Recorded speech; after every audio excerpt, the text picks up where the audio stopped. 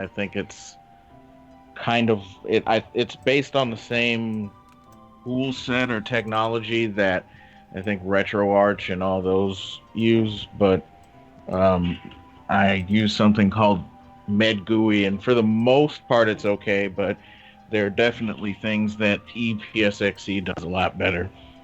Right. I guess I'll have to try to download it or something. The reason I did it is because people were saying that had the best emulation quality. There are things that, like I said, EPSXE does that I like a lot more. Like it's out of the box, you get a lot better resolution.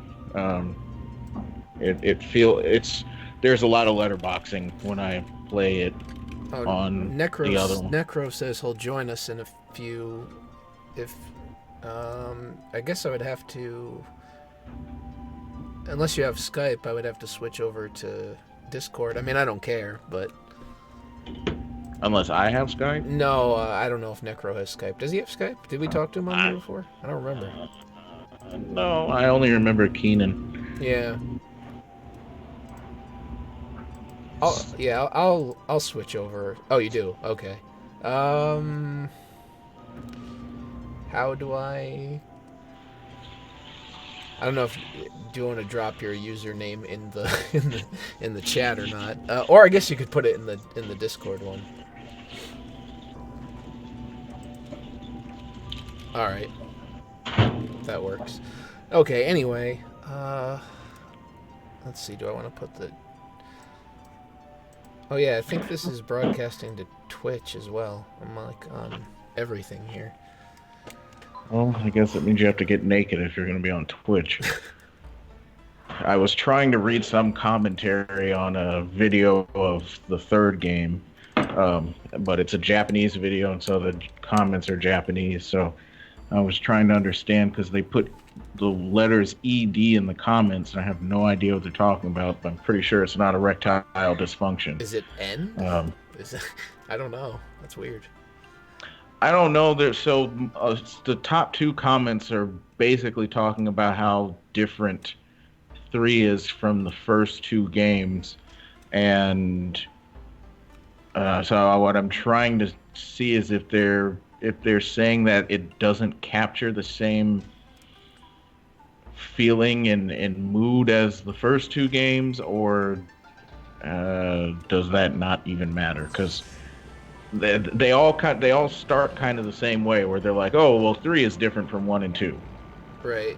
Should should I do that needle place first, or should I try that dungeon?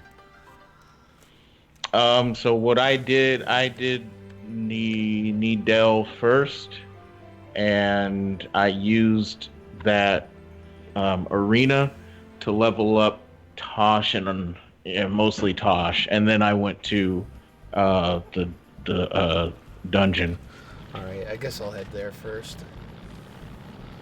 because as long as somebody is relatively close to level 60, then you're pretty good to go.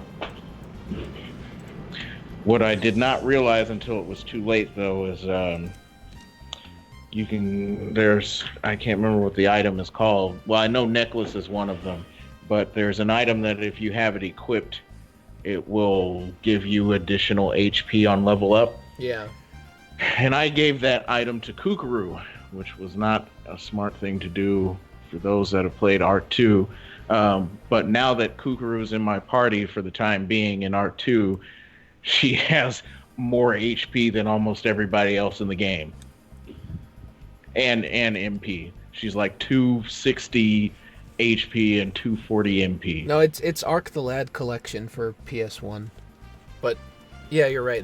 I guess the graphics are, now that I think about it, the graphics are similar to like Tales of Fantasia. Yeah, a little bit. Well, you have to remember that these games originally came out in 95 and 96, so Tales of Fantasia was 94, I believe. Yeah, I didn't. For some reason, I didn't make the connection that they were similar in look. I felt like I saw, the sprites like that style somewhere before, but I couldn't remember where.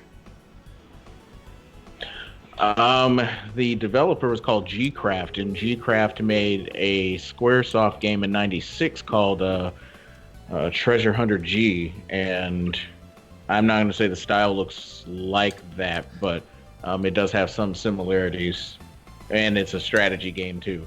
Hey, what's up, everybody?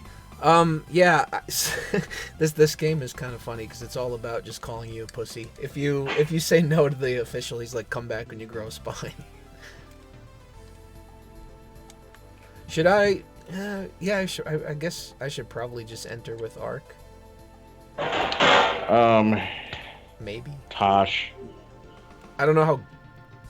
I don't remember what level he is. I mean, I think we're all around the same, but... Well, in the first game, Tosh is very fast. He's faster than Ark. Now, for some reason, in my current playthrough of the second game, Ark seems to have caught up with Tosh, but Tosh has larger movement and is faster in the first game.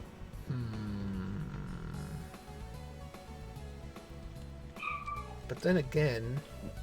And he hits a lot. He hits very high damage, even in the second game.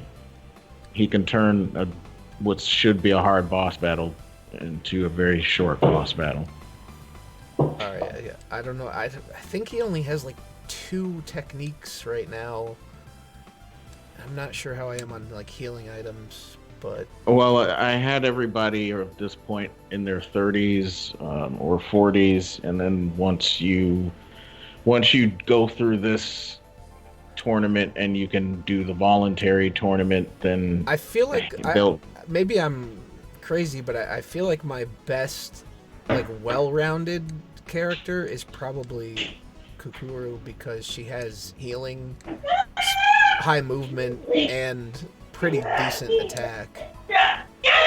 But Tosh, once you get to about into the 40s, he will be faster than he'll be so fast compared to your opponents that he will get to sometimes go 2 or 3 times before they ever get to attack.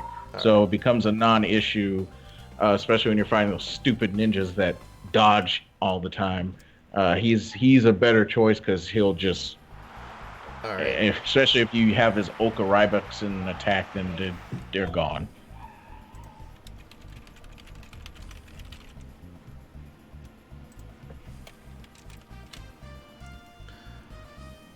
All right.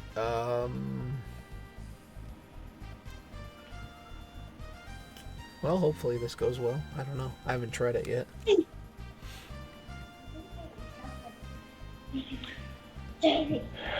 I thought a lot of this was just part of the Working Designs translation, and I learned a few weeks ago that that is not the case.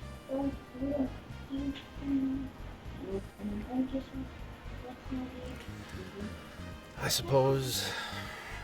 What is this? Are these like boss fights, or is it just regular enemies? They're regular fights. Oh. I liked the temple battles where it was just like 20 types of, or 20 enemies of each type.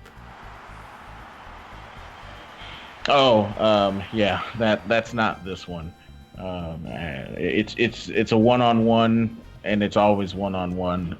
But so if you are crazy enough to do the 1,000 battles challenge, which a few weeks ago was the first time I actually did it, the majority of the battles, once you get to a certain point, they're all just going to be that dumb ninja. So there's not even a diverse array. You know, we need more diversity in gaming, and there's none of that once you get to a certain level in this tournament. But at the same time, if you do it, you get a whole lot of items, many of which will transfer to the second game. But you don't need it if you don't want to do it. It's just... What exactly do the romancing stones do? If you have all 4 on one character, they will make your MP cost, I believe, 0. But you can only get 3, right, in this one? You can get 4. Oh, where's the 4th one? Oh, I don't remember anymore where the fourth one comes from.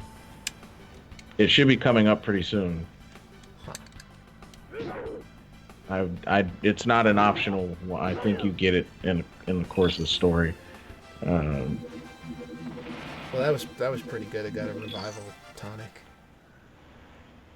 I think and that's then the fourth one. in the second game, you can they have the combine shop, which lets you merge different items together. So you can. Oh, the fourth romancing stone is in the ruins. It's at the last floor. Oh, okay. But in R2, you can merge those individual romancing stones into one, and then it just becomes one accessory that you can equip instead of having to. Because in that game, you have to split it up between different characters because you can't use all four on one person unless you merge them. Oh crap! He just.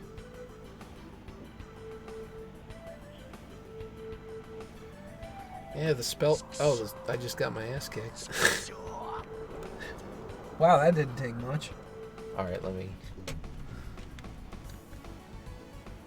Can you try different?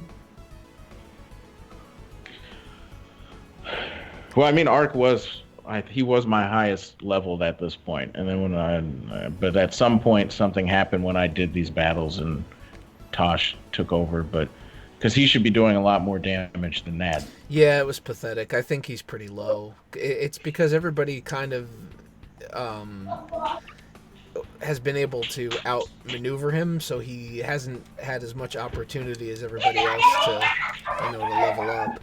Unfortunately. Yeah, so generally he would be the one to outmaneuver everybody once he starts kind of getting equal in level. Hopefully, I can fix that going through the ruins. But like I said, That's actually a pretty funny. I really can't give you the best service if you try to address me from behind.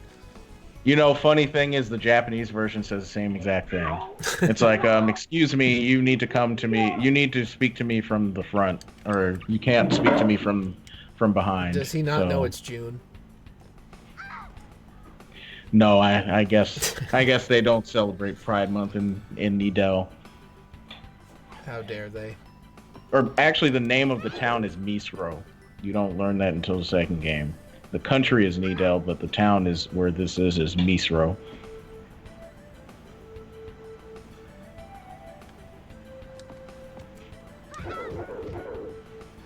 And they create an interesting backstory about that in one of the other areas of the world map. Actually, two of them, because there's another place that has a tournament in the second game, and it's near where this is. Hey, Eckert, what's up? Yeah, how many battles are? Oh, this is already the semifinal, so I guess there's 4. Yeah, there's not a lot. It's only if you want to go do the 1,000 battle one. It's like you still have milestones that you can hit in between there, but once you get to 200, I think, then there's no milestone between battle 200 and 1,000. So I think a lot of people usually just give up around 200 because unless you have speed throttle and about 2 hours and Tosh is level 60, you are not gonna have a good time. I mean, it probably took an insane amount of time just to do before emulators were a thing. Yeah.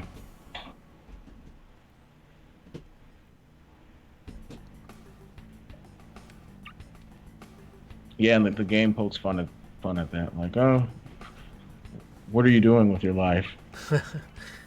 You can. So it does not reset when you leave. If you leave and you come back, it will pick up from exactly where you left off. So you don't have to do 1,000 consecutive battles. You can take a break and then do something else and come back and at least do something else. Yeah, so I did it over the course of 3 days, even with speed throttling and work obligations.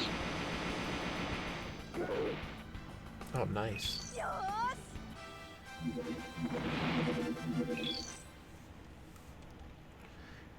And then I heard something like you talk to the official guy a bunch of times, and eventually he gives you an item.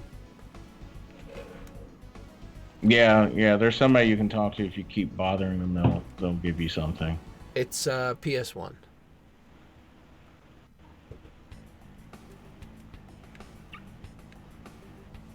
Oh, it's like another form of ninja. Hmm. Yeah, those are the annoying ones. They're always annoying because even in the second game they dodge very easily.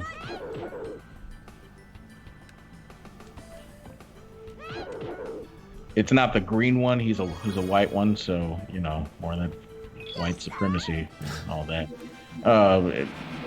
But all the ninjas are annoying. Yeah, I had one self-destruct on me or something before. And the second one, slime self-destruct on you too, which is asinine. I don't know how a slime can self-destruct, but My favorite is when the slimes run away and they split into a bunch of different uh, bodies. Like each one decides to just go off and split instead of stay around and fight. yeah.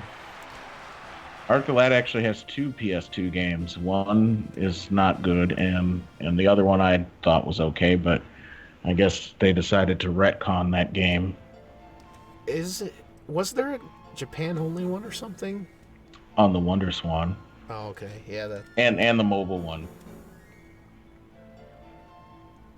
Yeah, I think this one is pretty good. I mean, I've been enjoying it.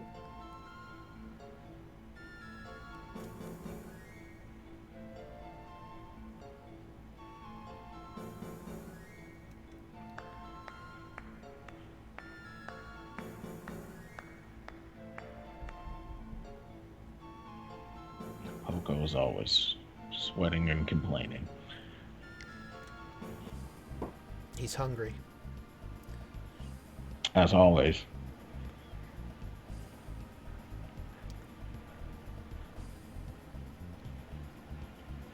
Man, I hate these guys. All they do is cast Wind Slash.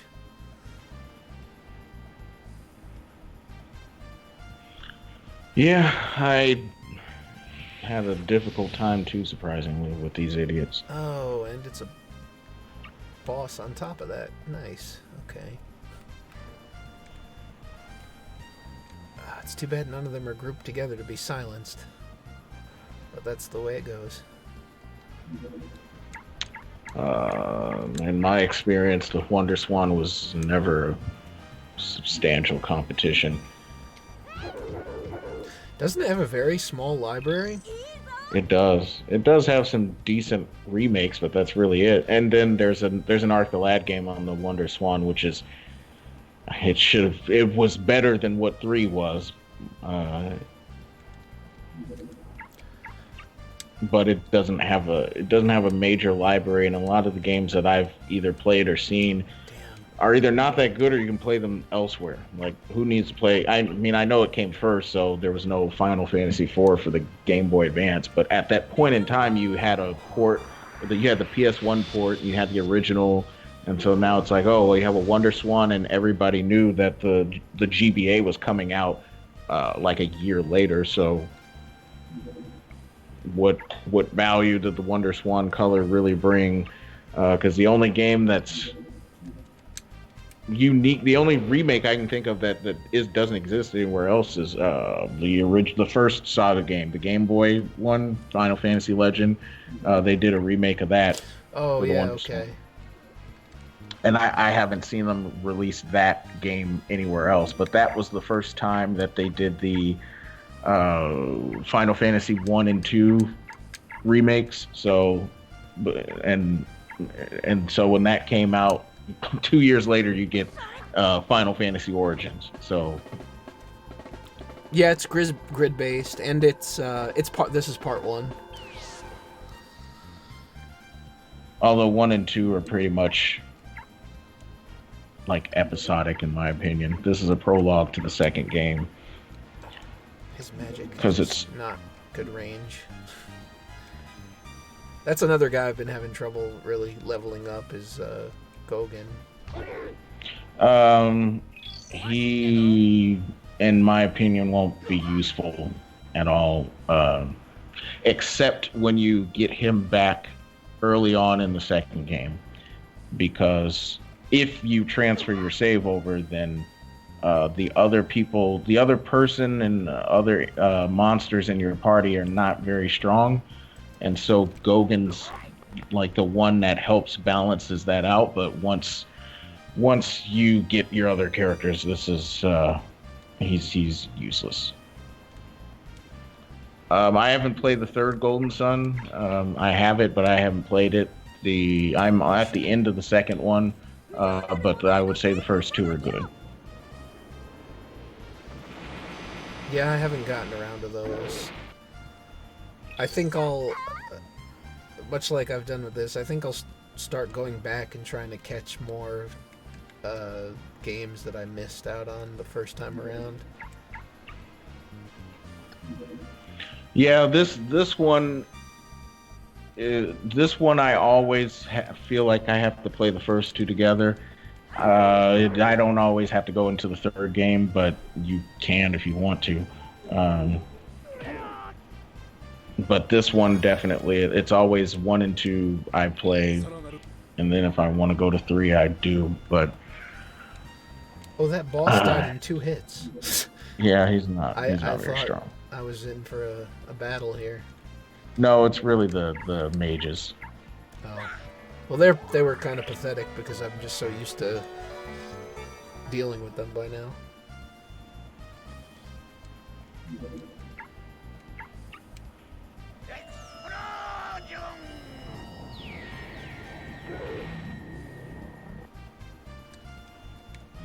They did take away this element of gameplay for the most part, and I didn't like that. When you use spells like Poco's instruments, you can do it. You can do your range based on wherever he is, and you don't do that anymore. It's like all the other spells in the game. That's how the second one is for the most part. So you can choose who you want it to be, who you want the spell to be relative around, as long as they're within range. But you don't get that bigger range anymore. That's so you get to choose who you want, but your range doesn't expand anymore. That's unfortunate.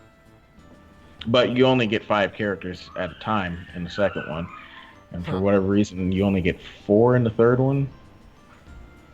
Oh, geez, they really cut down. Yeah, I like this. I like the bigger party. It's not. I guess it's not what I'm used to. So.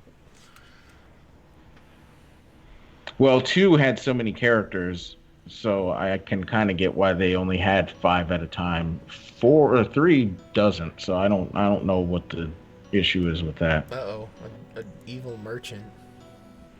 Uh-oh.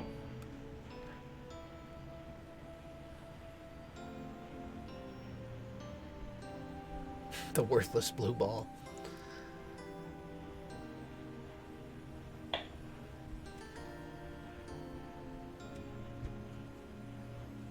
We got some more hashtag not all people.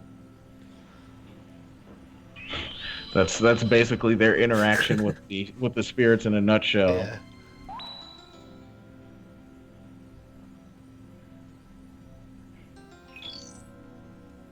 I never played it. I played a little bit of it, and I have the game, and that's not by my choice.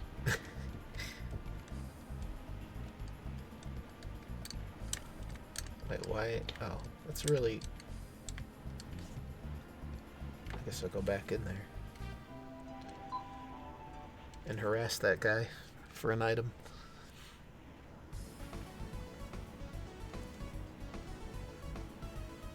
That it did.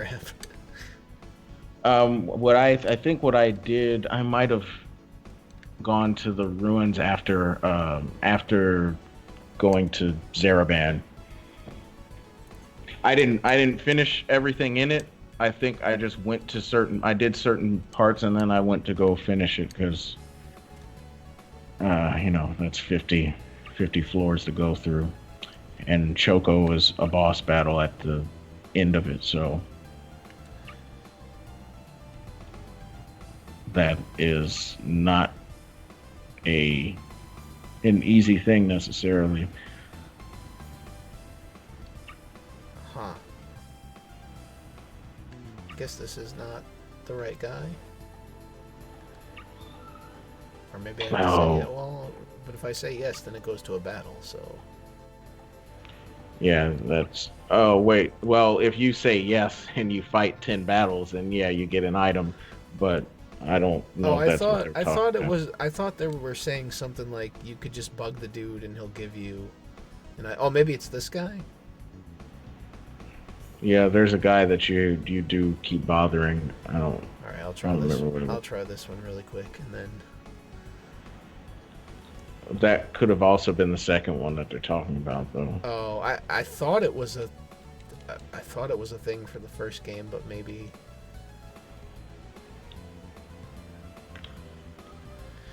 yeah, maybe Because you're right. I don't know. there's a quest in the second game where if you go to one side of the arena and keep talking to somebody, they'll be like, "Oh, I'm not suspicious at all. There's nothing wrong with me. No, I'm serious. There's nothing wrong with me. I'm not doing anything." And then of course something is wrong with that person, and you have to kill them.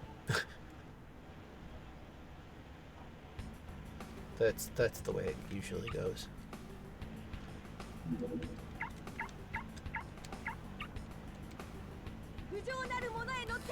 Um, Final Fantasy VII remake. I don't know.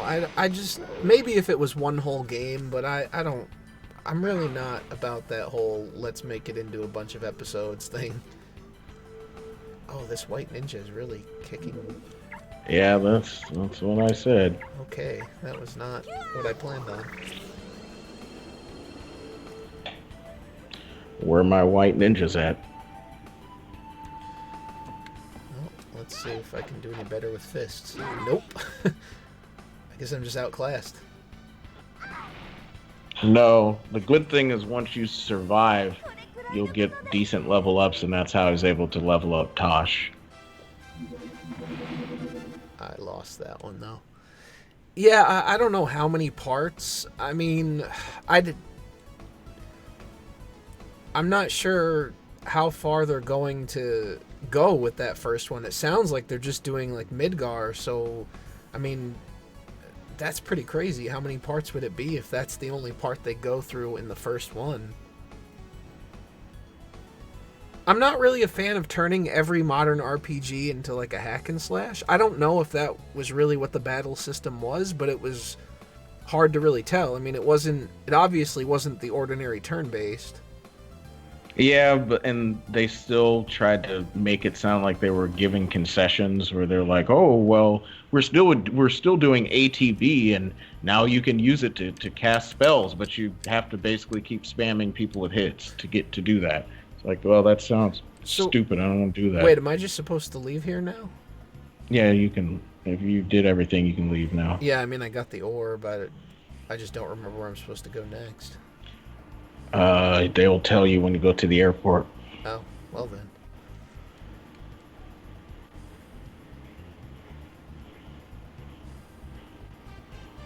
You've got to go to the what's a It politically correct looked term for it looked a little bit different than Final Fantasy 15, but it's sort of going that route. It didn't seem to me like you. I don't know. I can't say for sure because the footage didn't really give it away, but it seemed like it might be one of those things where you have to like switch between characters rather than there being some sort of like, you know, okay, now it's their turn.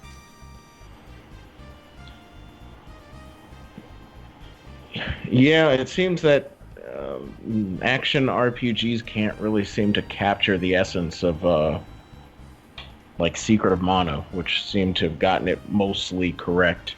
I don't know if you knew this, but they tried to make Dragon Quest IX an action RPG, but so many fans in Japan, of course, complained Probably about were it. not That happy about that. yeah, so they made it go turn-based. Yeah, I That don't think I would be happy with that either.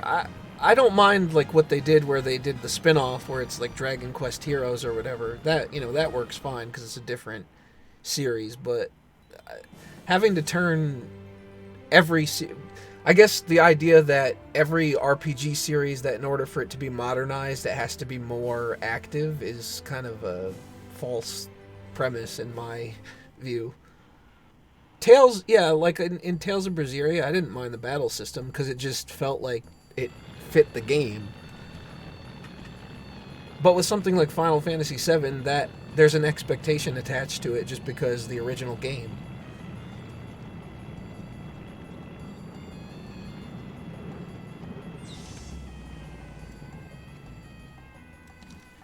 Yeah, like it makes sense that the Mana games, even though there's a strategy one in that series somewhere, are It's like action Heroes or RPGs. something. Yeah, one of the DS ones. Um, that makes sense that that's an action RPG because the series started off that way. But trying to transition, I guess the mainline series would be I think it that's would be hard because difficult. you I have think. people that are used to it being a certain way, and then you might alienate that part of the base.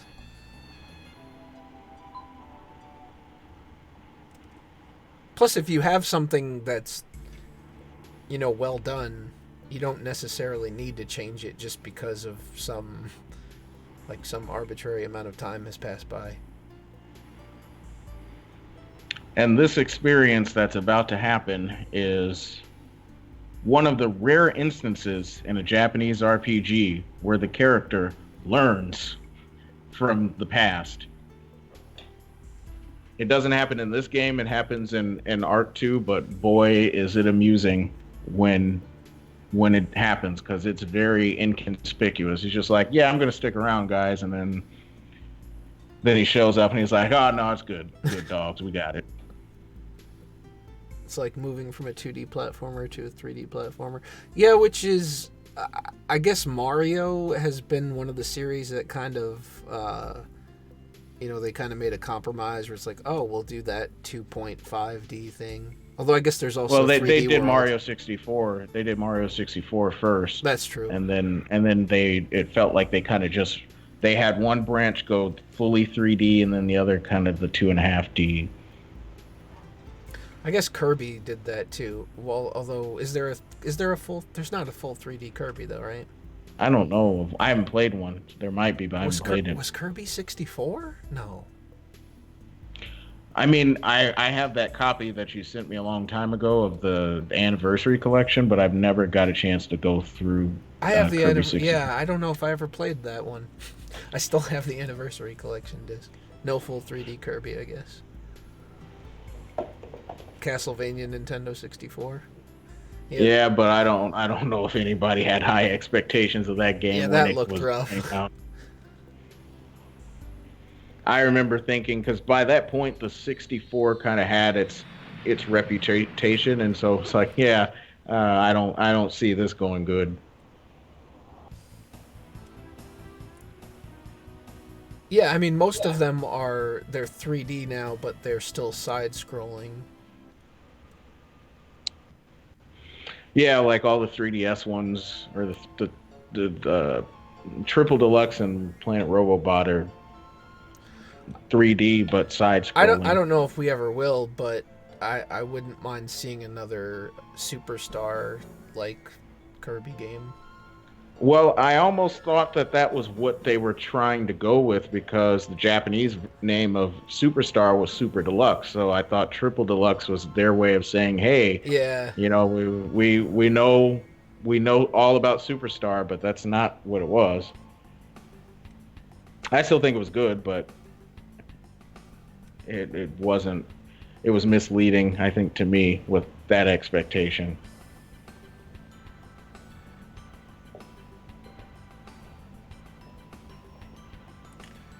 Well, so is this a working designs thing, or is that actually supposed to be a Minotaur? Because to me, he looks more like I don't know, like an ogre type thing.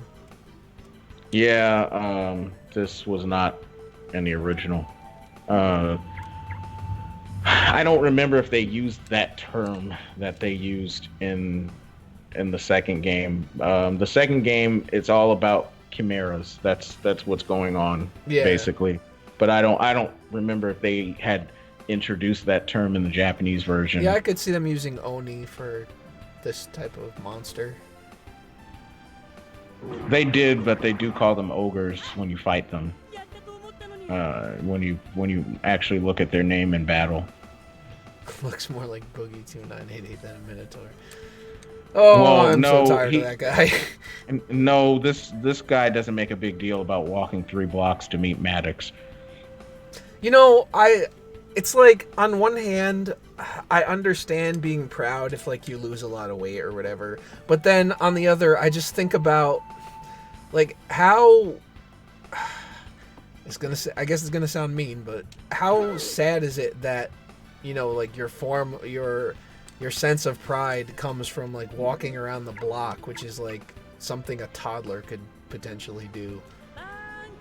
It's like that's where we're at. That's what people are cheering you on for. Well, we do live in an era where people cheer each other on for stupid stuff all the time. I mean, obviously it's good to encourage somebody that's making better health choices, but I don't know. I just have a hard time rallying behind that. I guess, okay, a good job here maybe, but come on.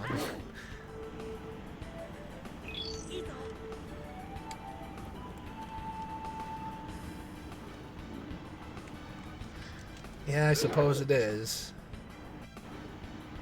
Review Tech U. Yeah, he said he was gonna try to. So that's. I mean, it's good that he's actually following through. Seems like a lot of people don't. It's not easy. Once you're used to a certain type of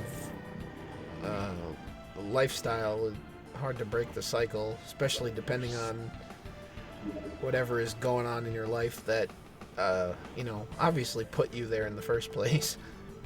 Yeah, I mean that's more or less what I've been going through.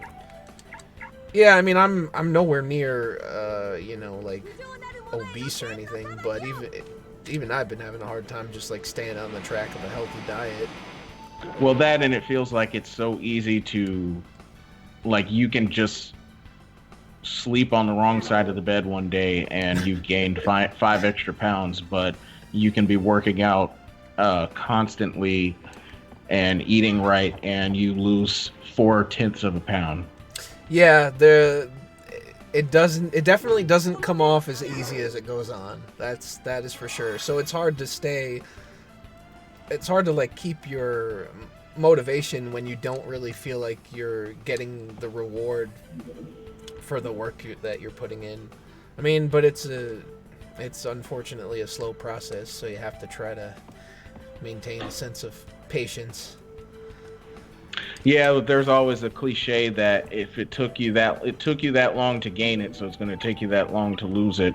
And it's like, well, it feels like you gained it overnight, and you have to spend 5 years losing it. Yeah, and I think part of that is like it's obviously much more enjoyable to not have to worry about what you're eating all the time. Like you could just be like, oh yeah, I want a sandwich, and you get to enjoy that sandwich. But when you're more conscious of what you're putting in your body, then it feels like a chore basically. Like your meals just feel like a chore. Well, then that, and I have this weird situation that happens where it almost feels spontaneous. I mean, I'm monitoring it better now so I can have better results, but it would feel like, oh, I may get sick one day and then the next day 20 pounds lighter. Yeah, that's pretty wild. I imagine that's like some kind of fluid retention or something, because I can't imagine it being anything else. It might be. I've never had anybody look at it. You just I guess the medical professionals I've seen have not been very helpful. Yeah, when I mention things like that, they're not very receptive to the idea that maybe something is wrong. They're usually just like, "Oh, well, what are you doing? What are you eating?" I'm like, "Well, I've been trying to watch that, so I don't know."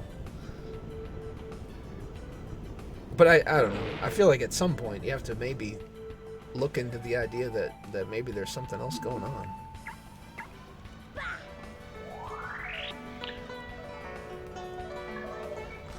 Yeah, I Yeah, mean, I never really had too much trouble with it. I would say once I started having uh, thyroid and issues and other health issues, it got a little bit rough. But then I did pretty well and lost like 30 pounds or so.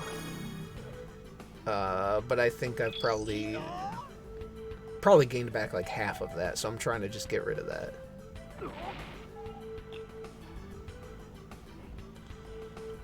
yeah, I lost and kept it off for a couple years, but I think I lost 30, and now it's like net negative 10 um, since then, and it was all around this time last year. So I was keeping it at a decent weight, and then it really just felt like there was one bad weekend I had, and it wasn't even eating a lot of junk food. Well, I wasn't eating like fast food and stuff like that, but it was mood at the time, and then it was eating crackers and peanut butter, and then all of a sudden I'm whatever I gained, I or whatever I lost, I gained back, and then since working out 6 months ago.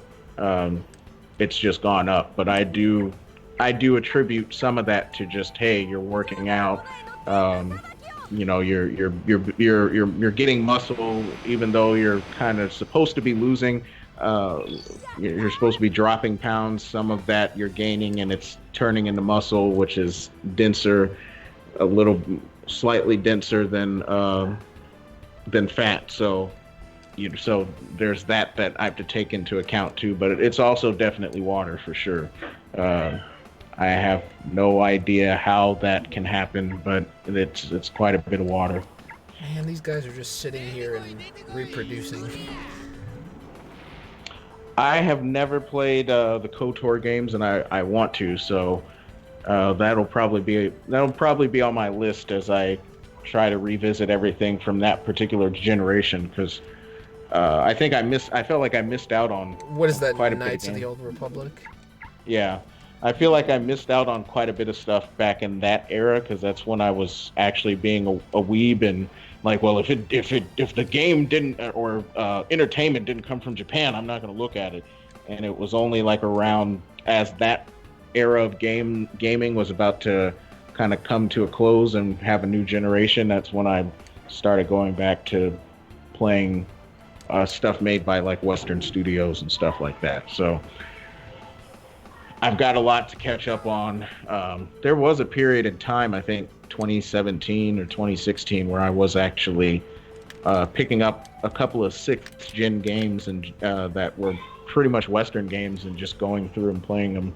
Um, can't remember what the one is called Second Sight, and then there's another one I wanted to get called Psyops.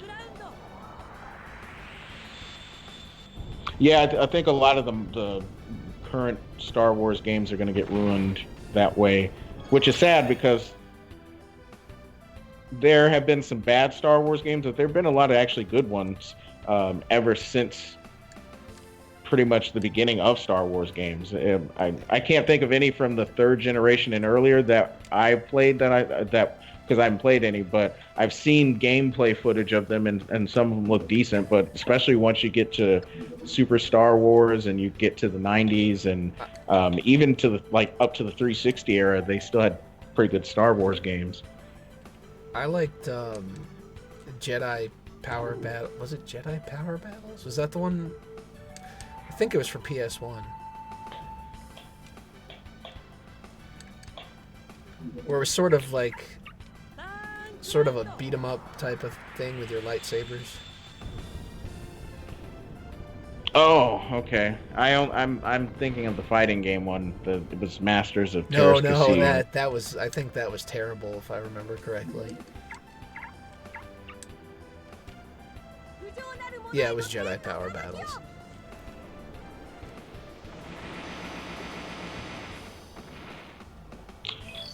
I like the Force Unleashed games in general. I thought they were pretty good.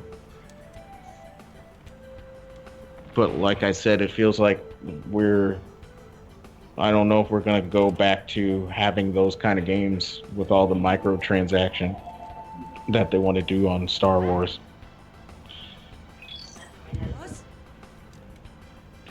Yeah, that game was short.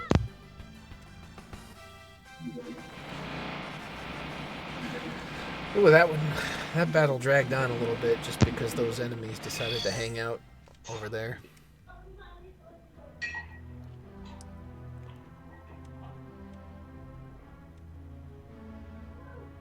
And now you get to see scorched bodies. Great.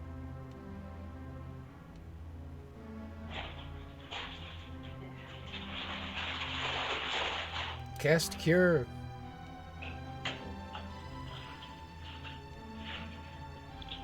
Use a Phoenix down, why don't you? I've heard people say that like the Lego-based games are really good in general, but I've just never tried them. I haven't. My wife has, and so they like it, but the kids like it, but that's their taste might be slightly different than mine. I mean, it might be one of those things that people underestimate because it's like, oh, maybe it seems more kid oriented, but I guess it could be all right. No, it's just one of those things. I think if I remember the Lego Batman one, it was there wasn't much diversity to the gameplay. Like it seemed like it was fun enough, but there were some things that you just didn't do because it was just supposed to be really simple and streamlined. Okay, so we can only go to the Water Shrine or the Skyport. Those are the two options we've got here. Yes.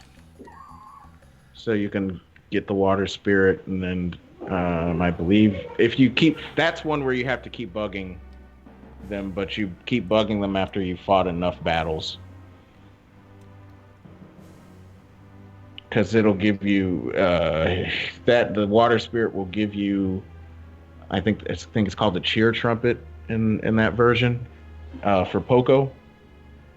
Right. I'll have to admit I didn't use it much in the second game. I use it. It's because it only attacks one person, and the other trumpet or the atrophy horn is pretty much in the second game. It will hit groups of people, so I usually am in a position where I need to hit groups of people and not just one, so I don't use it as much. But if it's only one person, then I use it. Tree hugging fanatics. Somebody voted for Trump. Interestingly enough, and I'm sure somebody's going to try to retroactively claim this, but in the second game, in the Working Designs translation, he brags about raping somebody.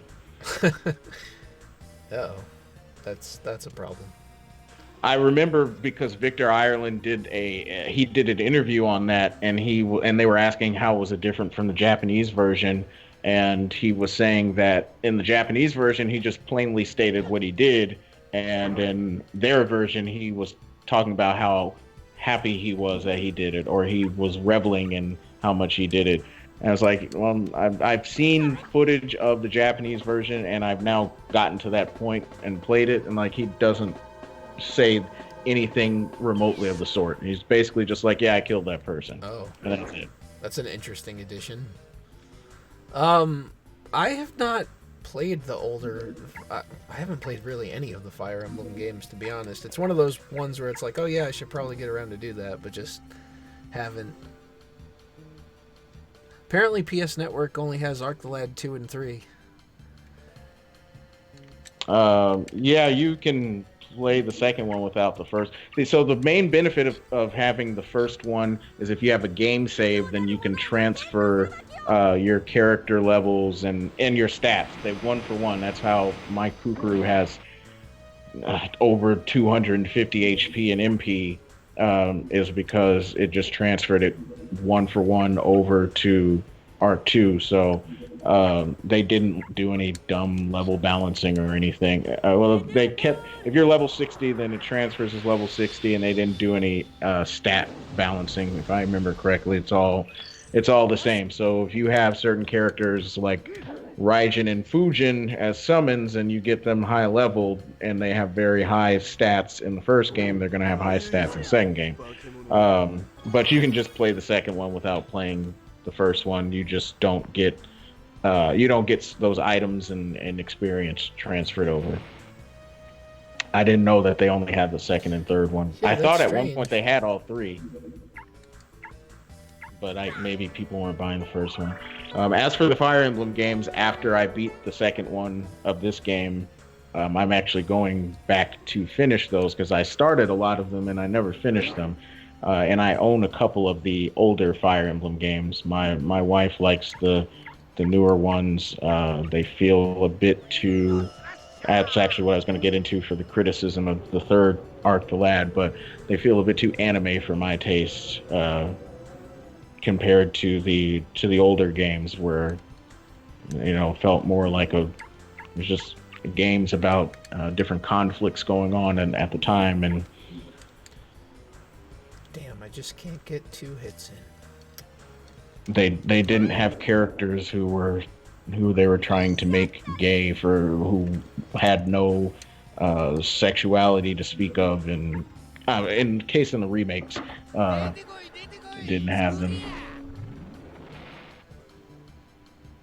Yeah, because it doesn't have that ring. It's not the ring system. It's you got to use the circular menu. Works a little bit differently in this case. But with that said, I don't have the first 2 games. I have a ROM of them, but I don't have the Famicom games, and I have 2 of the Super Famicom ones, which one of them has a remake of the first game. I don't have Thracia 776 because I'm not spending that kind of money on it. Is it expensive or something? It was always expensive. So it was one of those games, those Super Nintendo games that came out way late in the Super Nintendo. And I'm not talking like 96 and Apparently 97. that one just got an English translation. The third one just got an English translation. They finally completed a fan translation, I guess. Oh, of the Thracia one? Yep. Oh, Because yeah. I remember the 776 part, and I was like, oh, that's kind of a unique title. So if I remember correctly, it was like a satellite view game. So you would have to buy a Super Nintendo cartridge that lets you basically download a ROM, and this was back in the 90s. Oh, right. So it lets you download a ROM onto the game, and then they were like, oh, hey, we'll just release it as an actual game. And it was expensive even back when I was importing games in the late 90s as a kid, and it's still expensive now. And I've looked at gameplay footage, and honestly, what Genealogy of the Holy War feels like, it feels way better than. So if I play it, it would probably only be on a ROM. And then the GameCube one is also way too expensive at this point. And I haven't seen all of the 3DS ones. I thought a lot of the DS ones were remakes, and I have one of the Game Boy Advance ones, but I would like to play all of the Game Boy Advance ones. Yeah. So that's it. So the only ones I have cartridges of are ones that were cheap, because I got the Mystery of the Emblem from Amazon Japan. They had like a brand new copy. This was 2 or 3 years ago, and it was like, I don't know, 2,000-3,000 yen, I think, for a new copy. So I'm like, yeah, I'll buy that. A brand new Super Nintendo game in 2016 for $30. Okay. That's pretty good. Yeah.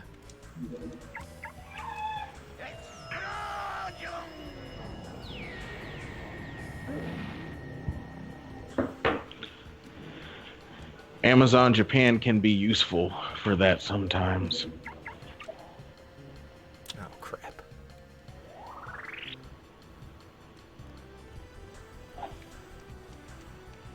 Other times, Amazon Japan is. You know, a weird thing about that is I got Saga Frontier 2 from Amazon Japan, but I got the Square Millennium Collection Edition for $20. But if you wanted to go buy just the original copy, somehow more. It was like 6,000 yen. I was like, it just like this is just a case with a sword on it that says Saga Frontier 2, and it's 6,000 yen for a brand new copy of it. But if I want to get the Millennium Collection, it's 2,000 yen, and it's that's one that's brand new.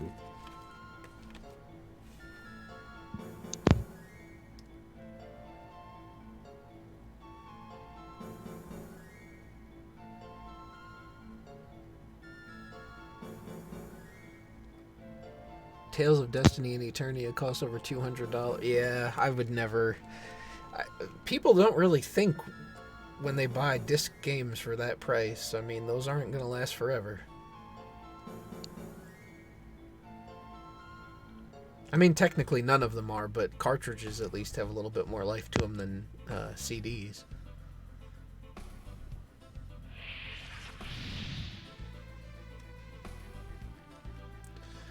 Oh boy, this one looks fun.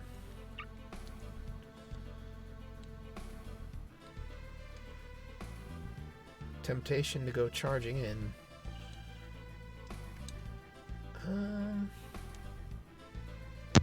I did that, and that was a grave error.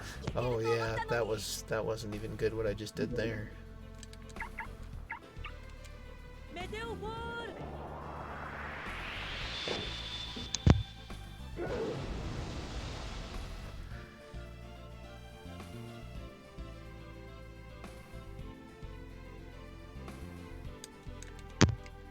I don't know what else Amazon Japan has because I don't search for that. No. A lot of books. All I've got. Yeah, I was going to say all I've gotten were games and books.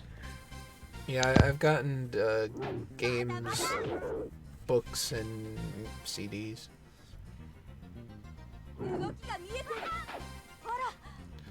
Man, I can't do any damage to these guys.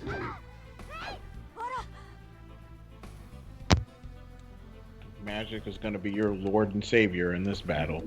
Apparently so. Of course, it would be great if I could target more than one guy at a time. Oh, you still have a bunch of level 1 spells? Gogen's magic is not very advanced. Oh shit, that's bad. Damage wasn't that.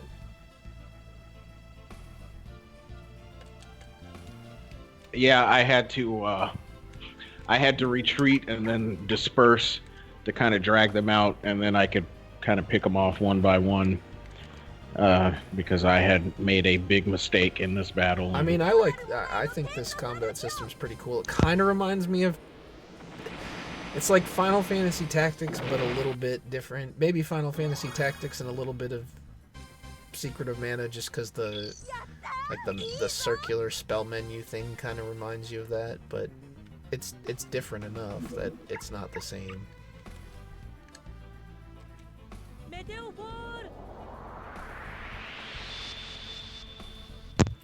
I've been tired of that for a long time. Oh, I don't even tune in anymore. I will say I find it kind of strange that people aren't more critical of the Patreon stuff, though. Because, I mean, there was like a whole, I don't know, nearly two, was it maybe a little bit over 2 month period where there was just no streams, no videos. I thought people would get a little bit more upset than I saw. I didn't see much of anything though. Like everybody's. I made jokes about it, and I mean, people were not pissed at those jokes, but other than that, I didn't see anything about it. Like people are quick to whine and complain about Ralph and everything he does, and all these other YouTube people, but I always feel like he gets a pass on everything. He can do a bunch of things, and it's just like, oh well, that's quirky Jim. Yeah, I don't know. I think when it seems to be when it becomes a job that it always kind of goes downhill. Oh shit, Tosh, you're weak. You're weak. I have to use one of my. Oh wait, no, I don't have to because I have revive magic now. I forgot about that. Oh, I'm getting spell spammed though.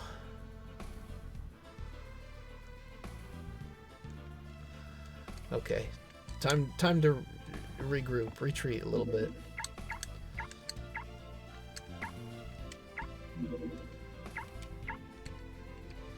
Bring this guy back. I guess I shouldn't be, but I am very surprised at how quickly and what the amounts of cash that people will drop on streams. I mean, I get like a small donation here and there, but oh boy. There are some people that seem very, very committed to throwing their paychecks away.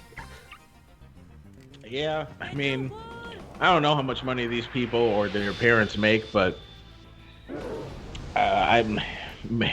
maybe I have an evil merchant ancestry in my family, but I'm not willing to drop any amount of money on some guy that makes content on YouTube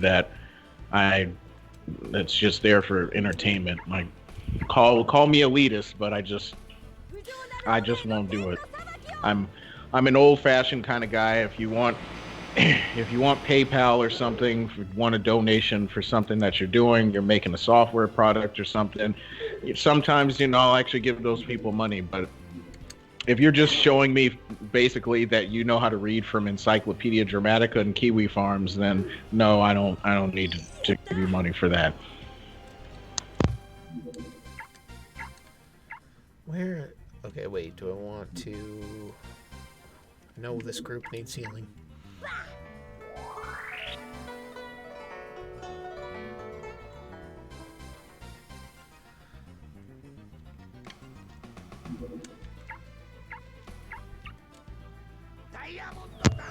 Well, what's sad is that all these people have essentially self-destructed, like the people that they laughed at. Everybody laughed at Tonka in January. Then Worski, I guess he self-destructed, and yeah, I don't really get that whole situation. I haven't spoken to him at all. I tried to reach out a while ago, but I didn't really get anything. So I imagine he's, I don't know, hiding out or something. Ralph, I haven't really talked to him. I guess the last time I probably really talked to him was either like through a loose interaction on Twitter or when I went on the stream to talk, but I haven't had any personal messages or anything. I mean, I sent him one, but I haven't got anything back. It seems like he's dealing with some stuff, so. Yeah, something I think with his mom. Yeah, apparently she has had a blood clot or something most recently, which is pretty serious. But the thing is I don't know. It seems like it seems like people get. It's strange. Like they'll tune into a stream and like they'll cheer on when other people are getting dogged on and stuff. But then it's like they go and also kind of like cheer on the downfall of the person that they were originally watching. Like I get everybody makes some mistakes and nobody's perfect and all that, but it just seems like a weird cycle of just trying to. It's like almost the IBS equivalent of cancel culture. And it's like, wait, I thought I thought you liked these people, and so why are you like trying to cheer on their demise? It's kind of strange. I mean, as a lot of people said, it's kind of replaced TV for them because shows are predictable. Yeah. But yeah, I'm with you. I'm tired of politics, and given my ethnic background, I'm tired of constantly seeing people saying different terms and then calling it banter, and then the minute that you try to reciprocate, then all of a sudden they want to be bent out of shape and whine and complain and, oh, that's different. And it's like, well, I don't make a big deal about you constantly throwing certain racial epithets around to describe people like me. And that's what's dumb, though. It's like, all right. But if I go and do it back to you, then you're like, oh, hey. Yeah, that's going too far. That's stupid. Either you gotta let it all go, or you gotta or you should just be, okay, don't take part in it. Like, because then it just gets into this one-sided language policing and stuff, and that's just dumb. Thought that's what we're trying to avoid. I mean, I do see a lot of similarities, like you were saying, where it was like, oh, I thought we were here to laugh at IBS because this is what they were doing, and now we're kind of doing the same thing, or the whole deplatforming thing. I saw a lot of that. It felt like that earlier in the year, and so just tuned out after a while. It helped having a day job that you cared about. I've really kind of backed off from even most of the stuff on Twitter. I mean, and just, I guess, streams as well, videos. I haven't really done any of that stuff.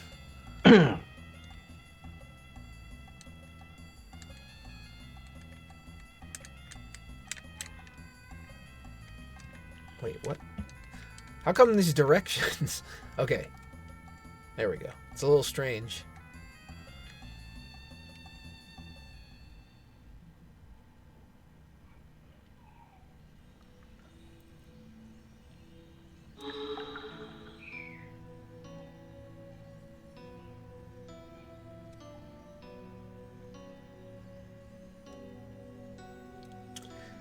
That situation was pretty crazy. I don't even know what became of that. Supposedly there's no charges, I guess. I don't know how true that is, though.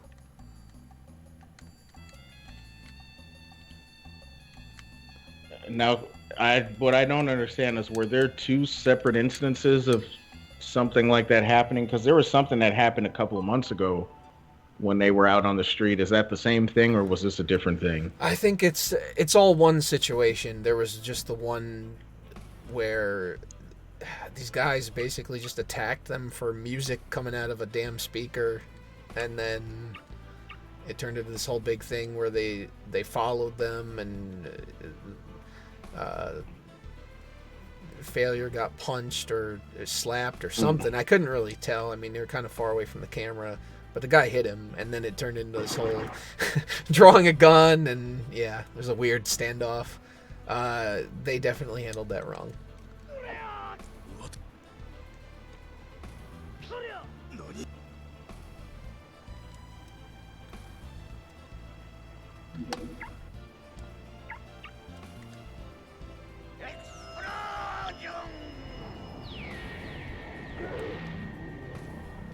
That's kind of the nature of the beast, though. I think just going along with it, that's kind of my thing, which it sounds like somebody completely misunderstood, is that it's basically okay for me, but not for thee, kind of thing. Yeah. I mean, I got it. I don't know what the hell. I give up. Yeah. I'm a big boy. I can handle myself, and I don't care, I guess, that much about detractorship. But if you're going to make a complaint, you probably want to listen to it all the way. I think when it comes to, and as much as I think it's hypocritical of him to make this statement, uh, and I think the term is stupid. I do think that's what Jim was getting at when he was like, I don't believe in, or I don't have internet friends or whatever, because they can all be fair weather and they'll turn on you in a heartbeat. Well, I mean, I guess when when it's involved in this YouTube stuff, the thing that people forget is that a lot of it is for networking, rather than genuine friendships. You have to watch out for that. I guess it really depends on who you are. Yeah, I guess just my flippant reaction to all of that is that if you're going on YouTube to network, you're doing it wrong. Like, I get that YouTube is considered a career to some people. I just don't think it's a valid one, because I mean, you have to accept with entertainment in general. Well, I think it also depends you're, on. I think it also depends on what you do. Like the commentary videos, that's a very fleeting career. But I mean, I know people that just do like story content where they take like those mystery stories or whatever, and they make like sort of atmospheric videos where they read those stories, and those channels do like really well and get millions of hits. I mean, of course that could end at any time, but then so could any other job. But I feel like some things like that are have a little bit more lasting power than just like a critical channel. well, that's what I was getting at, is that that's kind of entertainment in general, where you're going to have your moment in the sun and then it's going to go away. But at least from what I remember of certain artists and actors, they can have their time in the spotlight for a little bit longer than a lot of these YouTube people. They just come, and then 2 weeks later, everybody's forgotten about it. And it seems that they can't avoid involving themselves in drama. There's always something that they have to do, and part of that is just that because there's none of the bureaucracy that's involved with more traditional entertainment careers. You don't have all of these people who basically can go and assess things for you and evaluate things and say, hey, maybe this is a bad idea and you shouldn't sign this contract. They kind of do it themselves, and then all of a sudden somebody's like, hey, this thing that you've been shilling for, yeah, they're really a backwards corporation that's really trying to steal everybody's information. And what was that one company trying to do again? They were trying to use AI to Candid. Yeah, to try to like censor people for wrongthink. And it's like, well, if you had people who you could have do due diligence, then you don't have that issue as much. But so people like to joke a lot, and they say, oh, well, this generation, if you go on professional places, pseudo professional places like LinkedIn, they'll say, oh, well, the millennial generation is changing the way that marketing has to be done because we're in the influencer generation, and so now you have to approach these people. Well, you have to they make it sound like, well, this new style of doing business was their thought, but it wasn't.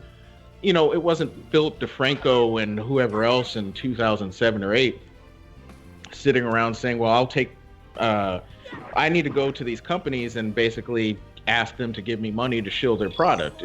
Generally, it's the other way around. Somebody on a marketing team who didn't have anything else to do is thinking, hey, what if I go to this YouTuber and ask them to get involved, because if I can show we're part of internet culture, and this is what we need to show that, so we can talk to these millennials who are in their 20s and teens at the time to go and buy our products. Well, once they do it and it works, then everybody else is gonna do it. So, while they want to make it sound like, well, these people are changing the way that advertising has to be done, it only worked because these corporations tried something as parsimonious as they usually are, and it worked. And and that's kind of my thing on it. So they go and they just go directly to these influencers and say, well, hey, we'll pay you this amount of money if you look at this, and of course they've got a legal team, right? They got a whole bunch of people who make sure that their interests are protected. But what does the YouTuber have? They usually don't really have not anybody. much, yeah. Oh boy, this looks fun. I didn't realize these were just regular encounters now. Yeah, and I feel like Skeptics was kind of the first time that we were talking about that. Is because it's like, well, everybody, 3-4 years ago, they were all about the Skeptics, and then I think maybe I made a video about it, and the rare occasion where I made videos, and you have plenty of times where you're like, yeah, these people are a joke. They say that they're about this, and then throw a couple $1,000s in their face, and all of a sudden they're talking a different tune. Yeah. And everybody else criticized, the people that originally complained about that, they criticized them. Oh, you don't know what you're talking about. Shoe on Head and Armored Skeptic are great people, and they really turn things around, and the way that I looked at things are different now that I started watching Shoe on Head. And imagine the mental faculties you have to be changed by some girl that wears a wig and has a pet and a rabbit collar. in her parents' house, and dating some overweight, I don't know what he is, that is, I guess he was a teacher but can't spell or doesn't understand basic things that you should if you're a teacher. If you're putting your faith in forming and shaping your life philosophy on what these people say, then Faith, that's great. yeah, see what I did there? But I mean, I've seen that go both ways, and that was kind of the problem. First, so it started with complaining about SJWs, and then you had a bunch of anti-SJW channels, and then you had a small minority say that, hey, these anti aren't really any better because, much like I said earlier, the minute that you say something, the minute that you do what they do on them, they don't. Then hey, now. Well, I think what happened. I think what happened was originally that like a lot of people were sort of. It seemed like they acted as though if you criticized the people that were seen as like the top dogs that were critical of the so-called SJWs, that you were somehow taking away from the argument that the SJW people were bad, when it really didn't have anything to do with that. Well, but that's the same thing that SJWs do, right? If you say, hey, for example, I think racism is stupid and dumb, and I don't like when people keep saying nigger or whatever 500 times because it's not funny at all and it's completely exceptional and autistic, but I'm not going to tell them, hey, you can't say that, because I don't care. I mean, they don't sign my paycheck, so they can do whatever they want. You might have SJWs go and say, well, you're a Nazi, or you're all right because you said that. Complicit, or whatever else.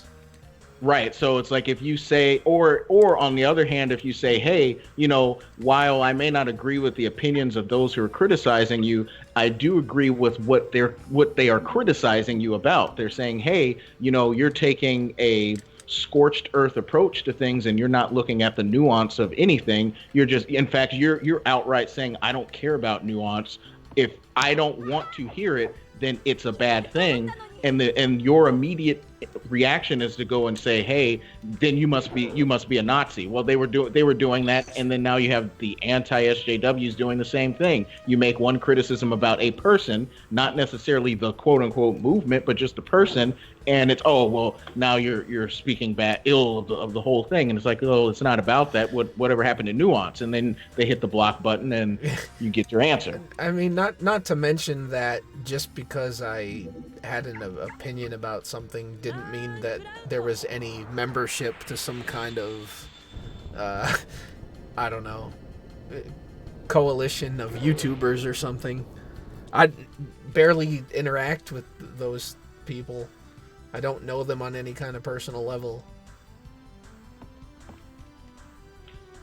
I can't remember what it was, but there were a couple of issues that I think I brought up that people just got really bent out of shape about, and it seemed to be over nothing. I know one of them was you said something. It was when you made a video and you had mentioned something about male suicide or the male suicide rates, and I can't remember exactly what it was, but I feel like it had something to do with them not they Maybe not being adverse to reaching to like trying to get help, yeah, yeah, like which it's I one think of those. is fair. I mean, a lot of people still kind of scoff at the idea of it.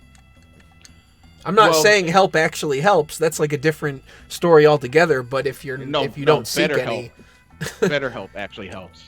yeah, Well, there was another piece to it where I know I personally felt like the people that kept bringing up male suicide as a talking point against feminists didn't in themselves didn't really care about it's the same thing as SJWs. Oh, these people are victims, but I'm only going to keep it's kind of saying like that using they're them as victims a chess piece. Right, and that's exactly what I felt like was happening because when we would bring up the question of how does male suicide, why are male suicides high? When you started asking those questions, then all of a sudden it's now you can't do that because I think what I saw and that's what I gave to you was that a lot of times these things happen. A lot of times they'll commit suicide without there ever really being any indication that they were having something was wrong. it was really spontaneous, and so it is harder to address that issue when it's very feasible that somebody like me, they could be a father and they can be a husband, and then the next day they just decide, well, I'm just going to go and kill myself. Well, there was never any indication that they were going to do that at any other time. They didn't go seek counseling or anything like that. Whereas they said, with women, it's more likely than in the male case that they might go and seek help, whether it's actual help or not, but they would actually go and see somebody for that. Whereas with men, it's more likely to be spontaneous, and so there's not an opportunity. That opportunity is gone because when they do it, they tend to be more successful Better at doing it. Well, yeah, and I mean that. I guess they were just kind of missing the point that didn't take away from the idea that it was a problem, or that I mean, little do they know who they were talking to, but I don't know. It's just one of those things where if you kind of question it in any way, that it becomes a very triggering topic, I guess, for lack of a better term. I mean, I get why people get emotional about it, but when you start acting like anybody who says something is part of the same clan, you kind of start losing me. Well, for a bunch of people that at the time, the watchword back when whatever he calls himself now, but back then Spino and all those people were all about logic and reason. Yeah. When you start trying to present logical thought processes that didn't go with what they wanted to hear, it was a problem. And it was like, well, you can't, if you want to make fun of Christians and say, well, they never think logically, or they're not rational thinkers. But then if somebody just asks a simple question of, well, why does this happen? And they want to go and research it, and what they find isn't to your liking, then how are you any different from the people that you're criticizing? I mean, there's so many different social issues, and that's one of them, where you just, depending on who you're around, you can't ask that question, because in one group they don't want to even hear that more men commit suicide, because that doesn't shape their women are the only victims narrative at all. And then you have the other side that if you if you ask the question, then you might be asking too much, and then that makes there no men are victims most of the time because of this. And it's like, well, you can't, if your concern is who's the bigger victim, you're not going to get answers to anything, because it's just going to be a game, a power play of, well, who can out victimize the other. Yeah, I don't like that. I don't really think it helps anybody. Yeah, and I live in a place where there are a lot of veterans, and there's a very huge pride and devotion to the military, and that's one of those things that some of them would tell me. They weren't saying it as a way of criticizing people for not knowing, but they were just saying, well, here's some things that people I've known who also served had to deal with in terms of PTSD, and here's just what they were doing, and yeah, that's exactly it. And here's how they were living. Here's the pain that they had to endure, even when they came back, from a deployment or something.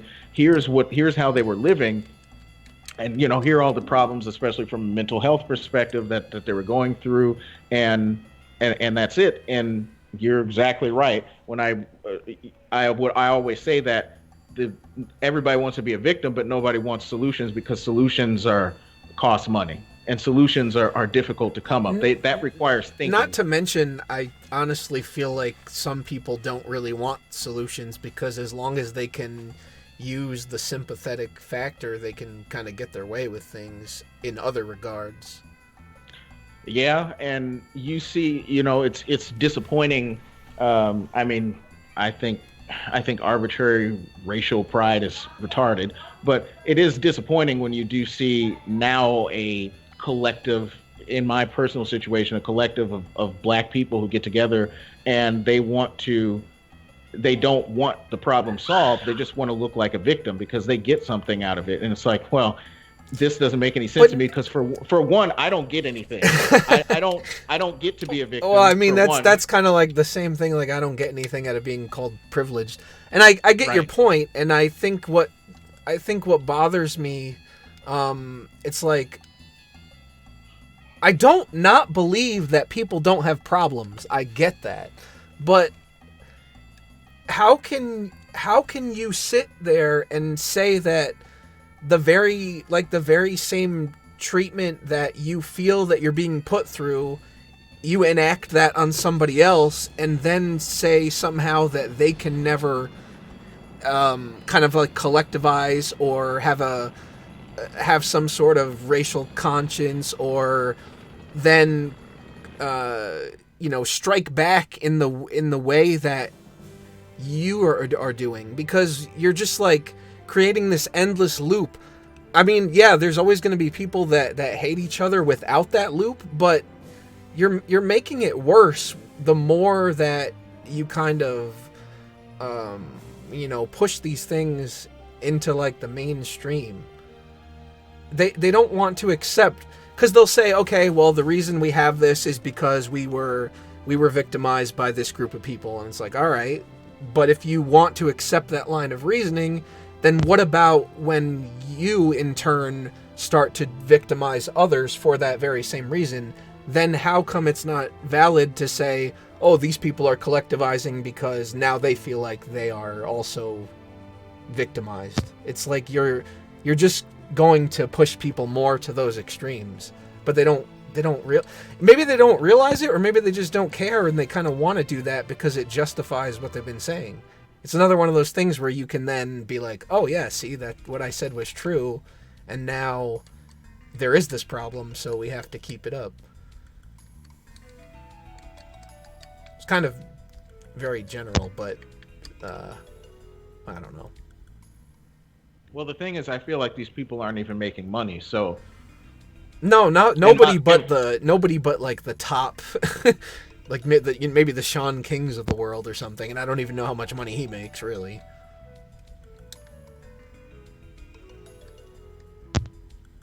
But yeah, like the Black Lives Matter people, the Me Too, like how much are these people really making? Because depends who has the monopoly on selling the pussy hats, I guess. Or maybe some of those. Wait, this is not where I wanted to be, is it? No, it isn't. what was the other thing? The safety pin boxes or something. Man, was that ridiculous? Oh, we're gonna wear a safety pin because Trump was elected as president. Well, And remember the feminist deck? how could I forget? That still never happened. Like last time I checked back on that Kickstarter, it was like, oh, I've been dealing with so much harassment, and people were like, we don't even want a refund. Just take your time. It's like it's been 4 years. I don't think you have to worry about getting your refund at this point. Well, then they give people like Zoe Quinn 80 grand, and she doesn't do anything with it. And I'm like, well, she's that's like okay. vacationing in Japan or something. It's like, oh, that must be nice. The rest of us should be so lucky as to just be able to take some money and go to Japan with it. I mean, what a world. What can you say? the ginger with the samurai sword is Tosh, not Tosho.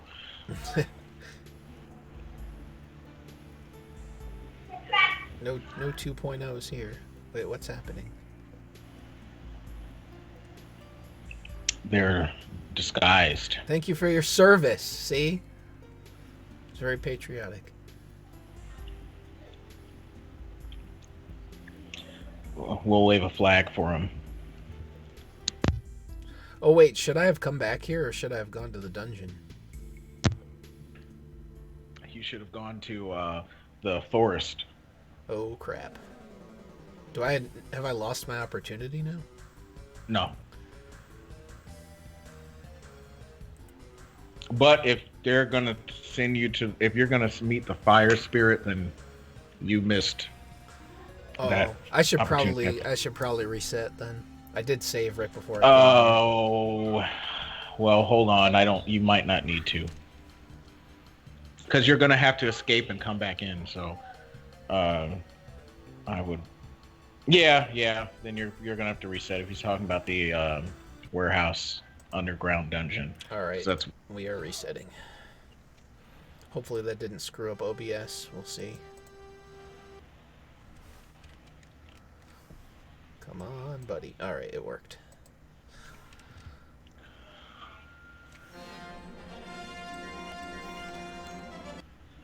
But you can do the ruins at any time before you have to go back to that place you went to in the beginning of the game where that demon showed up. Yeah. So I should go to the forest. That yeah. Toyoke or something or whatever it was. Well, you didn't go after you got the wind orb, did you? Oh crap! I did not. So yeah, you would have had to go after that and after each spirit. Oh shoot! What did I miss as a result of that? The silk belt. If you got the third romance or however many second romancing stone, I have three of them. Okay, then you at least have that, because what you get is the silk belt if you go to the forest, and the silk belt is, since you have to go all the way up to the end of the game, you can't really use it in the first game. You can use it in the second game though, and in the second game it basically gives you additional EXP, but Changara's item also does that, so it's not like you lost the ability to gain extra EXP in the second game. It's just that the silk belt, you can kind of stack the two. You don't get it doesn't fully stack, but it does stack a little bit. So if you equipped both at the same time, you would get more EXP than just having one or the other, but that's all it does. And somebody said you can get it in the second game anyway, so it's not the worst thing if you miss it here. Yeah, it just gave me a cure-all, which it's gonna get. Yeah, it's gonna do that until the very last one. Try one more time. I just want to see. I'm sure she's probably gonna say the same thing, but.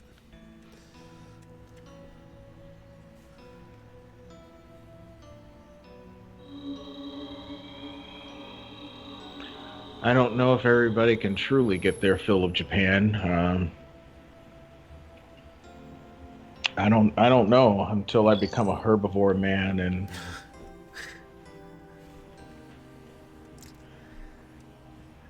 Yeah. and and am afraid of virgin killer sweaters or whatever they're called. Oh, I did not mean to go in here. I meant the skyport, damn it.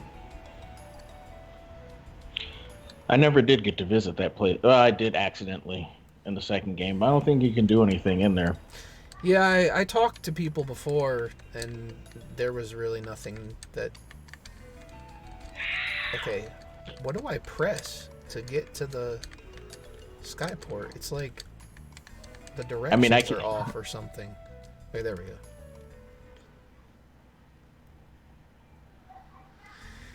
Yeah, you're gonna have to Google that one.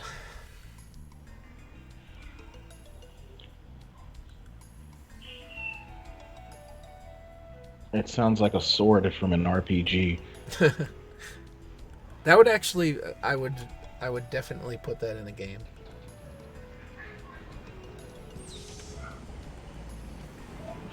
Of course, that'd be a problematic weapon. Well, it only depends on who you're talking about. Well, in their minds, it would be used to kill women. So. Oh, okay. Since we have gotten that in the last couple of months, like, oh, cold offices are harming women in the workplace. Men who don't want to mentor women because they're afraid of getting me too'd are destroying the workplace for women. It's always everything is always women are the victim. Yeah, we're on Skype.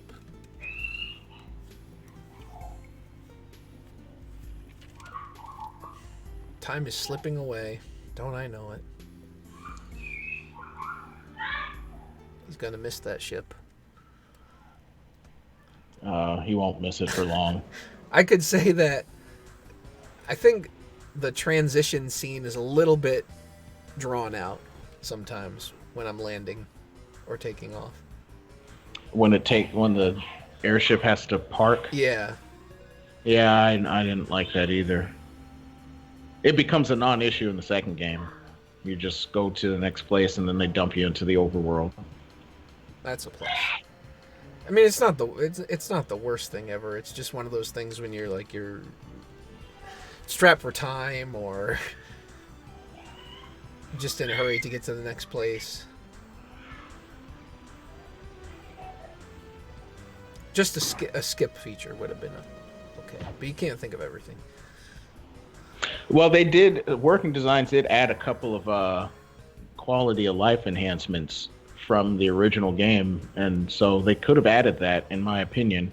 Oh, did they? One thing that I think they took away that doesn't make sense is that there are certain. I think if you go to certain places, it asks you for a confirmation, like, "Oh, do you want to save? Do you want to do this?"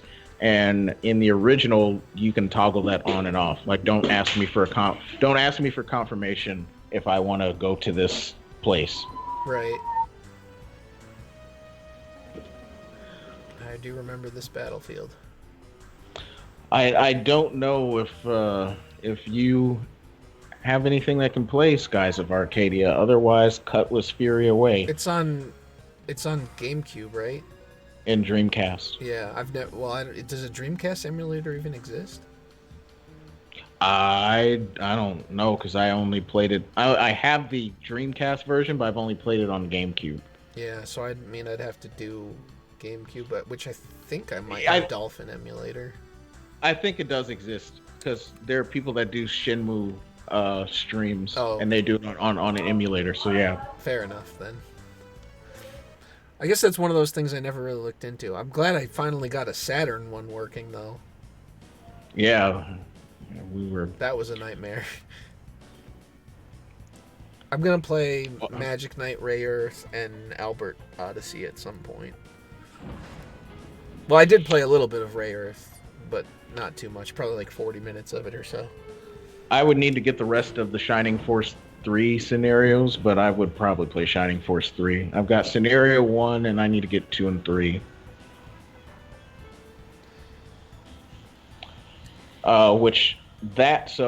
Somebody brought up Golden Sun before, and actually because the same developers made the Shining Force games in that era, they a lot of that game influenced Golden Sun in so much that they wanted to tell the story from different perspectives. So they didn't just want a hero and a villain. They wanted you to play as who you presume is the hero initially, and then who you presume as the villain in another scenario. And I heard that they did that in Shining Force 3. I know that they did it in Golden Sun, which was nice. I don't even remember how to do an addition. Oh, there we go. Well, 1 + 1 is always 2. I don't know what edition you're talking about. The call editions, but I figured it out. We'll see if it works. I don't know. Scientists, the horrors of science. To believe in science. I was reading a Reddit thread, which was a problem. Yeah, that's the first mistake, right?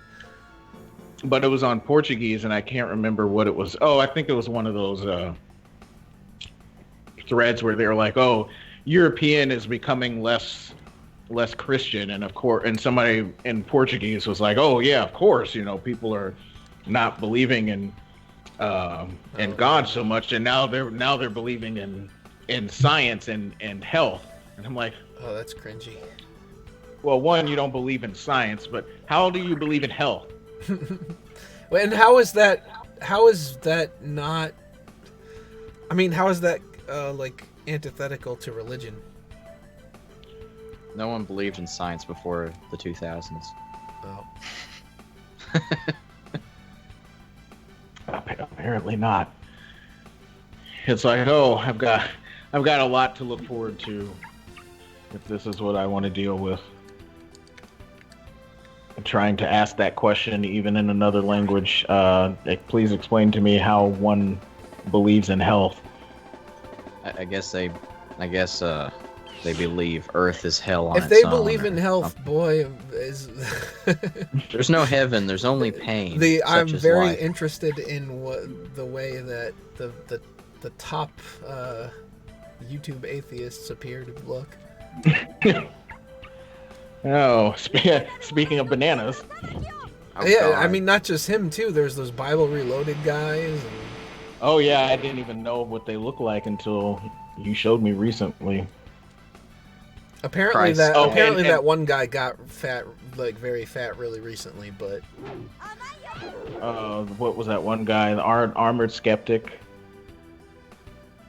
Yeah, there are quite a few people, quite a few fedoras that are overweight, and then Portugal is a country that prides itself on its cuisine, so that also makes me wonder, like, well, you guys are proud of eating, so I'm curious the girth you guys have since you believe in health. Food pride worldwide. There was also a dark Logic. or something. I think you're talking about. Yeah, that guy's a weirdo too. Oh, and then that Rue guy, atheism is unstoppable, or whatever his name is. That guy's cancer. And then what? The atheist gamer wasn't he overweight too? I mean, even if he wasn't, there's plenty of other to. The atheist gamer. I almost forgot about that guy. He's not just an atheist gamer. He's the atheist gamer. And let's not forget Jamie Markey. I mean, to be fair, do we really need more than one? I mean, anything higher than one or anything higher than 0 is wrong, but Well, you know, we hadn't included any women, and I want this to be equal opportunity. So I'm throwing Jamie Markey into the mix, or should I say She Devil? Or Jacqueline Glenn. Well, she's Yeah. she's on the opposite side of the spectrum where she looks like a skeleton. Oh no. I feel like she's gotten even skinnier over the years. If that's even possible. Although we don't know if the She-Devil thing is confirmed for those that actually care about that saga of drama that's not internet drama for whatever reason. Oh yeah, Nostalgia Critic, he definitely got overweight. Did he? Oh, I haven't yeah. watched him in so Well, long. he's gotten a couple of extra pounds. This battle is falling apart very Oh, now I do quickly. kind of remember. I don't know if Angry Joe is heavy fedora tipper. He might be, but he's definitely gained some weight.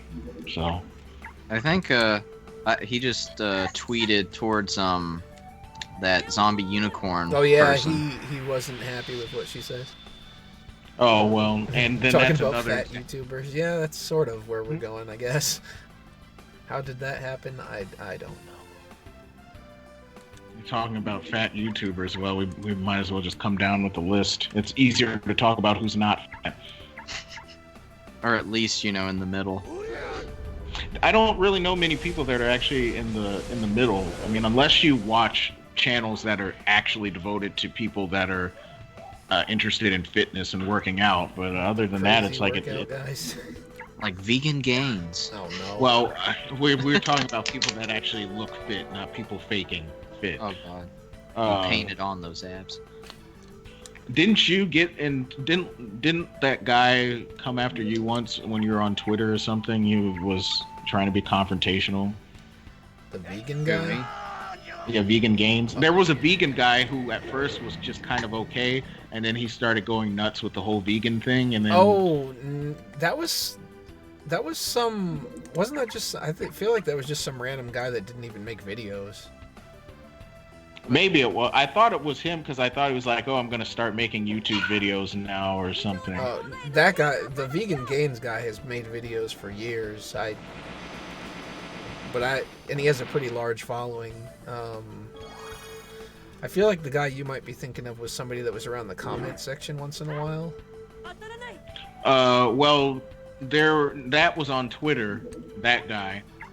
There was a guy in the comment section. He was.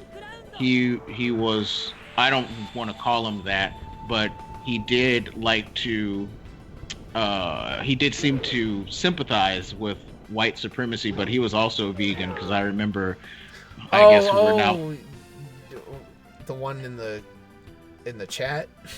Yeah, that was YouTube, but there was another guy who was on Twitter because he was responding to somebody else, and you responded with him. And at first he was like, okay, he agreed with you, and then he did like a lot of people do when they get into some social group or they start to associate their identity too much with some social affiliation, then they start getting sanctimonious and start acting like, oh, I'm so much better than you because I am insert whatever.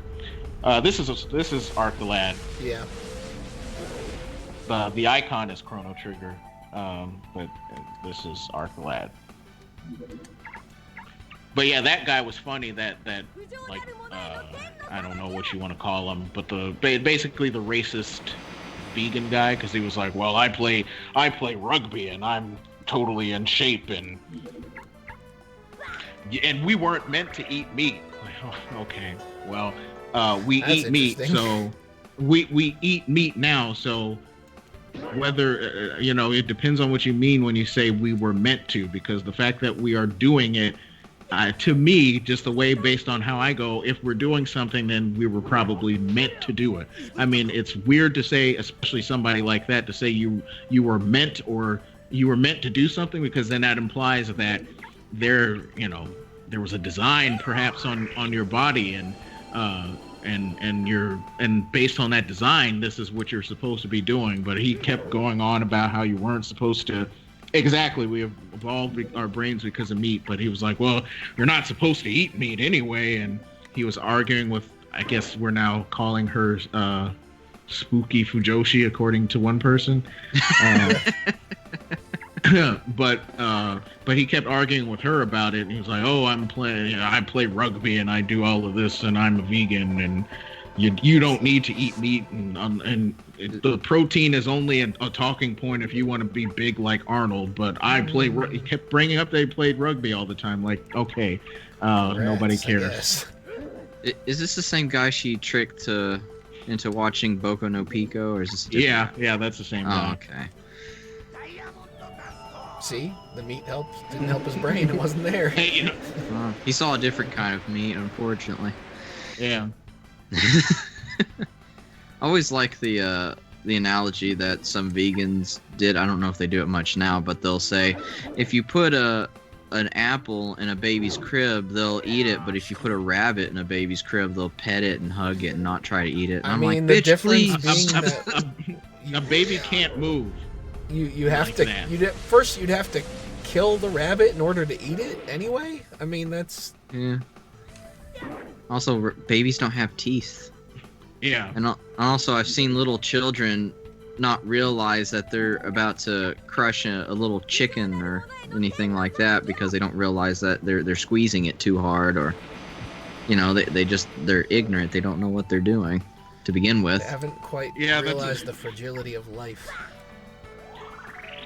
Yeah, that's a dumb argument, but they love to make arguments like that. They always love to defer to children, newborns, or infants, like, oh, well, infants don't do this, so therefore we weren't meant to do this or think this way.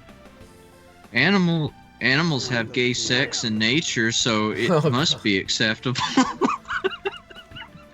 Oh no. They also eat their own shit and kill and rape as well. We've really gone off the rails now. Well, that's the internet for you. Well, the internet was always off the rails. Going off the rails of the crazy train.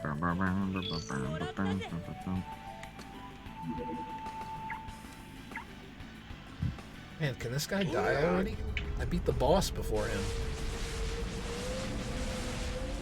Why don't you just die already? There we go. Like Austin Powers. Why don't you die? I might do something unprecedented today. It depends on how much I feel like doing it, because I don't want to wrap up Arc the Lad 2 quite yet. I was thinking I might turn the Switch on or something. Uh-oh. Wait, what do you have for that?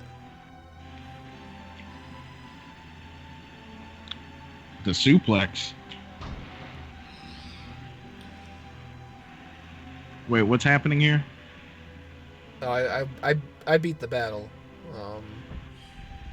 I think I beat it with Iga, and he did some fire tornado thing.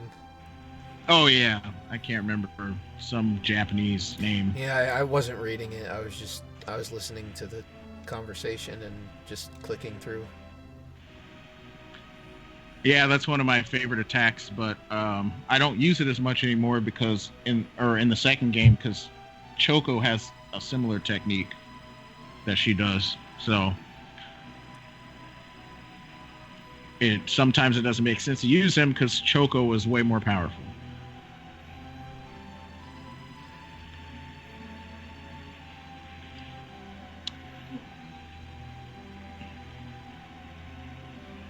So if you start playing Arc the Lad 2 from the beginning, this scene helps provide some context to what's going on in the very beginning of the second game, because the main character of Arc 2 thinks that Arc is the one behind something that happens in the opening. But if you play this game first and you see that and you see the scene, then you have a better understanding of what happened. Get the 5 elements, but yeah, you do go collect elements at some point, but unlike other games, you're not always doing work that the villain just conveniently shows up and steals from you. Going out with a bang.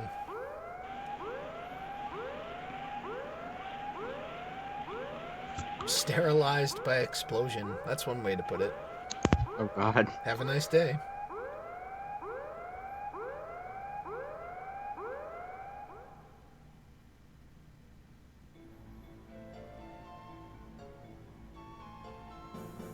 I like how one of them's like, "That's not good." Oh, we have to fight again?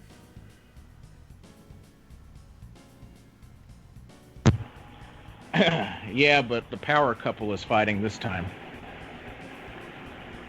If I'm not mistaken. Ah. So what do they call this? Relationship goals? Oh man, that is usually such a cringy term. Oh well, she said I'm with you, so we got to start a hashtag. I stand with Ark. There we go. I'm just reminded of Damn. the Dante's Inferno, where you had to fight the power couple in that game in the circle of lust. You know, this shows how much of a low IQ individual I am. I thought you were talking about the book when you said that. Oh no, Like, no, I'm not talking about the Divine Comedy, the video game, which I just found out recently is not on PC. I thought for like over 10 years now it was on PC, and apparently Books. Who reads books, honestly? Books? What are those? I tried apparently, reading it actually. apparently the writers of Final Fantasy IV read at least one book. At least. At least it wasn't Harry Potter, too. Oh God. They love the Divine Comedy in that game. They named bosses and stuff after them. Oh, come on. It's just off center from being able to hit both of them. That's some bullshit. Yeah. There was a part of me, now that I've got my new computer built and everything, I kind of wanted to play Dante's Inferno, but even if I could, it has a lot of nudity in it, so that could be a problem. Also, streaming? You mean it could be problematic? Yeah, especially with the little unbaptized babies shooting out of her nipples and vaginas eating you, and it's a weird level. That just sounds like a normal Friday night to me. Well, do your vaginas have teeth? All vaginas have teeth. Oh God. And they don't let go. That's just... And thus the movie Teeth was made.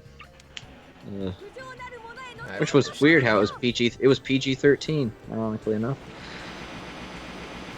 Come on, I should have been able to hit two of them. That was bull.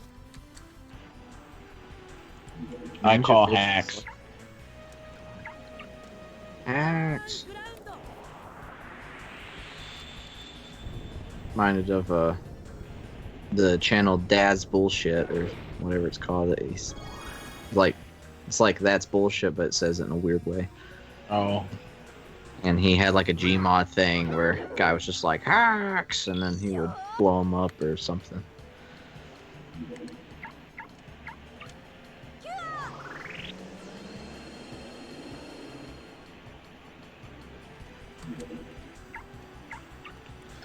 Time to kill the skeletons just laying on the floor. Kill the dead things. Man, all those fires ever do is run away. It's so obnoxious. All the flames do is run away? Yeah. Don't they know what month it is? Drop a bomb on them. They're trying to run away from the corporatism. Yes. That's even... You know, there's been that meme where it's like, oh, LGBT community is scoffing at the whole corporations changing their logos for Pride Month or whatever. Yeah. But I don't really see a lot of them that are. You know, I've also seen people thanking them in the comment thread. So yeah, I see a lot of that. Thank you for not being like Chick-fil-A. Oh, God. And another thing I see, this isn't necessarily them, but another thing that I will see these corporations do is, in order to show their support for it, they do like these PR puff pieces on some random gay employee that they have, and Oh, they're like, Uber did some weird thing like that where they posted all these different people and their sexualities, and it's like, what are you doing? Yeah, IBM did that. Dell Computer, I think, did that. And you just see you see it so much, where it's just like, okay, and then when you go through, you're looking at, like, on LinkedIn, if it shows you companies that are hiring, you see all the different rainbow logos that they changed, and because some of them are unreadable. Like, there's some staffing or headhunting firm that it's like you can't read their logo because apparently they didn't employ any graphic designers. I mean, if you're gonna, you might want to look for some LGBT people that can do some graphic design and make a proper Pride logo for you, because it was just a rainbow background and like black script font. Like, I can't even remember, but it's like the most generic script font that anybody who is like baby's first Microsoft Word document would use if they're like, oh, we need to have a fancy looking font, and they get some fake cursive looking font and try to type their bake sale or whatever they're having. That's what it looked like. It was like, are you serious? Like, you didn't even want to get somebody who actually can design a logo to do this? Because this is just black text on a rainbow background.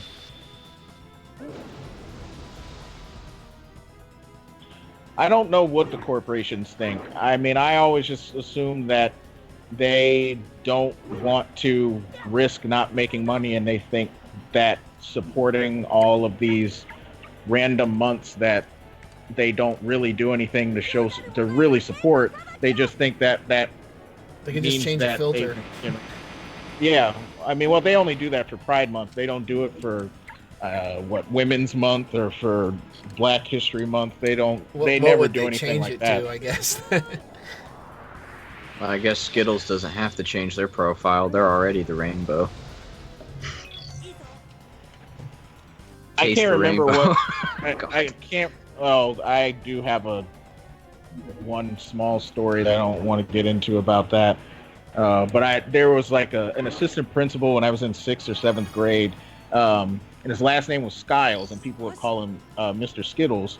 And somebody said he was like, he would say, "Want to taste my rainbow?" And it's like, all right, it's time to go. Wait, this was in middle school?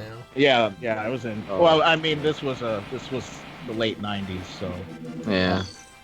There was political correctness back then, but they didn't know how to handle all the politically correct terms. Because I remember reading a magazine and seeing a survey where that's when they started using African American a lot more, and it was like a survey of, well, what do people of different races want to be called? And it was like Native Americans wanted to be called Indian, African American wanted to be called Black more than African American, and all these things. So it's like, okay, you guys came up with all these politically correct terms, and all the people that you created them for don't want them. Don't want to use them. Like, you're a Native American. No, just call me an Indian, please, and get me a wheelchair. I remember. I remember a lot of Hispanics were very anal about being called like either Mexican, Salvadorian, right, Guatemalan, why and I'm just like, I can't. Well, I'm just like, I can't tell the difference between all that. You're just Hispanic. Jeez, I'm not going to tell the difference between a Salvadorian and a Guatemalan. Not that you could, but that's more of a nationality thing. So they're like, oh, well, I care about my nationality, and this just, I don't care as much, because it's like, well, nationality is kind of arbitrary, so I don't get worked up about it. But that's the only thing I see when it comes to them. It's like, well, I'm from this country, and that really matters a lot, that you know what country I'm from. Well, if it mattered that much, why are you living in the United States? Well, and that's the thing. They weren't even born in those countries. They were born in the United States, so that's what made it even more weird. It's just like, dude, you're not even... You might have descendants that are Guatemalan. That'd be like me saying, that I'm German because some of my descendants were German or something. It's goofy. It was goofy to me anyway. At least when I was growing up, people did do that a lot, though. Or in America anyway, they were much more likely to say they are Italian or they are English or German or whatever. They wouldn't say they're American because I remember it would be weird. When I took Japanese a long time ago, and she would have us. She wanted us to practice asking like what nationality you are and saying what nationality you are. Nobody really answered the question right because everybody was so used to talking about ethnic background that to say you're American was like, well, what does that even mean? Yeah. And then I went to school with a lot of people who would later become SJWs. So the idea of them calling themselves American was not something that they were very receptive to. To them, that means whatever they call it, what Mayo conservative, whatever they go and call it. They don't want to hear that, and so they would not want to be called. They wouldn't want to call themselves American. Mayo conservatism is my religion. Oh God. But it was kind of funny in college. There was a friend that I knew in high school, and I just straight up, I think we were talking about the same thing. I straight up asked her, what do you like to be called or whatever? And she's like, well, I'm born in America, so I guess I'm an American. I was like, oh. And it was the first time it clicked in me that all the people who kept wanting to be called something that they actually weren't really was kind of stupid. Oh no, now we're accused of the king's murder. Oh no. Well, Ding dong, the king is dead. Notice that the MSM only showed pictures of white men who were involved in the assassination there. They didn't show any women, so. Oh God. Well then, media's at it again. They just showed presumably straight white men. Well, they did blame a person who was confirmed to be a straight white male. All right, where do I go now? Because that wasn't very clear. They didn't really say anything.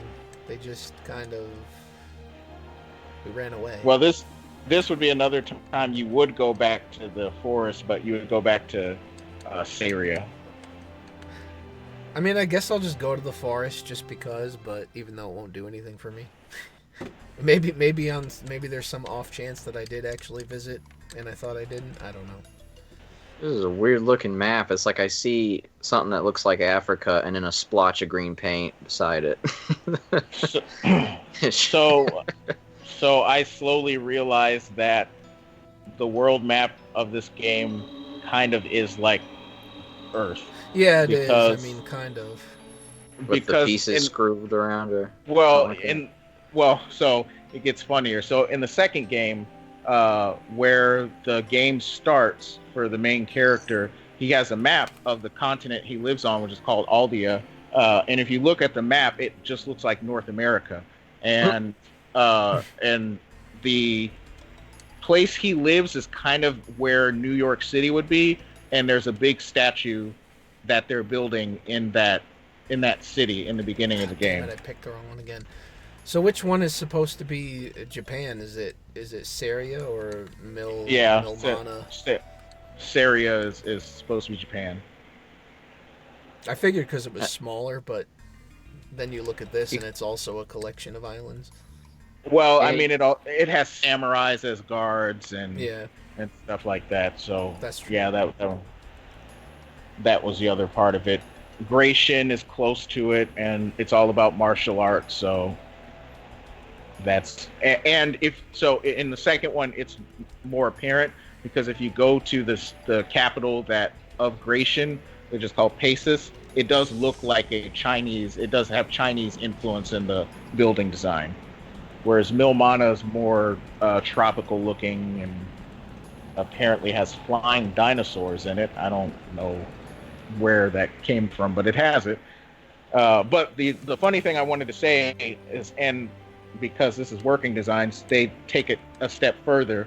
is that in Aldi, you're in Aldia in the beginning of the second game, but when you're traveling around committing acts of terrorism, like turban Americans would, you go to, there's a country immediately south of Aldia, which you never go to until later on in the game.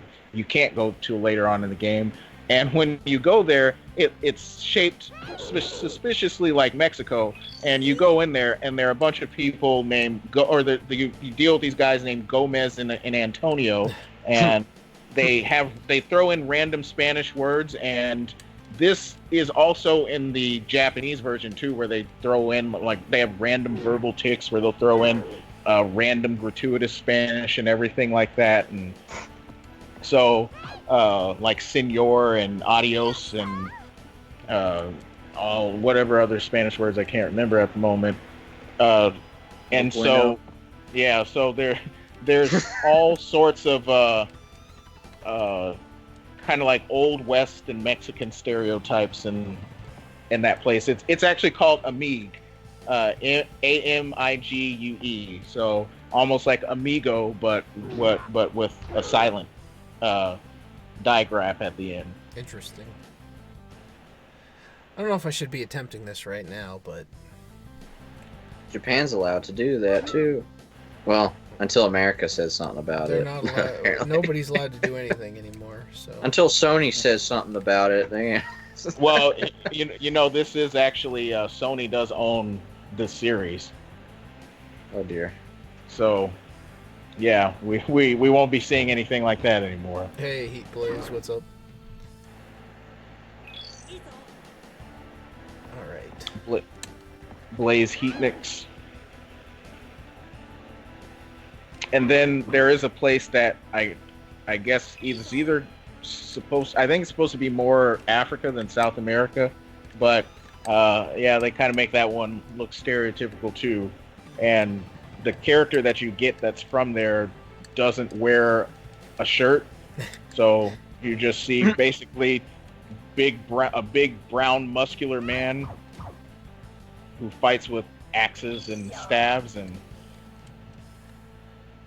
to be honest, I didn't really watch it. I mean, I know about some of the announcements, but I didn't watch the actual event. It kind of reminds me of a episode of Quantum Leap where he went into the body of this white person who was marrying a Japanese woman, I think, and she was out tending to a garden or something topless because in her country they would just take off their shirts to, you know, tend to whatever they were tending to. And then this woman drove by. I thought that was Vietnam. It could have been Japan, but I thought it was Vietnam. It might have been. Nice It's been a while since I've seen that show. I can't help it. It's been so long. He quantum leaped everywhere. Into a woman too, right? I mean, yeah. That's into that didn't age well. He quantum leaped into a rape survivor. Because he looks like Superman. Yeah, he did. Oh God, it was. I don't know. It was really weird. He just was like dressed up in drag, and he was like standing above this man, but in actuality, if you saw him as the woman, he would be looking up at the dude. So it probably wasn't as intimidating. Yeah, we my wife looked through that series a couple of years ago, but so I remember vaguely some of those episodes, including that one. I've been rewatching the In the Heat of the Night TV series. If anybody remembers that. I remember that coming on a lot at night when it was. I mean, I was a kid, so this was supposed to be my bedtime, so I couldn't see it. But I remember seeing it a lot because my dad was a big All in the Family fan, so I was like, "Oh, hey, guy looks familiar." But for me, it was Ion Television, where it was like Mama's Family, Quantum Leap, I think Diagnosis Murder, maybe. They had the Wonder Years for a while. Oh yeah, that too. I guess I should just keep going down instead of worrying about collecting these treasures on these top floors. I mean, you can do it whatever order you want. I mean, the only thing that it really matters is as long as you're prepared to survive all the steps, all the stairs. That's what really matters. You can get the treasure in whatever way you want to do it. Cool Tactic did a Sargon. I wouldn't even rape that show. We talked a little bit about the Final Fantasy VII remake earlier. I'm not 100% sure yet. I mean, maybe I'll play it at some point, but I'm not really big on the whole episodic thing that they're going for. Well, not a big remember, Final Fantasy guy. Remember they tried it with the after years, and we all know how that went. Yeah, I mean, once they put it all together, even then it wasn't the greatest of games, but at least it was all one game.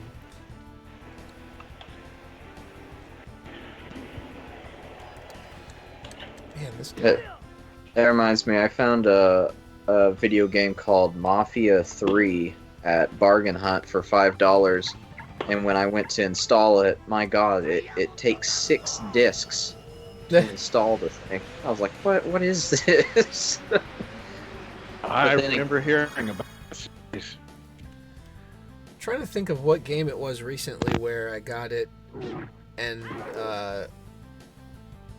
I put it in and I had to wait for it to download or update or whatever, and I'm just thinking, man, I remember just putting a cartridge or a disc in and just being able to play the game. Those were the years. I wonder what happened. Well, I mean, the amount of time it on an NES cartridge, you probably could have downloaded a game update at the same time. That's true. Sometimes those took their time. I think on PlayStation 4 you can go ahead and play the game and the update will just download in the background. You'll just have to restart the game for it to apply. I mean, there's nothing that really has me like jumping up and down, but games that I'll probably play are I'll probably try the new Tales game. Probably try that new Atelier game or whatever it's called, Atelier game, and then I think maybe Link's Awakening. I'm not sure. I'm really big on what they did to the graphics, but I guess it's a different approach. It does kind of. It's not too bad. It kind of looks a little bit like claymation, maybe. I know it's not. It kind of reminds me of one of the covers of Pikmin, where they had kind of like the clay sort of thing going on. It's not the worst thing that they could have done. It just or Rudolph the Red-Nosed Reindeer. I've just always liked, sprite graphics, so that's just me. I mean, there was a Link Between Worlds was an okay look. I like sprite work. I mean, I want to make a sprite-based game. I just know it can be very intensive to make. Yeah, so doing I all the get different animations. I can't even imagine the time that it takes to do that. But I definitely prefer it in generally over 3D. And me, I'm the 3D guy. Yeah, you're the loser. Oh God, I'm the short kid at the table. I was trying to think of a different word, but I for some reason said short, like I was like short bus. I guess like I don't know. Because you're actually. I guess. I mean, you're not going to be able to get any of those girls on Tinder. Oh no, I'm not sure if I would want them either. Really Some of them might be dudes. You got to be six feet or taller to ride those rides. It's just like in high school. Honestly, it didn't matter if you chewed dip and looked like a inbred asshole. As long as you were 6 foot, you were all right. Uh-oh. No, not to sound like an incel or anything. I knew that was gonna make its appearance at some point. Oh, remember Incel Jones? That guy was interesting. I do not know who that is. He's one of the few people that actually decided to show up for a stream invite. My goodness. Yeah, because you know how everybody always talks trash on Twitter, and then he's like, well, you know, come on stream if you want to keep talking about it. And they're like, and they always come up with some rule for why would I talk to wimping you? out. It's like you've just been talking to me for 3 hours. In the form of text. But it's like, or like we couldn't get the diaper guy on because He Google didn't know whatever how it to was use was. Hangouts. Well, he was a baby. Yeah, that's to true. be fair. I mean, that is true. I still have that picture of him too, where he was dressed up as an adult baby. Like, why are you sending me this? I just woke up to that one day. I sent it to. I remember sending it to coworkers. Oh god. I can't remember what was going on, but they were saying something. I'm like, well, it's time to stop this conversation. So I sent them all a picture of that adult baby. Tifa's design. It's fine. I don't really have a problem with it. I I don't think think people I are ever saw that kind picture. of forget. I know some people are like, oh, they made her smaller. I really don't. I'm not sure I agree. I mean, if you look at the way the character model was mushed down, and then you look at her in battle model from the original, it's pretty spot on. It's just one of those things where they kind of remember something differently, and then I mean, try to if apply it was like really messed up, I'd be among people saying that it's garbage, but I don't see anything that bad. I think that what's going to happen now though is that there's always going to be, if somebody perceives a difference, there's just going to be that impression that it's due to some kind of underlying reason just because of how things are going. You know, that's become the typical. yeah.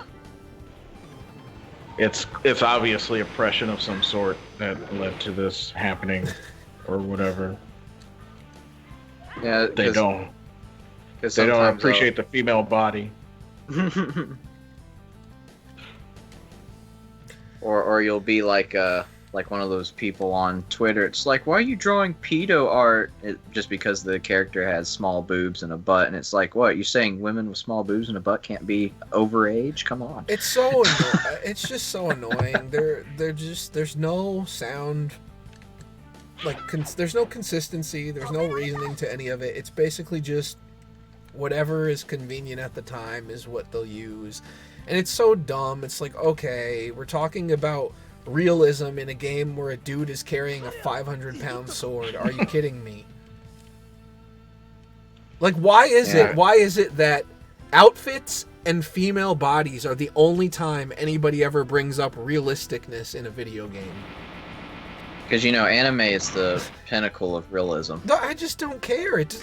Realism is boring. I want to see something else. We're playing games. We're playing games for the fantasy element. Yeah, We're like not if I want playing to see games. real life, I'm going to go outside. Oh, and also, you know, just because a woman kind of looks sexual, yeah, a woman is wearing kind of a, I guess, more revealing outfit, it doesn't mean that men just like that character because, oh, look, she has boobs. I mean, she might just have a cool outfit on. She might look cool. I mean, people who kind of are kind of confident in their own skin, their own body, it kind of, you know, that confidence kind of appeals to people. I mean, I like Mai from King of Fighters and Fatal Fury, but it's mostly because of her as a fighter. Not to mention you can't have sex with them anyway because they're not real. And Yeah, even if they I mean, were look, real, they wouldn't have sex with you anyway. Yeah, thirsting after fictional characters is still a very strange concept to me. I mean, I came from a time when if you did that, people would make fun of you for doing it. So I mean, I like all that type of art and stuff, but it's not like, I don't know. You got to know the difference. You got to know the difference between fantasy and reality. But it's kind of one of those things. Like I'll see some of that stuff on my Twitter as well, and I'll be like, "Oh, that's pretty cool," and then I'll just keep scrolling. It's just there's so much like of that stuff on the internet. It kind of becomes brain numbing at some point. I have made that complaint before. Like, man, if I go to certain people's Twitter, all I ever see are random pictures of sexualized anime characters and it's like it's art, like it's a fictional character. So honestly, I'm not some of gonna it's have not too much even investment. good. I don't really like the very exaggerated designs. I think it looks silly. Yeah, I like but my designs to be those, vanilla. but those are what I see a lot, and those people are like, "Oh man, look at how great this is!" Like that's all you ever see, just constant retweets of that. And I'm like, this is not drawn well, at all. Yeah, I mean it. Like, yeah, I get appreciating it as art and all that, but I don't care about Another thing that I'm getting kind of tired of seeing is this thing where it's like, don't be disrespectful to artists or something, where it's like, wait a minute, since when did like becoming an being an artist become a protected class? Like, if I think something sucks and somebody shared it, why the hell can't I say it sucks? You can't expect to just... It's becoming that thing where it's like somebody posts a selfie online and they only expect compliments. That's not how it works. No, everybody is beautiful. Remember, you have to say that everybody, and you have to acknowledge that everybody is beautiful. Are you feeling like left out? What do you want to interact with? I've been responding to stream comments. Also, hey, what's up, Solo Blue?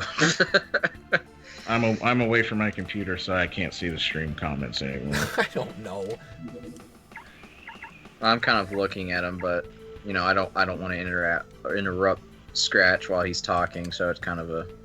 It's either I'm just hey, Scratch, I want to respond. I don't know. I mean, we're kind of in I the thought middle we of were a bringing point, up. so I thought we were bringing complete up topics though that people were mentioning. I mean, the Final Fantasy VII thing got into Tifa, and then that transitioned over into general art. But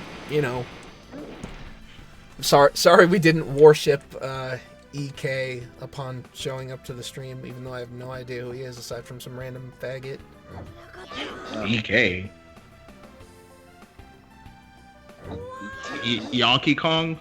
Yep. I Is that? don't know. Where's the profile? You can't please everybody. We're just playing games and bullshitting here. I don't know what the problem is. It's like everybody's got to make a problem out of something.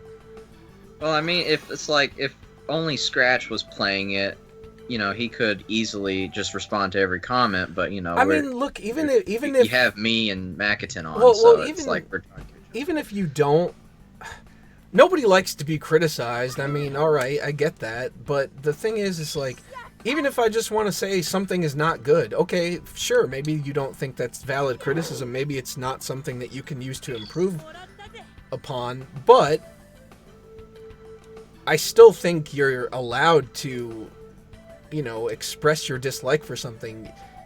You can't just expect everybody to either, I don't know, go into like this diatribe of a valid criticism that's going to help you improve, or just a plain compliment.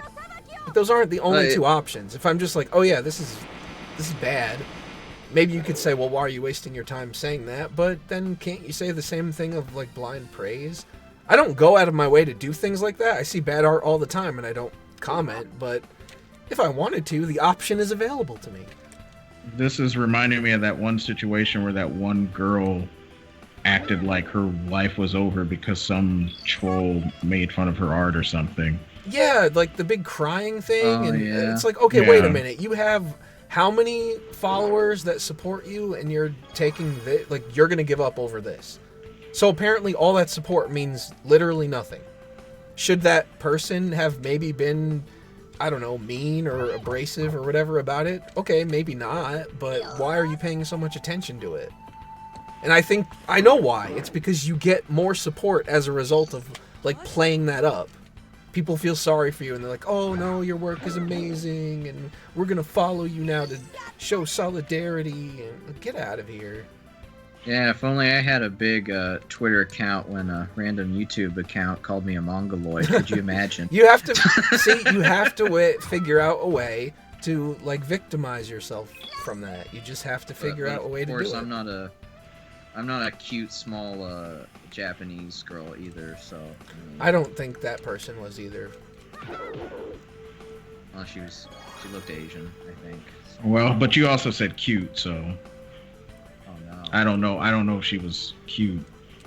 I think I saw her stream. I remember watching Necro's stream of it and seeing her crying.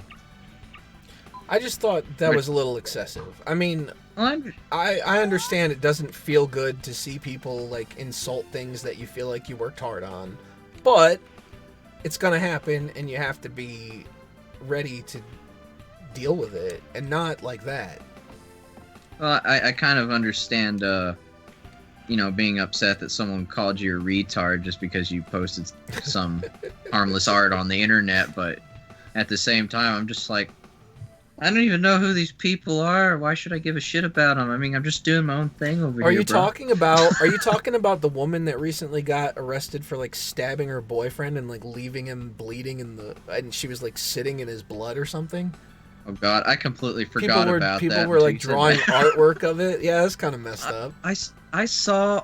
Oh my God, I remember seeing that, and I'm just like, yeah, her being cute is not the point here. She stabbed her fucking boyfriend in the neck. I mean, look, people were getting outraged about that. I don't really give a shit. I mean, yeah, obviously it's a severe crime, it's wrong, but I don't care if people are drawing pictures or whatever. Who cares? And I think they were taking some of the comments a little bit too seriously. Like some people were like, "Yeah, stab me." It's like you don't really believe that they mean they want to be stabbed. They're using humor to express their attraction to somebody crazy. Yeah, they're comparing her to a anime trope. And then these will be the same people that go on Reddit talking about their relationship situations and wondering why they always end up with crazy people. Oh God. They'll be the ones that go MGTOW. They're like, all women are crazy. Well, yeah, if you go for crazy people, then yeah. I mean, I understand. Like some people were complaining because I guess Roaming Millennial was basically giving an oversimplified bit of advice on how to on marriage or something like that, and it's like, yeah, I get that.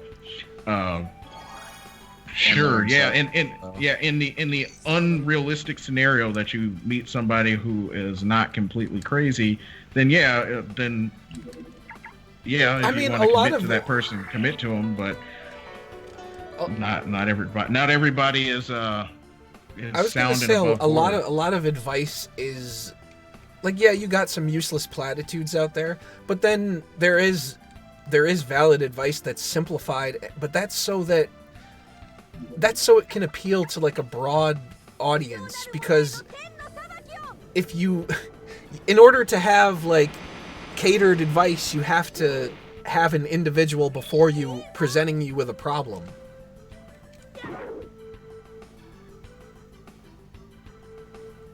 I mean, I don't have that much of an issue with her complaint. Some people are like, oh, well, she's being a hypocrite, and I don't know anything about her to be able to confirm or deny that, and I'm not I don't really having know sex with her, so I don't care.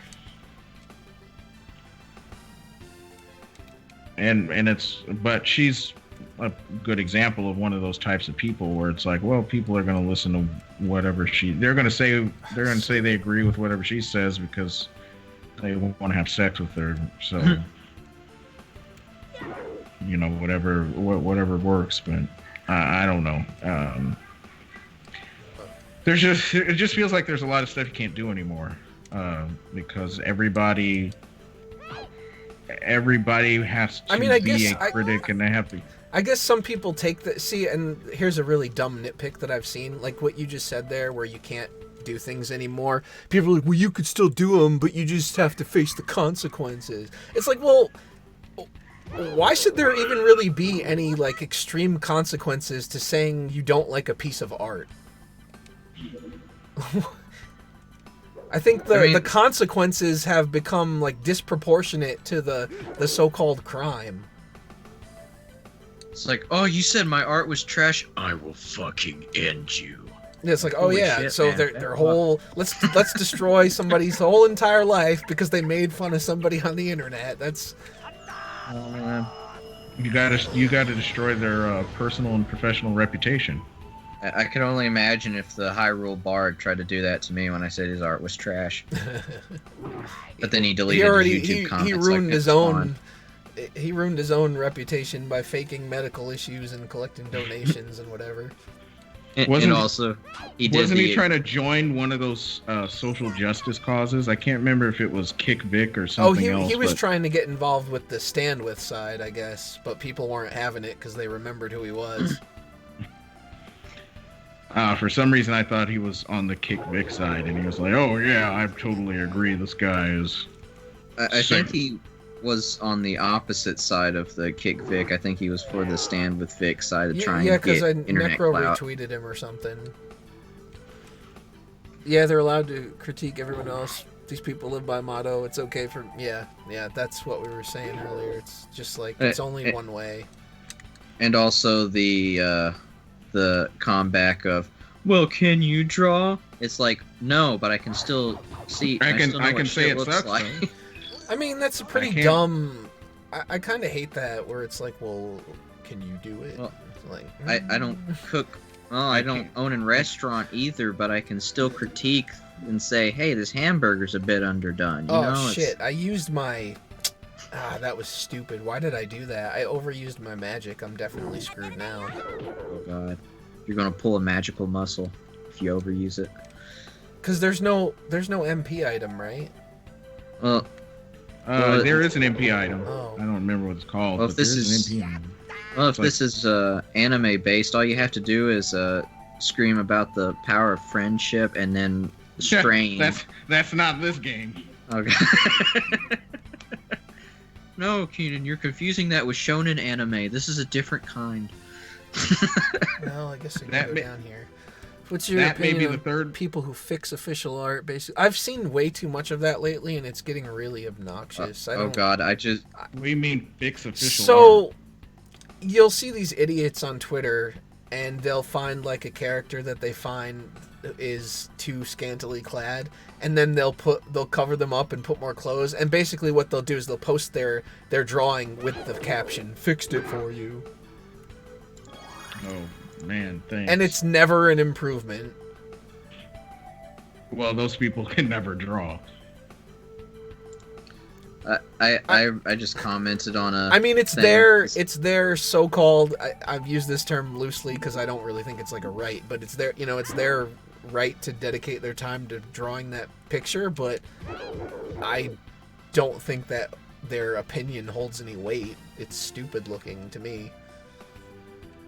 Well, I commented on something like that where this person shared 2 screen caps of this one person supposedly fixing their art, and in the first picture it's the original art where that new dark-skinned woman for the new Pokemon game. Okay, yeah, drew that actually was gonna lead me to my next comment, is that the people that do that where they fix the so-called sexual characters, they're the friggin' same ones that were complaining that dark-skinned character wasn't drawn dark enough by somebody else. It's like, but you just changed an aspect of them. Yeah, that's the thing I was referring to. It's like, you just basically turned down the contrast on a picture and then said that you somehow fixed it. And then the person said, for any reason, it is prohibited to process the illustration and upload it without permission. Please delete that post person now. I think that person is Japanese, so they were just like they were using like Translate or something. Yeah. And then the person responded back, actually, I'm with my right since I changed your art in terms of review and criticism and the purpose of learning. I'm not profiting except for putting. But how is that a right? See, rights don't even mean anything. This person's putting someone in their place. Oh, they They're deleted. an They deleted activist. that, by the way. They Someone responded to me saying they. What did they say? they basically got blown out and deleted it. That's what happened, as usual. BTFO. So they take a big stand, and then when it doesn't work out for them, they just run away. Yeah, Or this- lock their account. Yeah. Yeah, this one person responded to my tweet commenting on it saying, they deleted the tweet. I guess they couldn't take the stress of educating everyone. Much like another person here recently. Oh, how many times have we seen I'm not here to educate you? Way too many times. I'm not here to educate you, but I'm going to be really pissy about what you're Why am I doing. doing this? I gotta just end everybody's turn and get to the stairs. Oh god, that reminds me of that thing you shared where you said, what was it? The person said, get up the stairs faster, retard, or something like that. I made a great abortion joke earlier, and barely anybody took notice. I was surprised. I didn't see was it. the Maybe I crab? did see it. Yeah, Yeah, because I I saw always that see one. because I always see people calling it like a right.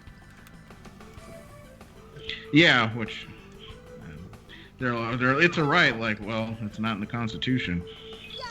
It's also within your right to, not, have sex with someone to Nope, begin nope, with. nope. You nope. you also have the right to remain silent. I don't ever see anybody exercising that one. Oh god. They also don't wear condoms either, apparently. Yeah, that's the name of the game. Well, they're entitled to sex. I do remember some kind of conversation about that, and it just ended, I think, in the person blocking. Because it was that one libertarian girl that just got married, and she was arguing with some European fedora lord, and he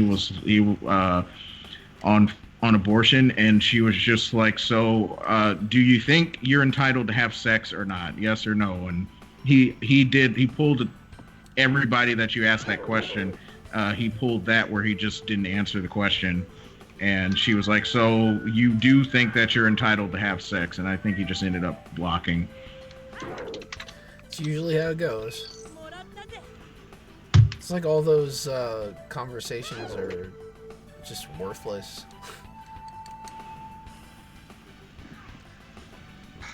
Well, I certainly never put any faith in them. No, I just resort to like mockery or just dumb jokes.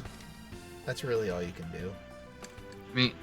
For me, I try to be, decent with my response, but at one point I'm just like, okay, this person, it seems to be intentionally being retarded. I cannot even. My original one got the axe, but at @scratch_point_z is where I'm currently at. I've been very well behaved. I remember I used to follow you back when you had your old account, and then all of a sudden you disappeared and came back. Yeah, well, I deserved it. I can't even remember. I can't even remember what you got suspended for. I think I found it. It was something to do with I just made a Twitch thought joke and said something about how they were talentless and collected money, and then that Takedown MRA's account got a hold of it, and then their followers reported it. Oh, God. At least that's my theory on what happened, because that was the only thing that happened prior to getting deleted. I do remember your number one complaint about that was that one of your favorite singers was following you and on that account. And Oh, you know, the bandmate account was following me. yeah, I'll never get it back. well, Never get a follow back. I They're guess too it's for the popular now. best. Isn't that how it always? That was goes? also You get where to- the giant what was it? Oh, J.K. yeah, Rowling Trump and Jr. Donald Trump account thing happened, Oh, God. where she manipulated the video to say that he like passed over the disabled kid. Oh yeah, I remember that one, and it was on the front page of InfoWars, or it was on an article or something. I'm sure that didn't help me out any. Yeah. And anything in support of Trump will not get you to the promised land. I mean, honestly, even if it was somebody that I like absolutely was against, I would still be against somebody lying like that. That's just so stupid. Lying's okay when it can be used to destroy your enemies. Hey guys, who is your fave singer? Oh, you have to link them. Yeah, I guess you have to link the account for me because I'm busy. I'm busy. I'm slaying monsters That's and exactly what I'm doing. shit. Oh yeah, I remember responding to and it's kind of funny, but I remember I was responding to Zombie Unicorn's tweets, and Oh, I looked God. back at one of the screenshots, and I never realized this at first, but she started off a tweet with "Holy yikes," and I'm just like, oh my god. At this point, Missed I'm just kind of like, I get that they already have a following, but I'm just kind of tired of giving those people legitimacy by responding to them. I think I made like a 4-tweet thread. I don't know. It was just so I saw it stupid that earlier. I mean, you were right, but it's just I can't stand those people. They're just so stupid. Like, yeah. why do you sit around all day thinking about ways to do these things? Like, does it really get you that much attention? Does it make you feel that good? I guess so. It's just one of those things where, usually I don't respond to this stuff. Usually it's something stupid. I'm just like, it's not really worth responding to. But it was just one of those things. I'm just like, okay, this has to stop.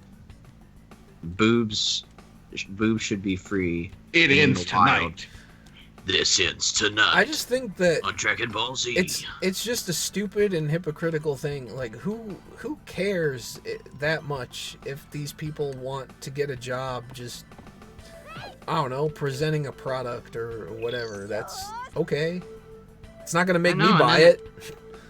And then you're taking away. And then if something happens where they do get rid of that job, then you're just taking away those women's paychecks. So it's like, okay, you just It doesn't fuck make any someone sense, over and I 'cause- really just don't get the whole it's damaging thing, because if it's damaging, then everybody involved should be responsible for that damage, not just the people that hired the girls, but the girls themselves, because they would be taking part in it. But- Kind and of like how also- she's taking part in it on Twitch. Yeah, it's like, well, if it's so damaging, why are you showing your really fat vegan ass on Twitter all the time? Come How on. does that even happen? Wait, You're she- eating vegetables. Yeah, here in her Twitter doesn't- bio, she says #vegan, and I'm just like, there's no way. It doesn't count. It doesn't count if you drown it in olive oil. It's vegan all. It's vegan cheese, guys. Come on. It's like, wait a minute. It's all made from vegetables. She's a pure grass-fed cow. Yeah. Yeah. Not Okay, that was a bit exactly mean, free but range. no. Her mind isn't too free, apparently. Well, isn't that the same broad that did the whole nude body painting? Yeah. Yeah, that was like the main point of. Which I contention. still don't Yeah. understand how that's allowed, considering their rules. Well, I mean, she's a beautiful woman. Or Pitmaster Broda responded with a goofy video, which was pretty funny, and then she was like, "Holy yikes! Thank you. You're more cringe than Bang." And then, Lamau? if somebody I don't know has what to that post a bunch of times about how they're just so right, and all the responses prove that they're so right, you're probably not right, because how many times do you need to say it?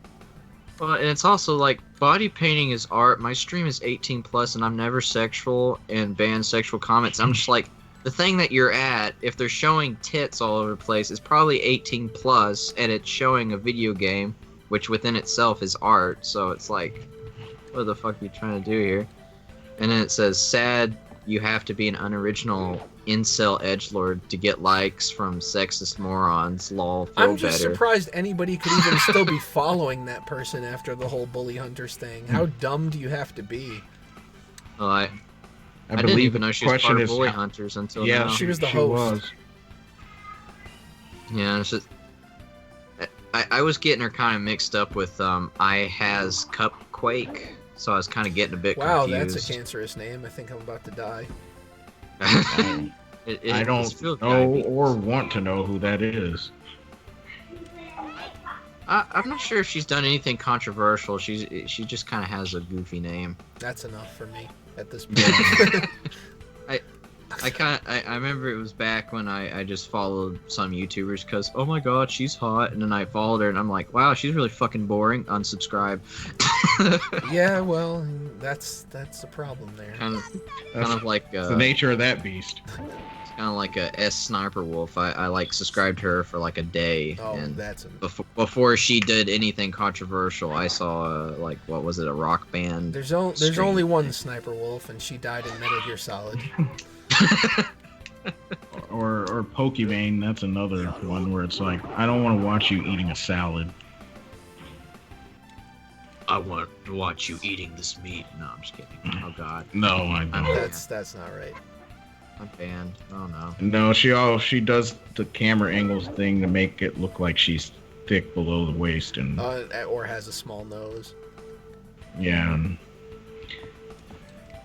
Well, Showing- she's Moroccan, so I don't know if that stereotype applies there, but Oh yeah, and Oh, I just missed him. I guess another little funny thing. I guess she thinks she's one of the old Roman Greek artists. You know, boobs are art. It's like, no, in an art museum there are. I mean, they actually spent time on that. It's just like, oh, I'm painting myself purple and calling myself Daphne. Well, to be fair, they spent time on it too by overindulging in whatever food they ate. God.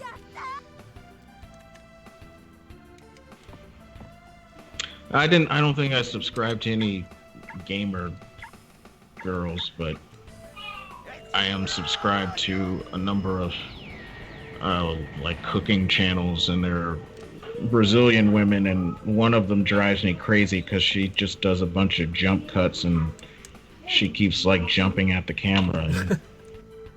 Can you please stop doing that and just show me whatever it is that you're not cooking? Because she doesn't cook anymore. She just goes and she basically talks to other people to ask them about food or something that they make. And it's like, okay, well, if you're not even going to give me a recipe, you're just going to interview people to talk about food, then I'm done. I remember for the longest time there used to be like this absolute just onslaught of these cooking videos that were about like 1 to 3 minutes long, where they just kind of went through it, and I remember always hating those because just like, how am I supposed to follow this if you're just throwing shit everywhere and saying, okay, done, here you go. Yeah, that's exactly what she does. It is. She doesn't even do, like, I think because she used to do videos, and I think she did it with her boyfriend, and she either moved or they broke up and she moved, and so now she just does like those 2-minute, I'm gonna make something real quick and give you really quick instructions, and I hope you can follow along with me in 50 seconds. Like, today I'm going to make some Kool-Aid. Sugar, water, bam, done. There you go. Now we've made Kool-Aid. Oh, we're getting to the part with some ninjas. This is not good. No, not the ninjas. Well, that answers the question, where are my ninjas at? I found them.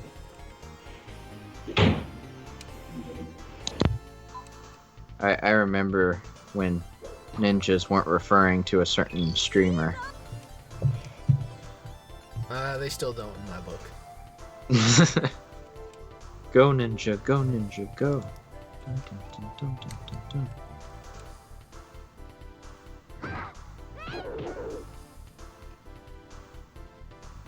I don't know, vlogs always just feel so self-indulgent. Especially I- cooking blogs. My goodness. Can you just give me the recipe? I don't want to know about how you traveled to Italy and you met somebody named Marco who took you to this fabulous pizza restaurant where you had Neapolitan pizza like you've never had it before, and you're going to make it just like that, just like how your whatever the Italian word for grandma is, and you're going to follow it exactly the way that she did it, and scroll all the way to the bottom to get the recipe. I mean, I get SEO and that's why they're doing it. That doesn't stop it from being absolutely infuriating. I don't know how many times I've just wanted to look up a simple recipe like how to make donuts. Oh yeah, and they do the whole like story first. Yeah. Or I looked up something as simple as like how to make mustard.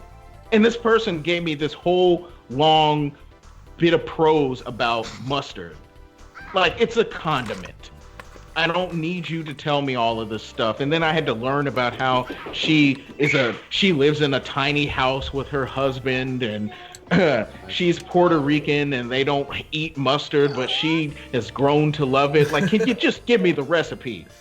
Look, it gives it a personal touch. They're trying. I think that's how it started out. Is like they thought, this will give my blog its own personal touch, and that'll differentiate it from all the other recipes. But now it's like every blog does that, so it doesn't really make you different anymore. It's kind of like those talent shows where they have to go into their own backstory about how their dad had cancer or something. It's like, just sing the fucking song. Just sing the song. There's all kinds of that, and to make it sound like they are, they're against all odds. They've made it here, and it's like everybody has shitty points in their lives. I mean, my grandma died of cancer recently. I don't go around talking about it all the time. I mean, geez, come on, guys. Well, sorry to hear that anyway, but yes. Yeah.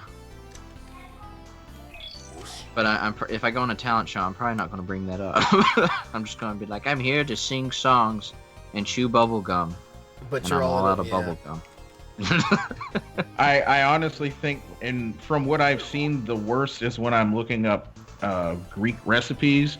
So here's the thing. It feels like if I go to a Greek website, they get straight to the point, especially if it's a guy, or if it's like an old grandma. She's like, okay, here you go. Here's the recipe. This is what you need. Put all this in here like this. You got what you need. But if you go to like a Greek website and it's written in English, if they're either of Greek descent or they're actually Greek and they just can speak English, they have this very high sense of pride over their culture, which is fine. I don't care about that. But in so much as if you don't do it their way, you're wrong. And the funny thing is, you look up a recipe for the same thing and everybody does it differently. But they're like, well, it has to be this way. You can't call it Greek unless you're using olive oil or you're using whatever. And it's like, nobody cares. It doesn't taste good. That's what we care about. Does it taste good and we want to eat it? If we're looking up a recipe on how to do it, we probably had it before. We know it tastes good. We're probably going to change it up a little bit because we can't do that. Like they go crazy over making sure that you use the right type of milk or Greek yogurt. And it's like, well, okay, in Greece, it's easier to come across goats and sheep, so you can get goat's milk and sheep's milk for cheap. You can't go and get goat's milk and sheep's milk here for that kind of price. So I'm not about to spend $20 for a small block of feta just because it's made with goat's milk, or make some Greek yogurt, and that I have to spend $40 for a full gallon of goat's milk just because it's not authentic if you use cow's milk. Nobody cares. At the end of the day, they're going to eat whatever I make with the yogurt, and they're going to like it. So, or else, who cares if you didn't use the right animal fat to make your food? It's almost like it's easier to get American stuff in America or something and not get Greek stuff. Well, the funny thing about that is they're like, well, there's no real special thing about the Greek Mediterranean diet. It's really just based on the fact it's just based on things that we found or that we planted growing up and ate. So it's just based on having whatever available vegetables and stuff that you have. Because for them, olive oil's cheap because they didn't eat butter and milk and all that stuff. So olive oil's cheap because that's what they grew. So to them, going and making stuff with olive oil doesn't cost as much money as, say, butter, whereas in our case, butter's usually cheaper than getting olive oil. But they make such a big deal about, like, they get this real arrogant attitude if you don't do it their way, and it's like, Damn. First of all, bitch, back up. I'm making this pizza. it's like I spent $30 for 3 liters of olive oil. Although one time I got 3 liters for $14.99, or no, $13.99. But otherwise, that stuff costs like $30 for 3 liters. So Yeah, the good. That's about on how long it lasts you. Well, it's lasted me a long time, but if I'm doing Mediterranean, then you go through it.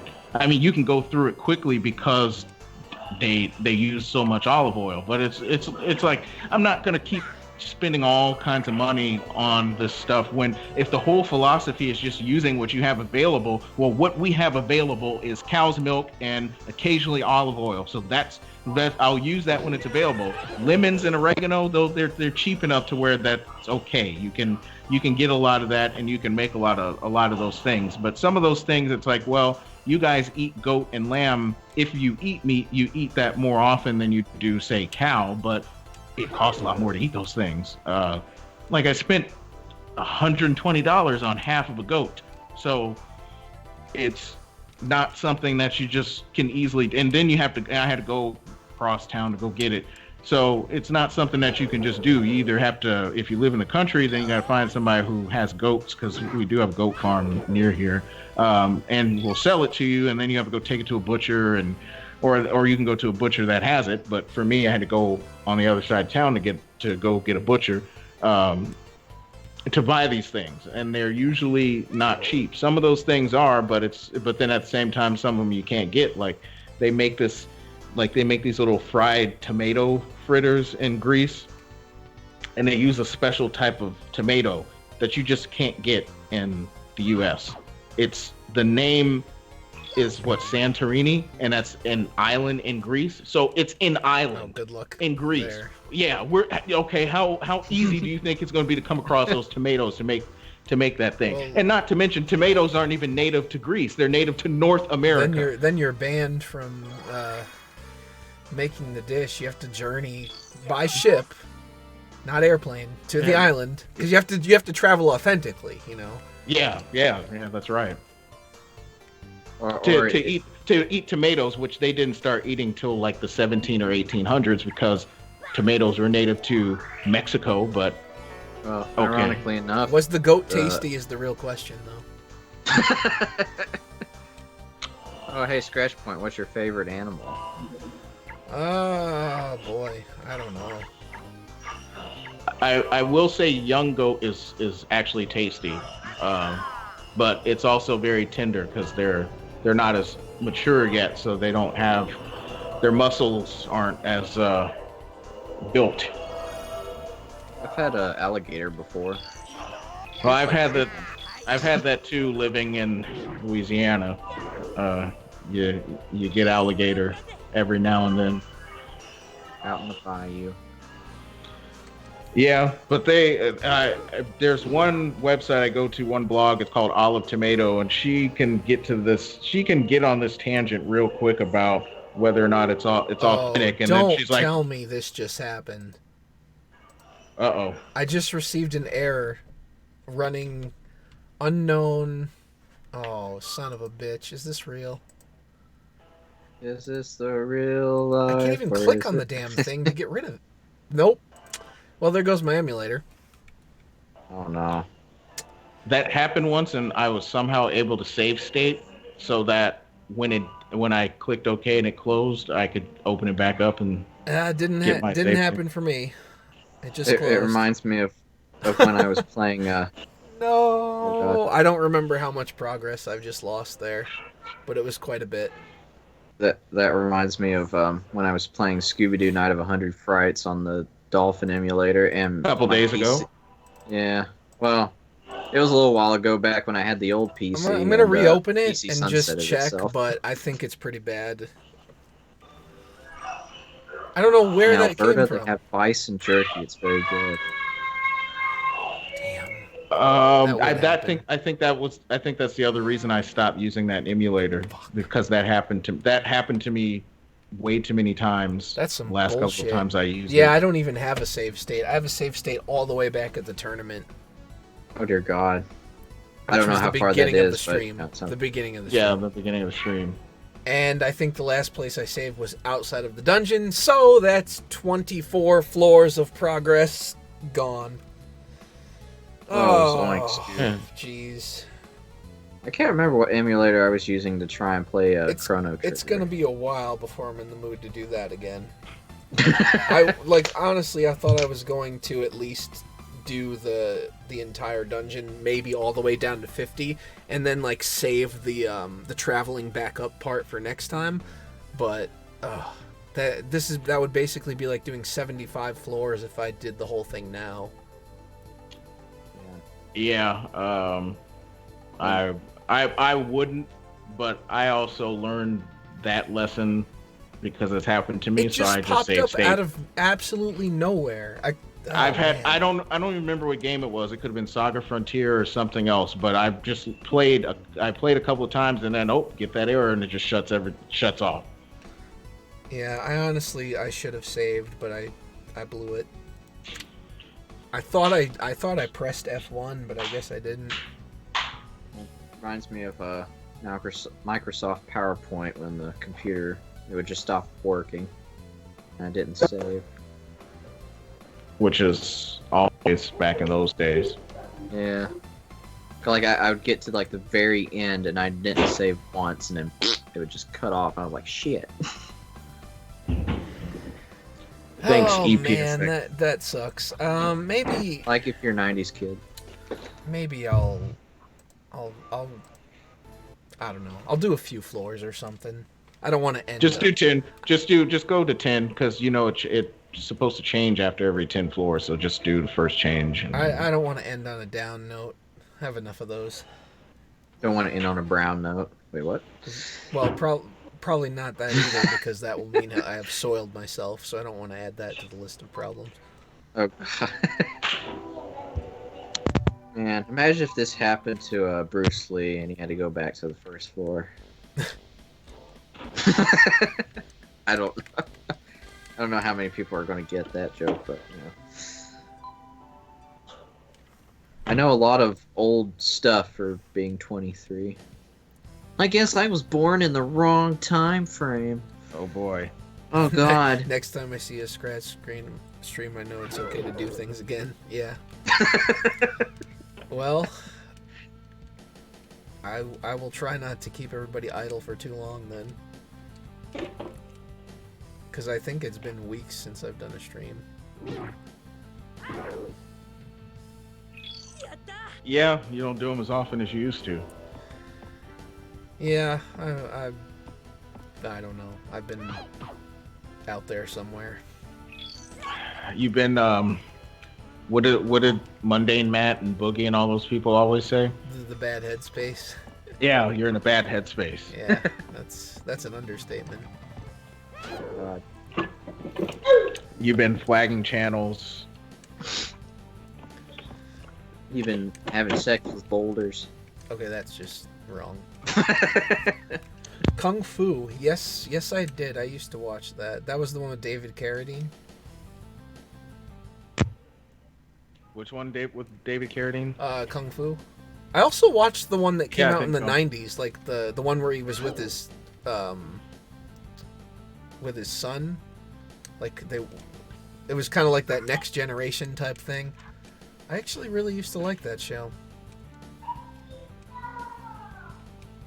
How people said they should have done the 2016 Ghostbusters. Yeah. Do kind of a Next Generation thing. Yeah, where like they have the old guys, but they're kind of training people or something. Yeah, they passed the torch on, but I feel like they've done that before in other franchises and it sucked. Yeah, I mean, even that isn't perfect and can have its failings. But at least if you have the original people there, you have a better chance of of doing a good job, I think, because it doesn't I mean, completely lose the feel. Then I mean, they kind of did that in a way with Arc the Lad 3. And I was going to say that's kind of what it feels like.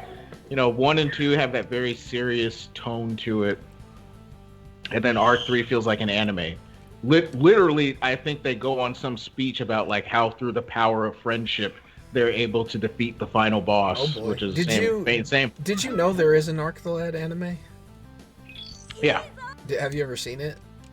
yeah, I saw some of it. Was it all right? Yeah, it was all right. I mean, I prefer to play the game, but yeah, I liked it. I thought it was okay. I don't think I like the voice acting that much, but I did like what I did see and how they did the story. Oh, okay. Yeah, because I acquired that like last week, but I haven't gotten around to really watching it yet.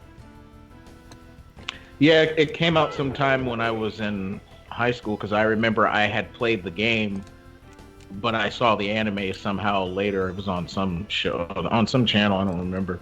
I just remember they pronounced one of the 4 generals' names kind of weird. It was like Galwarno or something. All right. And in the game they call him Galarno or Galerno, depending on how you want to say it. That's my favorite character, Guano. Yeah, well, speaking of stereotypes, they do the mafia stereo. In fact, the Japanese version they call them the mafia.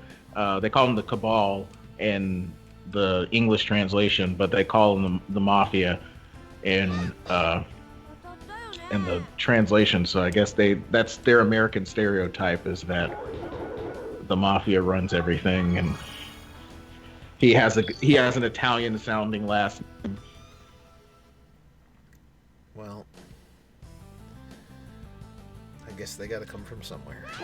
You even have like the traditional trench coat detective motif thing going on, where it's like you have the police force, and they don't like the main characters because the main characters are basically they're more or less, they're called hunters, and they're more or less like private they're like bounty hunters plus private eyes. So they'll do investigations, and they'll come in and they'll be like, oh, if I find out that you had anything to do with wrapping this case up, it'll be your hide.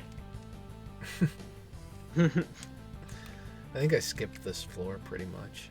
I wish they would do a anime based off that warrior nun figure that I bought recently. They did an anime opening for it, and that was about it. It never went off the ground. Oh, I think you sent that or something, or shared it Well, somewhere.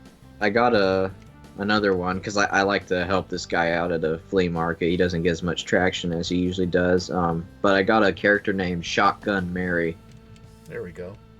which is another woman that people would complain, oh my gosh, she appeals to the male fantasy. I'm like, she's badass and she's in leather. Shut up. Speaking of which, my wife was watching like these videos where they show like 10-second clips of every game for a console, and she saw some for Genesis and Super Nintendo, and she's like, so why do they keep complaining about there not being any women in game, and like female characters in games? Because look at all these female characters in these games. Yeah, there was no lash. She's like, whatever that person, whatever her name is, that always complains about it. Maybe she needs to look at this video. I mean, I can tell you why. It's because those were the people that back in the day were the people that were making fun of people that played video games. They did not have any interest in this hobby. They only took interest when they got older and realized they could use it to spread bullshit. That's it. It was also like when the hipster craze was coming, and it was cool to pretend that you still like things from your childhood. So when they would wear like Darkwing Duck t-shirts and talk about how they had an original Nintendo, because that's what they called it back then, and they remember somebody played Mario once or twice, so now they're diehard gamers because they remember playing the original Super Mario Brothers in the 80s. That is, what is it called? Poser. Not basic, but it's like a normie. There we go. It's like that's like a normie. It's like, oh my god, you play Super Mario Brothers. Do you know any other games besides, the most popular character? Well, the era that Scratch Point is talking about, it was like if you didn't play Madden and Halo, then you were yeah. It's like, you play Final Fantasy? That shit's gay. It's like, all right. I guess I missed that train, but sure. Yeah, it's pretty gay. Me playing as this scantily clad woman beating the shit out of monsters. Well, it is because it means you're secretly a tranny. Oh, Yeah. God. I saw somebody, I don't know if they were just trolling or whatever, but I saw somebody say that men play female characters because they really want to be women or something like that. It's like, that's not... Are you joking? Oh, wait It until reminds me of a King of the Hill episode where he was talking to everybody else, and he caught Bobby playing a game. He's like, he was playing a game called Tomb Raider. You play as a girl. But she has double pistols.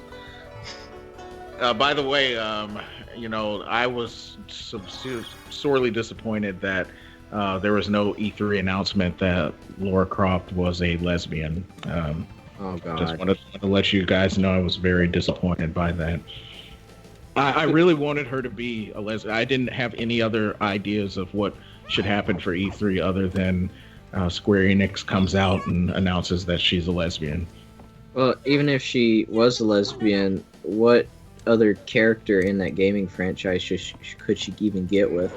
You see, the person that makes that kind of comment is the kind of person that doesn't play the series. Yeah, basically. I played the new games, so. So, who would Lara Croft have an interest in? The dumb bear in the beginning of the first game? Well, there's that. Oh no, that guy died. They tried to do something similar with Samus, and then that disappointed people when. Well, she was trans. She wasn't just a lesbian. Well, yeah, but then they also wanted her to be some kind of other LGBT. But then when Other M came out and they revealed that she and Adam had a relationship, and they're like, oh, it was disappointing because what was that game that you Let's Played? Metroid Fusion. She had mentioned that guy, but she never said they were in a relationship in that game. And then later on, they're like, "Oh yeah, we were boning." To me, I kind of preferred it if she just wasn't in a relationship and just was a space bounty person. People did complain about that. They're like, "We don't need Samus to be in a relationship."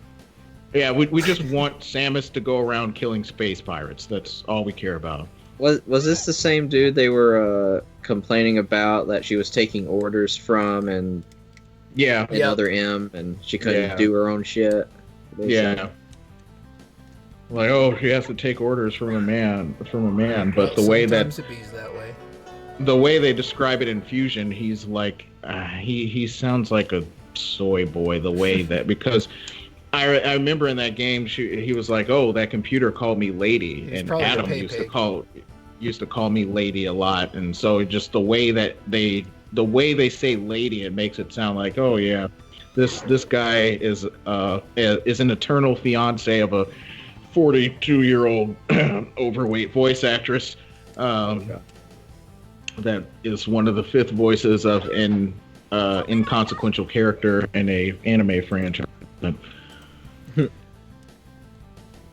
I was like, I don't See, that's know the thing. why you're It's getting like, upset about that. she's a bounty hunter taking orders as their job. Yeah, it's like they don't care. Like there's no context that can fix anything because context just doesn't matter. Yeah, remember when somebody had said that? Like, I don't care about context or whatever. Yeah, I forgot who it was, but that was a pretty amazing take. Well, there was also that other guy who was really annoying that I wasted too much time with when I had a Twitter account, who was also like, we've learned everything. Yeah, we've learned everything we needed to learn. Yeah. We don't need to learn anything anymore, guys. We're done. It's over. There's nothing left. Good God. and he didn't want to answer my question when I got him into a trap, because the context was we don't need to learn anything else about transgenderism, because, and he later expounded on that by saying, even if we find out that there's something that is contrary to the current narrative, it's a waste of time anyway, because research on trans issues is a waste of time. Settled science. Right. So even if they change their mind later, it doesn't matter, because it's already been settled. So when I said, well, how much trans research on gender issues and transgender academic peer-reviewed research have you done? And of course, he didn't want to answer that. Because the answer is obviously none. Yeah. So he kept trying to dodge, and he was like, oh, well, you know the answer. Stop trying to ask me. You know the answer. But what's wrong with just saying it? Like, that's... And then...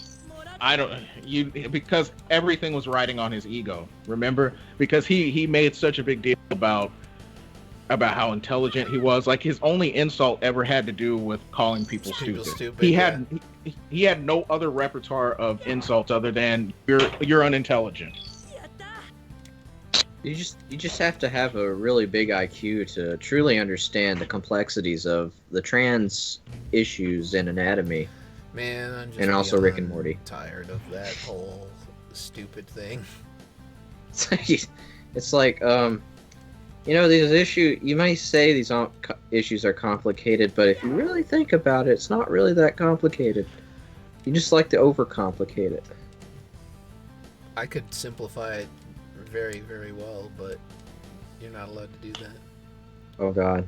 Things aren't allowed to be simple, because then, you are what you're born as. Because then you couldn't educate people. There's your education. What you think doesn't really matter within the context of aspects of your birth. And even after graduating school, the educational system is still failing me. Well, given your locale. Yeah, it's one of those things where that's an easy joke. It gives something for people to feel superior about. There's a lot of things where people do that. I've even seen people take superiority based on which console they support. So I mean, there's always somebody looking for some way to feel better than somebody else. Was it really that bad in like the Genesis versus Super Nintendo days? Like I don't feel that there was that much. I used to go to my friend's house and play Genesis, even though I owned Super Nintendo. I wasn't like turning my nose up like, oh, you guys own a Genesis? Like, no, let's play some Sonic, because I never get to play games like that since I don't own one. Yeah, I guess this whole marketing, I mean, that was more of a, they're the ones that amped it up, but there was I never felt any like animosity with people that played. But then again, back then it was a very small circle of people that that I knew that played games. So yeah, I mean, it was more of a a smaller group of people. Yeah, now it's like you come across people who you're not friends with, of course, that also are into gaming, so it's easier to get into adversarial situations because they're people that you don't like or don't respect, or vice versa. Like how I've seen a couple of people who were in the chat who were like, oh, we should have a remake of Chrono Cross because I love it, and anybody who's listened to streams that I've been on knows that I have very strong opinions about Chrono Cross. Yeah, I mean, I don't like it, but if somebody, if that's their go-to game or whatever, have at it. It's not ruining my life. I mean, it's a video game. That's just one of those situations where it's not that important. Things I exist think that I don't like.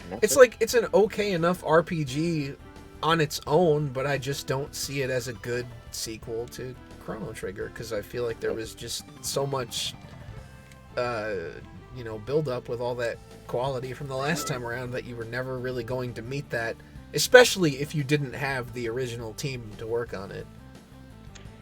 Yeah, I think I don't think it was even an issue of the original team of why I don't like my issues with Chrono Cross, because the important people were still there. Some of the important people were still there. At least the people that could continue the story because Right. those people worked on the first one. But They were there. I mean, I know the graphics aren't everything, but I just don't like that they had a completely different artist they completely changed the style of the characters. Like they went from distinctive Toriyama artwork to the most generic anime character style. Oh god. That's all of Twitter right there. Well, no, I really feel like if you look at the Chrono Cross character portraits of like just the main party, like the main characters, there's nothing that's really, I don't know, there's just nothing to me that stands out about the characters. They remind me of like those how to draw manga book characters, like just the basic shiny eyes and it's kind of like when they made that new Sailor Moon show and they looked all weird. it's hard to update that old animation though. I mean, in those things like Dragon Ball Super, it looks okay, but I prefer like the best examples of classic Dragon Ball Z episodes. And everybody has kind of acknowledged that at least the impactfulness of certain like fights in Dragon Ball Super are not there. Where, like, example in this is even an issue in my opinion of Dragon Ball Z. But if you compare like the Saiyan saga to Dragon Ball Super, that even though they're much more powerful, the fights are not as impactful. Well, I think it's gotten to a point where it's like they're too. The power scales have just gone out of control. I mean, I get that, that in that kind of series where it's like battle power is the important thing, that they kind of had to keep upping the stakes, but it gets to a point where it's like you've just gone beyond what's reasonable even within the confines of the series. Yeah, like the Cell saga was the last time I think that they tried to make it about something else.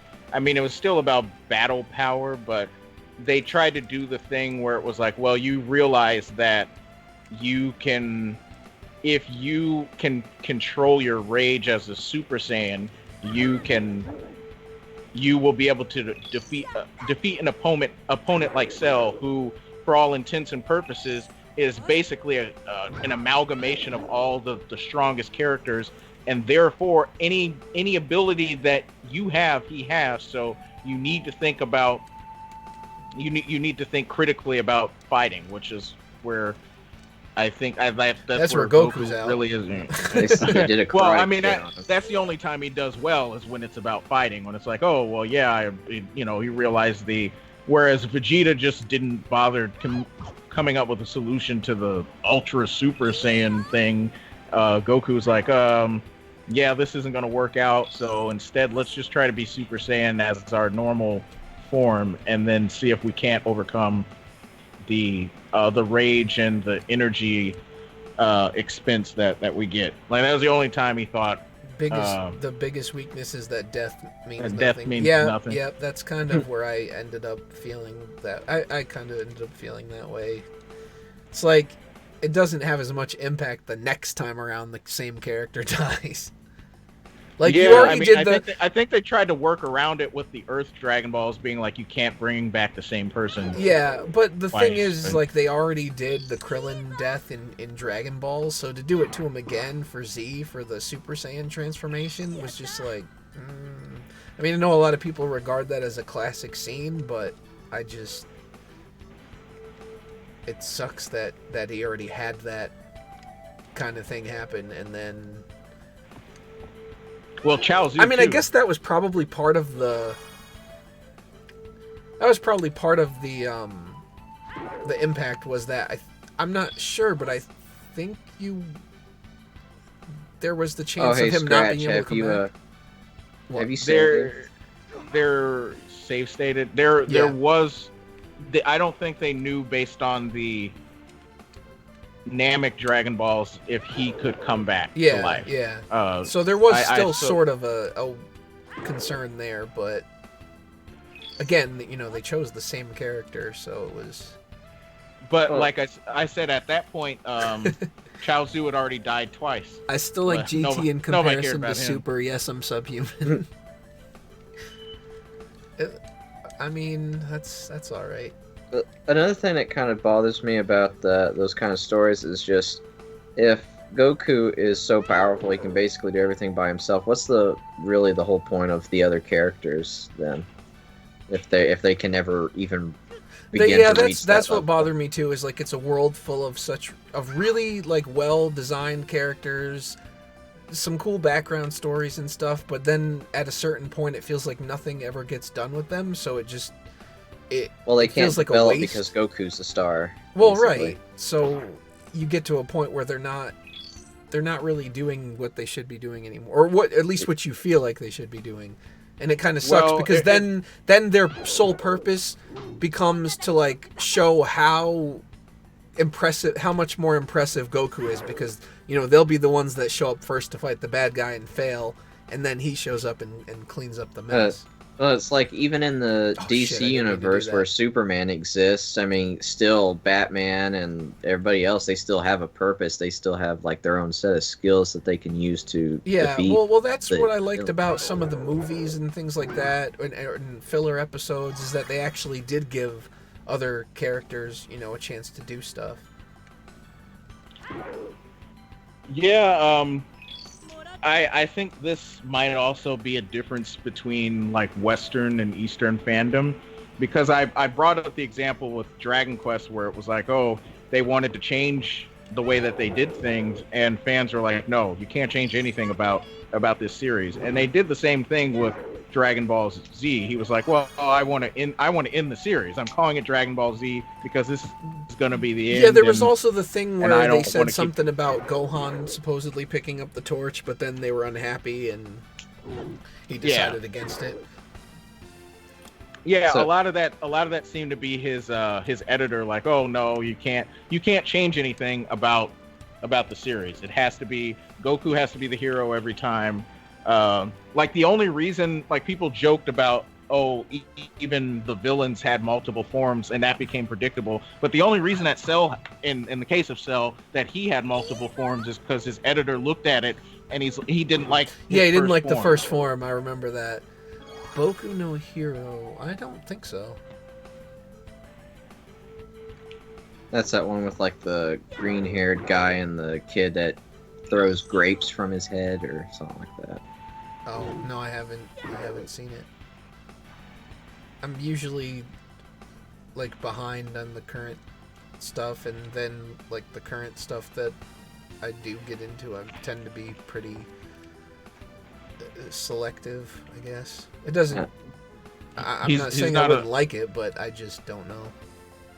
He's not a soldier in the Weeb Wars anymore. I mean, I've just never, anime's not like my main thing. I like some of it. I watch some new stuff from time to time, but it's like, I don't know. I've watched so much anime that when it tries to get serious, it's just so cringy. It's kind of hard for me to get into it because I'm just like, oh god, they're going to try and be serious and talk about friendship, and I'm just going to just Thanks, I be appreciate sitting here it. like, Well, Like, I mean, that that's happens- like, I guess that's more That of happened with the Baki.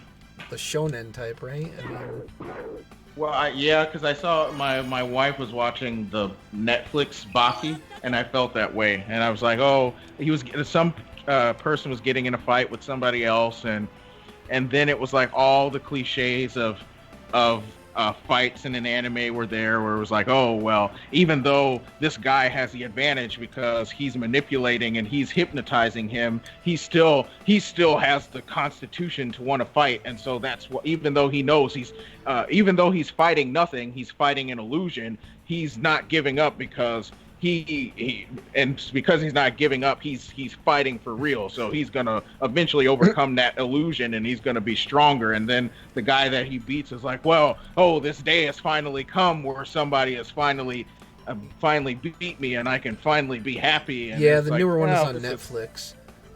If you're watching Netflix anime, I would recommend. Oh, what the hell is that one with the detective? It's like a shit. It's like a cross between detective story and sci-fi / fantasy. Something B or something like that. Be the Beginning. There we go. That's what it is.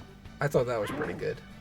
Yeah, I personally like the one with the red panda, Aggretsuko or something like that. Isn't that a cat? No, is it a panda? I don't know. I think it's a red panda. Okay, I didn't watch it, but I saw the Cause- little trailer thing. Because it was like a little cute girl panda doing like screamo death kind of music, and I was like, okay, I can get into this. Because I felt frustrated and I've had to listen to metal music myself, so I kind of was like, okay, I can kind of relate to this. There are a couple of series on there that I'm meaning to catch up on. I want to watch Violet Evergarden and season 2 of shit. What the hell is that called? Seven Deadly Sins. Yeah, I've watched the first season of that. I kind of didn't really care for all the unnecessary groping the main character did. Oh come so on! I'm all about that now, just because it makes people angry. Like he's No, just young you- Master Roshi. That's it. I mean, You have to call it gross. You have to say, "Oh, this is so gross," and I mean, look, it's used for comedic purposes. Sure, you could say it's juvenile, but whatever. I don't For think me, it ruins the series.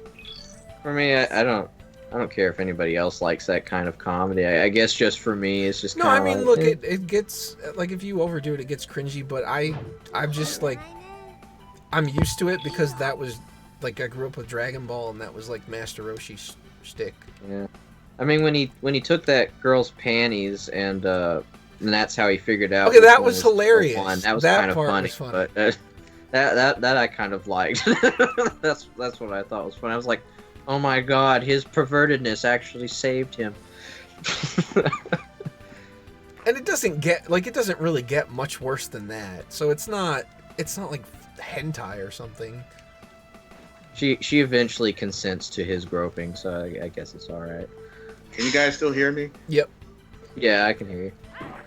I had to switch my headset. I think it just like there are things where it's stupid, where you watch the series and it's stupid and you're like, yeah, that feels really forced, and so it gets in the way of things. But I mean, it just depends. It just depends on the series. It's just kind of like one of those things. Like, for instance, I absolutely hate The Walking Dead. I cannot stand that show, but I'm not going to, like, turn my nose up at people who do like that kind of stuff, because I'm pretty sure I like things that other people don't like the show Gotham. I really enjoyed that. It's ending. Yeah, and I hate that show. Plus, I mean, it's a very interesting world. There's a lot of interesting characters, and I think the story is interesting enough that it just doesn't really detract enough from it. Like if it was just a series where that's literally, that's the plot, like all right, then I'm not I about kind it. of liked. I can't remember his name because I can never remember the names of anyone in an anime, but it was like the tall, I guess, spiky, white-haired guy with the red. Bon. I think so. Yeah, He was like he's like the immortal anchor or guy. something. I thought kinda his reminded- story was really interesting. Like he drinks that water, the fairy girl that he's all into sacrifices herself, and he's stuck being Yeah. Fairy alive girl. forever. Like he thinks that she drank it, but then she Yeah. goes over to him and ends up giving it to him, and That is He that kinda is was- tragic. Isn't this more or less what happened in Romeo and Juliet? thought he drank something, he drank. No, Yeah, it's like except Romeo got the fountain of youth or whatever. I mean, that's not what it's called, but it's well, I mean, no one died from a drink. It's just that the fairy girl that he liked ended up getting killed by a monster, a demon. and the only way that they could be saved was to drink the water. It was like the Fairy sacred girl. water. Should I be reading something else into this? No, she wasn't gay. Although I'm And- sure and some yes, people will probably pull the she's underage card or whatever, but it's the whole actually hundreds of years old. Actually, Oh, okay. So they're pulling a Madara, and I have heard people say Alfred is the best part of Gotham. And I'm inclined to believe them that that's probably the case. I just got tired of it after the first season. Somewhere in the second season, I was like, yeah, this is not going to work for me. Yeah, I kind of like I kind of liked all the characters to some extent. I understand that maybe some of the tropes that they had in the show was kind of annoying. Merlin but, is the man. Wait, woman. Sorry. But yeah, that character in the Seven Deadly Sins. We're getting some static. Past, but he kind of covered it up with humor. Is it gone? Yeah, it's gone. Yeah. Oh, I thought you were saying that. Wait, what? Well, I've managed to go down some floors here. I don't even remember what floor I'm on. Looks like you're in the teens or the 20s. Yeah, I just kind of stopped thinking about it. This has been a very distracting conversation. Well, let's see. ReZero Season 2 is coming, and Don Machi Series 2 or Season 2 is coming, and those are two that I'm looking forward to seeing. Who's looking forward to the live action Cowboy Bebop? Oh God, just please America, stop. I'm looking as much forward to that as the live action version of The Lion King. I think both there was of them a thing we all needed. They both shared the drink.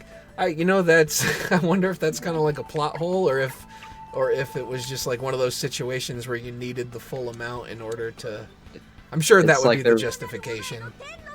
There's only enough for like one dose. Person, yeah. I get it. I played Golden Sun too. Spoilers.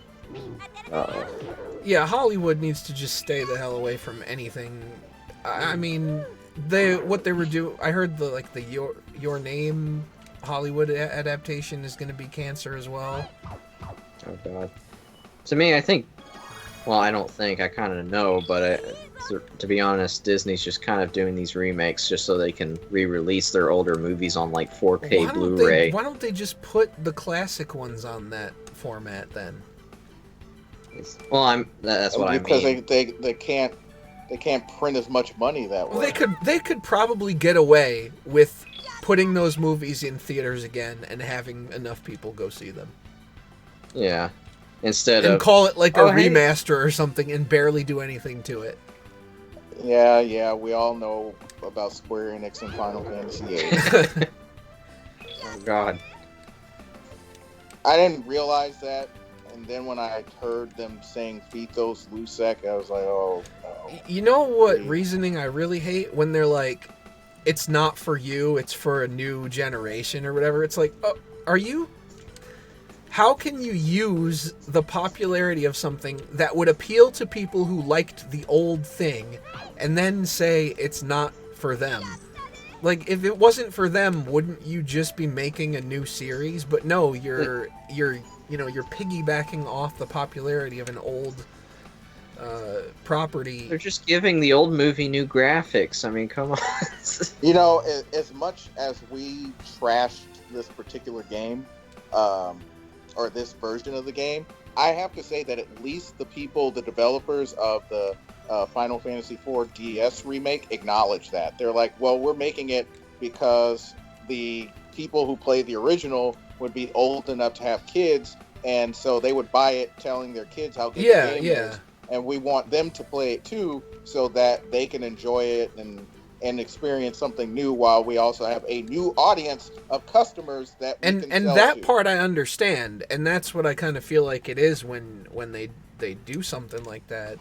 You're obviously tapping into the hope that people from that generation will remember it and probably take their kids or something, but now you're just doing it in a way where it's like it's not going to do anything for the old audience except probably piss them off. And also, it's like, I just lost my train of thought almost immediately. I don't know. That slips away. Don't you hate that? You have an idea and it just immediately leaves your brain. Yeah, I've been there. Well, my IQ is so low, I don't have a brain to use. Oh God. Maybe you need to find the Wizard of Oz. And I need to stop inherently committing crimes. You're committing a thought crime. It's like you can't even read my thoughts. How the fuck is that A supposed thought to work? crime or a thought A crime? thought. Yeah, The brain thought crime. that reminds me of how Jamie Markey constantly uses thought in a way to seem snarky, but then it just seems like she doesn't understand what thought means. It's probably she'll because she use doesn't that have very thought. many thoughts. Oh, God. Because she is the thought. Oh, man. Can we just go back to calling people whores? It's like I'm kind of getting tired of the word thought. I keep getting confused with the other word. It's like I don't know. It's kind of like meat and meat, but Yeah, all the new Just- terminology I don't know, just like- is. It's not that good. it's Or just how- like I know people use thought as kind of like a trolley thing, but when I hear it, I'm just like, this doesn't even sound grammatically correct. It doesn't, because it means that hole over there. Yeah, So- it's Like, yeah, exactly. I even looked that up, and I'm like, oh my god, this is just stupid. Call me old-fashioned, but I don't. I like to actually say the full words, instead of What you mean? You don't Doing want to text speak language. in text language? yeah, exactly. I mean, I understand speaking in text language when you're texting and you don't want to write out the full word, and Excuse there's a me, I character limit. identify as a ninja. Your ears don't have a character limit. Ninja, please. Guys. Oh no. I identify as an Apache helicopter. Haha, this is an original joke. Yeah, that joke. was Oh played boy, like they 7 really million times I they heard drove it. that one into the ground. I know, even it got to a point where I started agreeing with like the trans SJW. Oh, It's now like, you've yeah, gone okay, too that- far. I know. Insert meme. Insert that when you What have agree you been with your watching? enemy ContraPoints or something? Is that what's going on here? Well, Ew, come on, gross, guys. no. After, I used to be a very radical conservative, and then I started watching ContraPoints, and I really, And realize that have some men are really women. I realized that it's okay to, guys, it's not gay if the penis is feminine. Oh, yeah, I there you can't go. stand that. I mean, like- it is a girl penis, so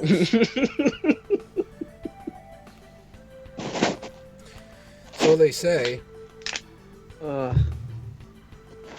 like we get to the point where somebody says this unironically.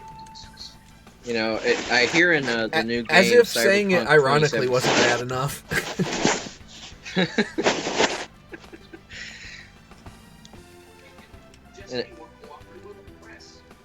All right. Well, now in the game Cyberpunk 2077, you can achieve your feminine penis fantasies. People are saying you can create non-binary characters or something. No, it's just that nothing's gender Yeah, locked. I It's was like, not what do you? anything like that. But Okay, that's their so- thing. Like that's what they'll call it. That's a win. I mean, you could do whatever you want with it. I mean, it's supposed you can use your imagination with it. That's what a character creation thing's supposed to be. But it's not like that was the point of it or anything. I mean, the difference is that instead of saying male or female, they'll say, "What are your pronouns?" Which, gameplay wise, don't really make any difference.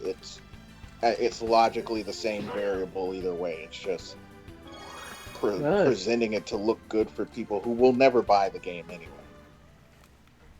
Well, it's kind of funny. It's like, well, if you know my gender, then wouldn't my pronouns be obvious? Well, I'm almost back to where I was, and I have saved. So this is not bad. Are traps gay is actually not a rhetorical question anymore. Oof. Well, they better apologize to that guy they banned for asking Jesse Cox that question. Now, I just can't trust anybody named Jesse anymore. We've got Jesse Pridemore and Jesse Cox. Oh God.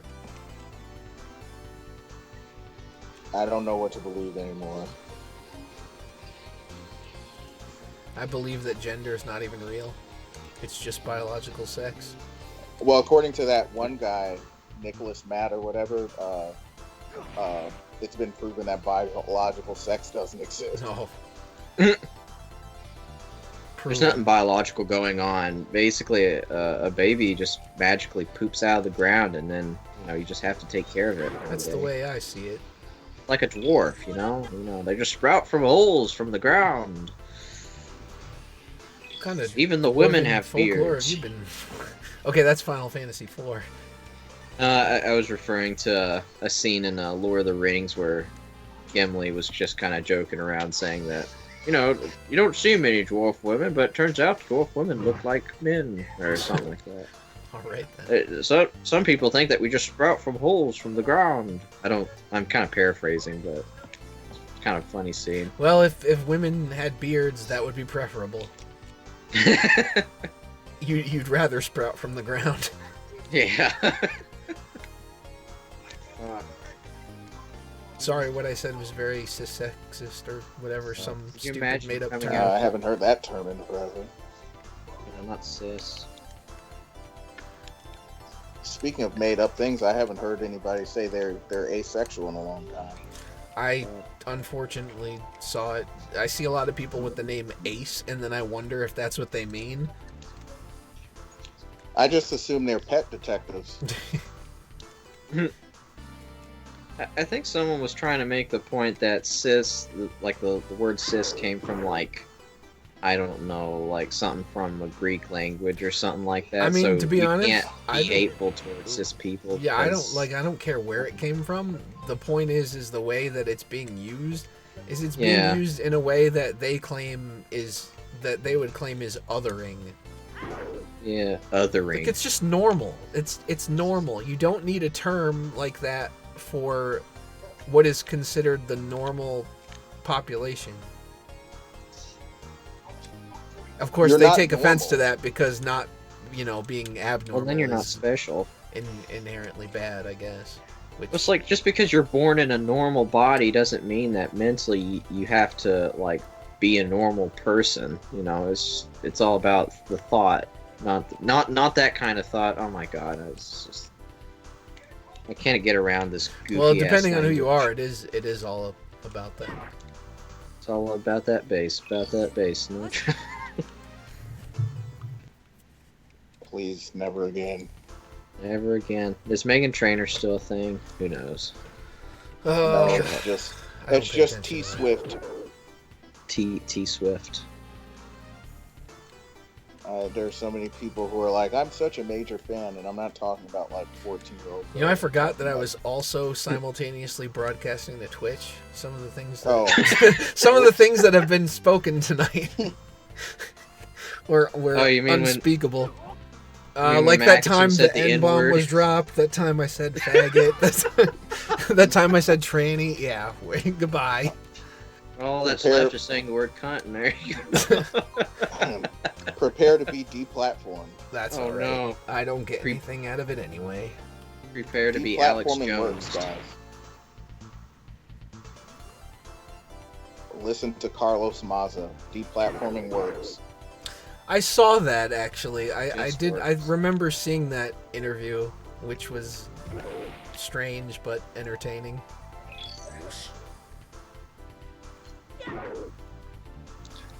How nobody thought that was anything other than a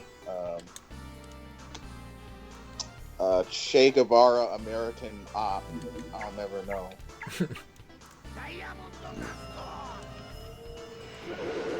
I remember we have to be Twitch appropriate now, so.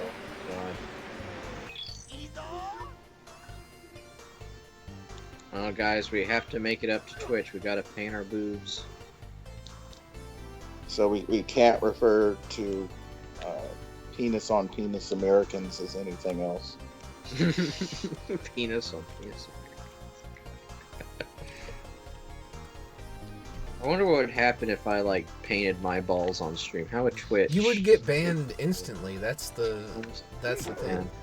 Call it But a then you feminine could start a penis. movement like balls aren't inherently sexual and Free Yeah, you blue balls. You can say women have balls too. free the testy. Women have balls. It's on their chests. No, they can have testicles now. That's Oh, they have Yeah. they have feminine balls. Yeah, yeah, there you go. They're called ovaries. Remember that one guy that was hitting on that other guy, and he was like, "Oh, she has a very lovely feminine penis." Yeah, that was disturbing. What? I can't remember in What features? context this was, but I know it was on Twitter, where some guy was. What features Wow. make a penis feminine? It's like size, it's smoothness. What? I'd rather not think about it, to be honest. Come on, we got to get into nitty gritty details about penises, guys. It's 2019.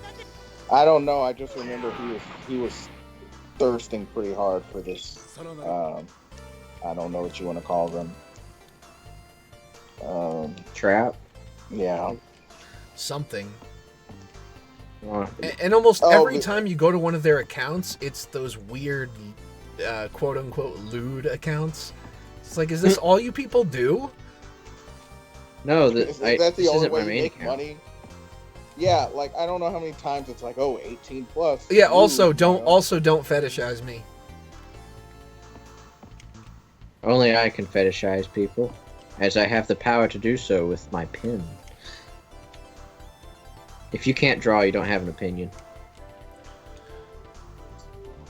I bet you that all those girls have all those profile have a pull account though. Hairless, oiled, Or and reset perfumed error. makes it feminine. Ugh. Well, now I know. And knowing's half the battle. That's a Gee, battle I I'm dang. okay with losing. Sometimes you gotta lose in order to know the importance of winning. I think. I don't know. I was trying to be profound, but of course it failed. Good A for effort, I guess. Yeah. Yeah, you did the best you could. There A was an for effort. attempt. There what? Yeah, that's more than what most people do. Yeah, I never attempt anything. I attempt at lying to my followers about how I'm empowering women by painting my boobs, but other women doing it for work at a convention, that's no good. Yeah, I can't take things like that seriously. It's beyond ridiculous. I can't take her or her vegan ass seriously. And she's got a whole lot of it Yeah. to not take seriously. That's a lot of meat for being grass-fed. Holy shit. Well, they say all natural feeding is the way to go, so I guess. I can draw, I have an opinion, and woohoo. Well, it depends on which side of history you're on. As well. There's I'm apparently always on- layers. There's layers of oppression. They did that with the fat acceptance movement. They said there's layers of fat oppression. Yeah, where it's like small fats and I don't even know what they called the other one, gigantoids or something. I don't know. I can only imagine if they made like a Yu-Gi-Oh parody and they're like, well, I'll take your black woman and I'll raise you a black woman tranny. I'm more oppressed than you. Oh boy. And then we will hear nonstop about the Stonewall riots and Oh, that's why you have to add the stripes to the flag or something. Tear down this wall. It's like, do you? It's kind of a defeatist argument. It's like, wait a sec. I thought the whole point of your thing was inclusion or whatever. So then, by default, everybody that falls under the under the rainbow, which is quite literal in this case, would be, represented or whatever. But now it's like you're dividing by each and every little difference to the point that you're now putting in part of an identity that has nothing to do with it. It's just a complete joke. implying it was. But that's all that can ever really happen is you just have to keep dividing and fractioning off your parts until there's nothing left. Or Well, well, they are actually until you get to the individual. That's the breakdown. Yeah, Hippos which are- is where we wanted to get to in the first place, but they don't want to go there. they don't want it to be about the individual because that might change their victim narrative. I mean, the world has just gone all kinds of wrong when I don't know, even discussing any sort of emotional thing has become somewhat cringeworthy. It's like you just ruined it because now you can barely ever tell when somebody's just trying to take advantage of something or not. The safe bet is to always assume they are. Yeah. I add a gauntlet of faggotry to my homo dancer. He gains 500 attack points. See, now that's better than what I was coming up with. The Virgin Killer sword, though, is still on the table. Match that up with the Virgin Killer armor set. That would just be the sweater. Yeah, but you see, in video games, the less a woman wears, the more protected she is. Hey, I think this is the furthest that I've been. Might want to save. I just did. I think the glitch came on the last floor, if I'm not mistaken. Maybe it was this one. The glitch gremlin is at it again. No. Do we need a glitch gremlin slayer now? Yeah, we sure do. And then we need to have a guy come on YouTube stream and eventually start crying. God. Those were That was pretty funny, two huh? very good streams. The Renegade and the Goblin Slayer guy. I personally like that one where you were, I don't know, what was it? The kid called his dad a faggot, which he was, technically. And he was just going on about, and he was adding in these unnecessary details about cooking something. It was some article, right? It's like, oh great, now I get to hear about how this guy was called a faggot by his own son, and also now I know how to make this thing. That's neat. There's one more person that I might try to get, and that would be that Penguin Truth guy. Oh man, that guy is. Because the only thing I'm going to ask him is, okay, show me one legitimate situation of a fan making a complaint about Vic. And there's going to be none, because there have been absolutely zero. The only thing that exists is that anonymous Tumblr blog. That's it. Where they couldn't spell his name correctly? Yeah, anytime that they've claimed there's a fan complaint, it was from a photo that somebody else took and then said, oh, this is an example, and then the person that was actually in the photo came forward and said, no, don't use that for this. This was completely, my choice. My body, my choice. I just want to see what his argument is going to be. I imagine it's going to be laughable.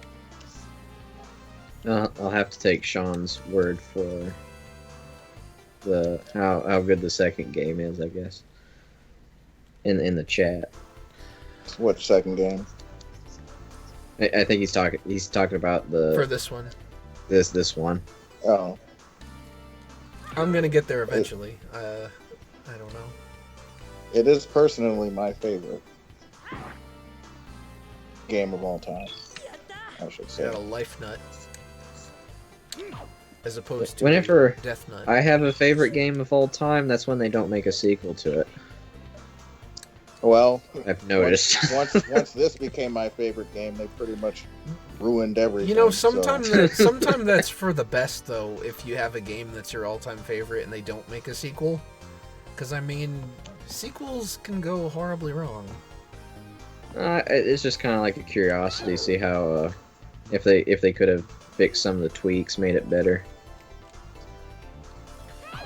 Yeah, I actually haven't really caught one of those streams in quite a while. I mean, if there's something big, new information, then I'd like to know. But other than that, apparently, Spooky Weeb Trash has went to his booth for the second time the Nick streams about the whole Nick thing. I mean, I'm pretty much like there's.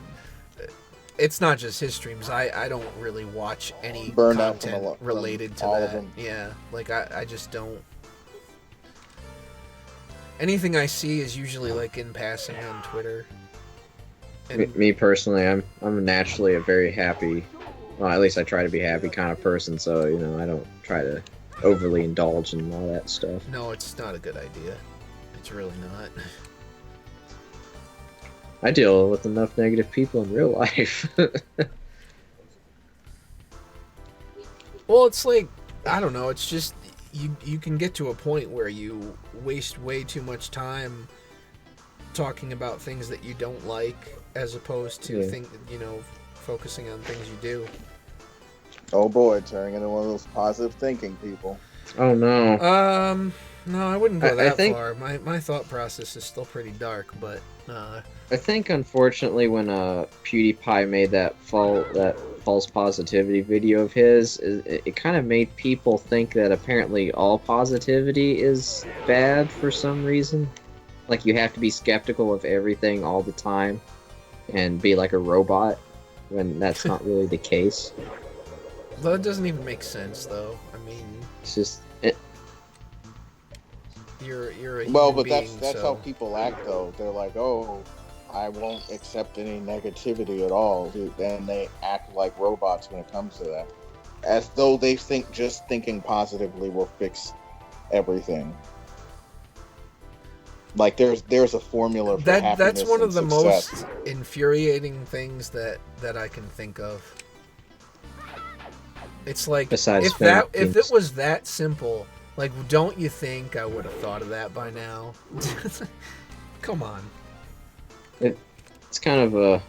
I remember growing up in church, and I kind of got a whiff of that. Like all the songs were like, well, as long as you believe in Jesus, things will be okay. And I'm like, bitch, please, the Son of God got nailed onto a plank of wood. And I know it was good. It ain't always And he's good. That's and a he country said song as right much there. himself. Like, yeah, you're not gonna. Your life is not gonna be perfect. The whole prosperity gospel garbage, where, oh, you're gonna get a car. No, Sometimes- it's not. Sometimes life is going to suck, but you know what? That makes the good times sometimes better, Gives you a bit more of a comparison than if it was just good all the time. Well, I mean, you can't really learn to appreciate things if you have nothing to compare it to. So yeah. there is some truth to that. Ironically enough, that's how I found one of my favorite bands, is because I'm like, this music just all sounds the same, like the same kind of breathy, weird voice, and there has to be cooler Christian Hinder or music. something. No, no, ASMR. no, just the Christian music. I'm Just being it all kind of sounds the same. But I did used to listen to Hinder back in the day, but it is what it is.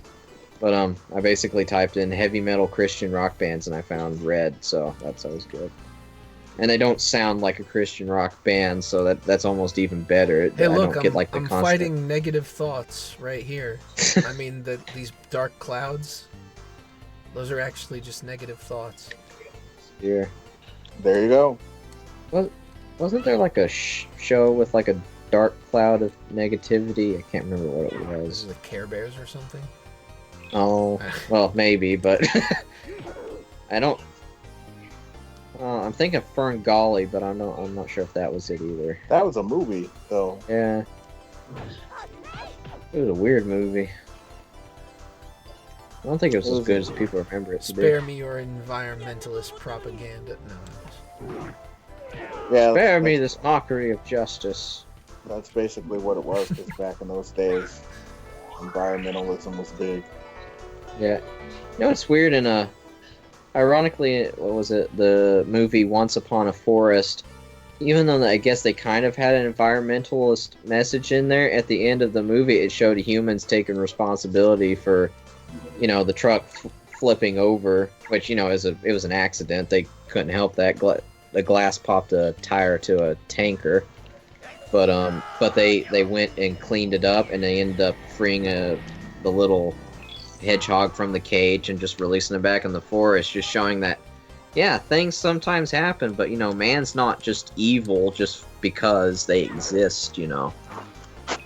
But then we can't hate each other Oh easily if we come to that realization. God, because hate is the thing that's worth everybody's time, I guess. Mhm. But we've got to end hate. Makes the world. We go gotta- on. we gotta keep hate so we can constantly end it. That's how life stays in its perpetual motion. Keep hating so we can stop hating. Yes, I have to. The if- hate to if- end hate movement. That's how I make monies off my stickers. I gotta make these stop the hate stickers by creating more hate. That's how capitalism works. The blank to end all blank always works well. Oh, and boy, it worked can- well in can World we- War One. Can we coexist now? Oh God, Oh no, these guys are tough. we can only coexist if we buy the bumper stickers, guys. It's such a positive and well-meaning message. Meanwhile, the same person who has the coexist shirt on is also talking about how much they hate, Christians, even though the T is is made up of the cross. Do you think I actually have a chance at this? These guys I can barely damage. It can be tough, but yeah, you just gotta manage your inventory. Oh dear. You can do this. I believe in you. Restera pedo Discord scandal. I have no idea what that is. Reset era? Yeah. Resetera. I don't know. I'm Reset terrible era. at reading, apparently. I can't even do that. Yeah, I guess that's not a surprise anymore. All those people have those little pedo It's like skeletons always in the what closet. happens. Here recently, it seems to be the people who advocate for putting, or the people who say that, oh, this is a pedophile thing, they end up being the pedophiles. So it's kind of weird. Yeah. Apparently, drawing a cartoon that may or may not be of an underage girl is bad, but Oh, there's like a siren out there. actually doing it to a real person, that's okay.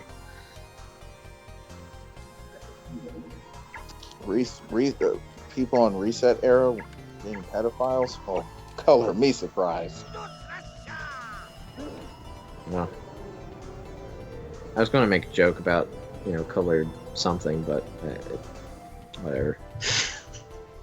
About coloreds. Colored something. It's like, I don't know. I was trying to think of something Genie or the for that. Thunder But I Genie. couldn't think of it.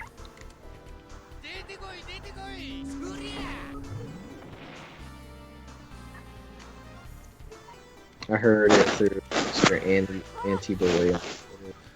Yeah, I've seen people sharing some posts around regarding that. It's quite the situation, but pretty much completely expected at this point. Yeah, I mean, what was that Discord that got either was exposed for pedophilia or zoophilia or something? Oh, yeah, there was They one other. pretty right? much just and then Discord didn't do anything about it. There seems to be Yeah, so and many one of cases and one of the that people I were can't- actually their staff. Yeah. What was it called? Who The hires Cub- furries? What's wrong with you? Oh God. By law, it's required that you put "I'm a furry" in your job application, so I can truly not hire you. I mean, it's a social media based job, so they obviously looked at their Twitter bio and stuff. How do you miss that? Yeah.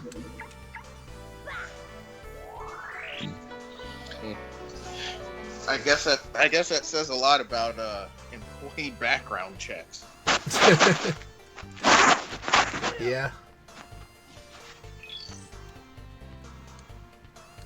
Okay, wait. What abilities does this dude have? Apparently nothing. Which dude? Raijin. Yeah, he doesn't have anything. That's sad. Yet. He doesn't have anything yet.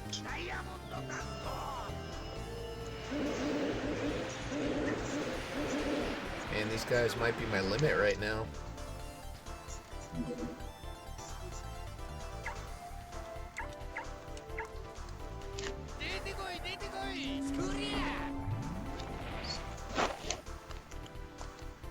Apparently, I don't know how to jump.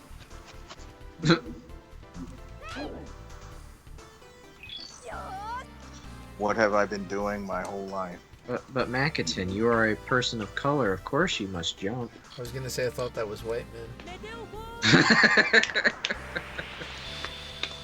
Well, you learn something new every day. There we go. Only on PBS. Knowledge makes the world go round. I actually did like that movie. Yeah, I saw it quite a few What times back movie's then. that? Oh, White Men Can't Jump. That movie. Oh, And it was one of those movies because I was really young when it came out, and so it was one of those movies where it just didn't have a happy ending just because he learned his lesson. Like he did something he wasn't supposed to and lost something because of it. So even though it worked out in the end, he still didn't get everything he wanted.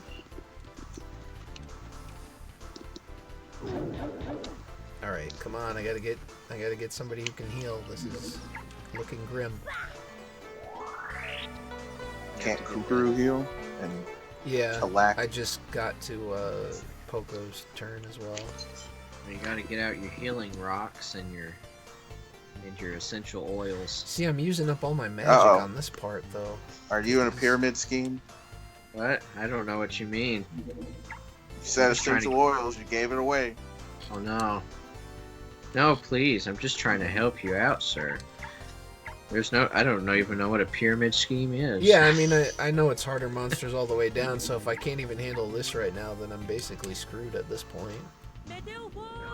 I think someone was. I remember when I was working at the gas station, someone was trying to get me in on their pyramid scheme, and Oh, jeez. I'm just like, what is? He didn't say what the job was. He just said you make money by saving money, and I'm just like, What does that's that not- mean? that's not a job, sir. And he was trying to guilt trip me into it. Like, well, you could be here for like 40 years and regret your life. And I'm like, dude, if I'm here by the age of 30, I'm probably just going to jump off a cliff or shoot the gas tank, you know. Or someone's going to smoke next to the gas tank and do it for me, There you go. like all these dumbasses do. Somebody recently tried to get me in on one. They're like, "Oh, why do you work at this dead-end job?"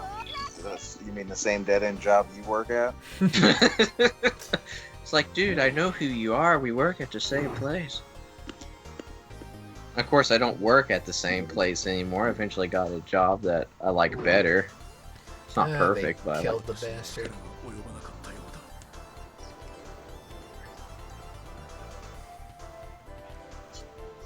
You can always go back up if you want. Yeah, I I mean, actually, it unfortunately, is might have to.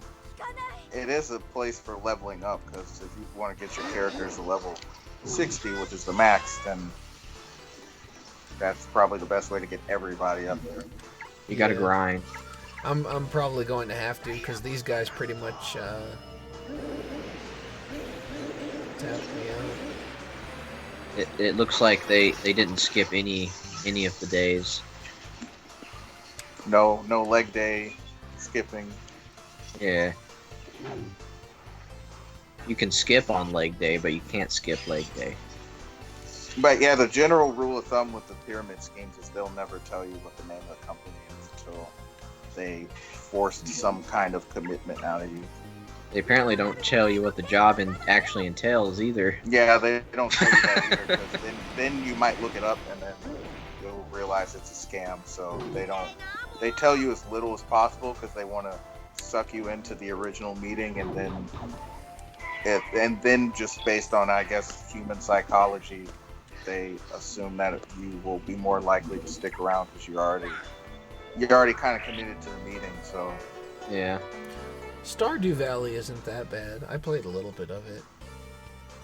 Didn't you stream it before? Yeah. I know somebody.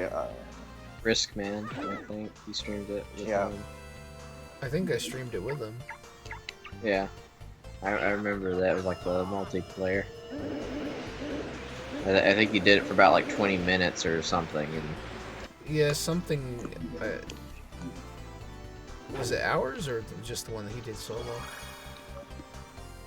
I don't even remember. I think it was yours because I know you were with him. I think I was watching on like Well, both I think yours something and was his. wrong with it. That was the issue.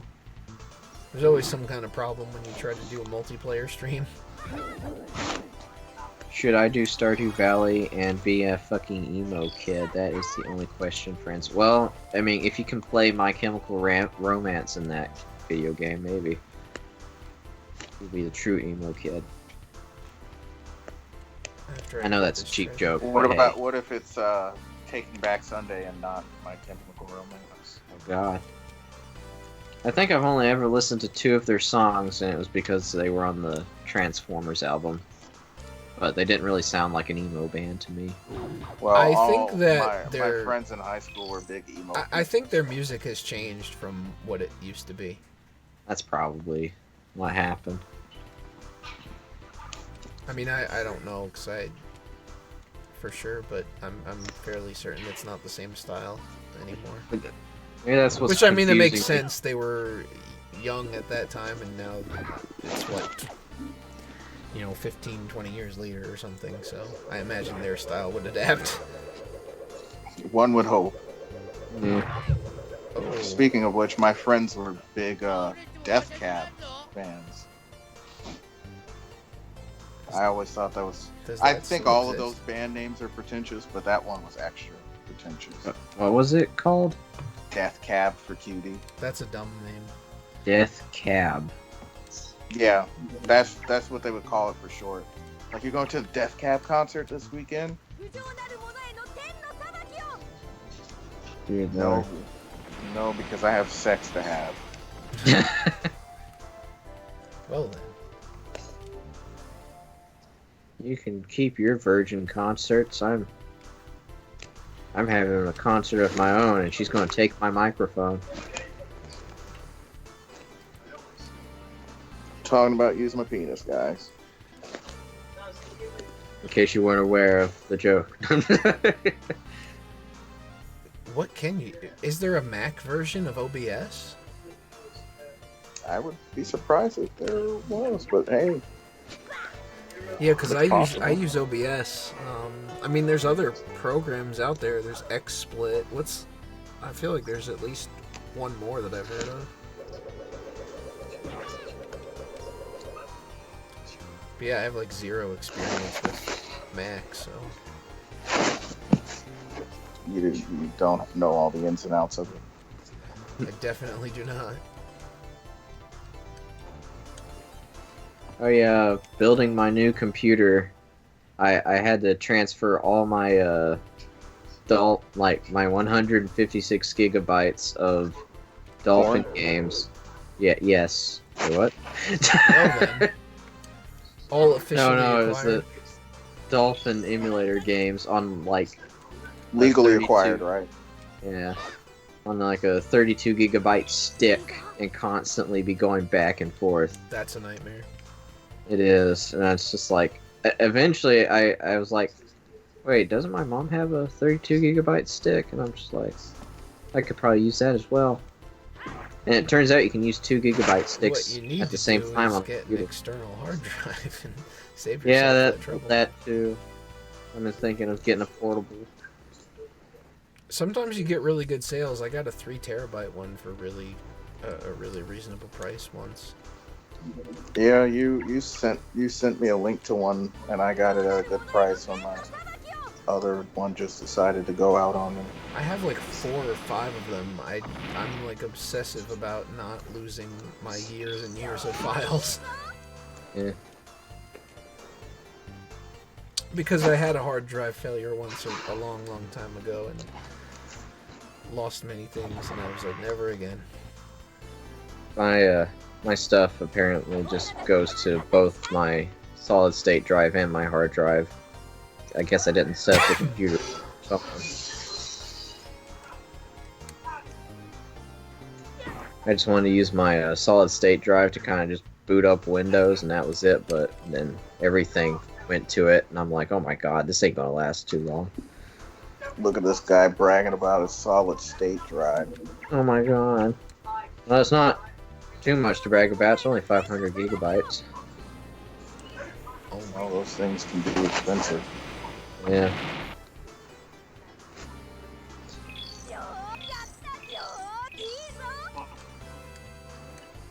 I'm just shocked I was actually able to get the computer working, to be honest with you. And then one day we're all gonna talk about how we remember when solid state drives were a lot of money, and now they're not. remember those VHS tapes, man? Now it's just $1 at the yard sale. I remember anime VHS being like $40 for 3 episodes. Has things really changed that much Yeah. in that regard? Some for the better, some not so much. I actually found they released the what was it, Batman the Animated Series on Blu-ray, and I found one at dirt cheap for $79, but unfortunately that's still a bit too expensive. Which I thought they were selling them for $80 at other stores, but I don't know. Guess because it had the pop figures with them or whatever. Who doesn't love good old Funko Pops? Those are my mortal enemy. I love non-posable figures that stare into your soul. Damn it, I can't move. Friends get me woke on programs for streams. I got a 2015 Mac about that before. Oh. It was like 20 minutes ago. Well, not really. I do tend to be behind on the times, unfortunately. Consequence of being where you're from, I guess. Yeah. The consequence of being the ripe old age of 23 years old. Well, you're just meant to be born in a different time. I was meant to be born in the Mesozoic era. What? That's where dinosaurs were. Well, you know, I want to be a long neck, you know. You are an other kin. I'm an other time kin of sorts.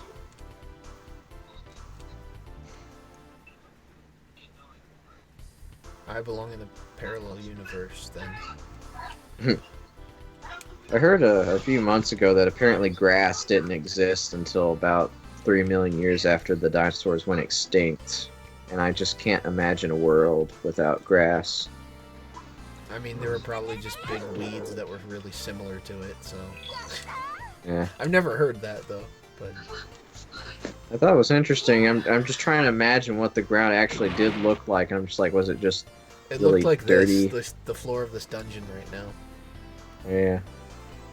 That's why dinosaurs had to have big leathery feet, because there was just all kinds of rocks and shit.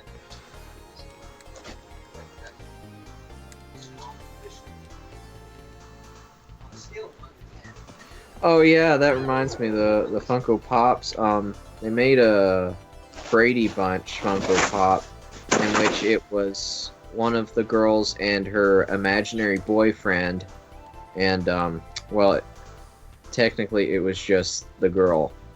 The imaginary boyfriend, it was just air. It was just space in the thing.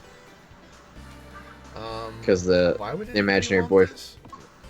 I'm just like, I mean, I guess it's kind of clever, but at the same time, I'm paying for something that's not actually even there. So,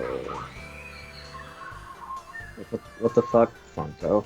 I mean, at least make it like a clear. I mean, the first mistake is parting with money to Funko. I mean, and also it's like the Brady Bunch, so it's like, why would you like that? I know I'm shaming somebody's thing, but you know, it's just like, that's... We're all about shaming here on this channel. About shaming. Oh, shame. I like that. The world doesn't need less shame; it needs more shame. If people Dinos people didn't have felt ashamed feathers. about things, they would think twice before they acted. Yeah. See how this works? Yeah, you would have less people posting about how they're in love with children or something. Yeah. I pretend to be ashamed later. Dinos didn't have feathers. I'll fight you. Well, IRL. they. I'll fight you IRL. It's staticky again.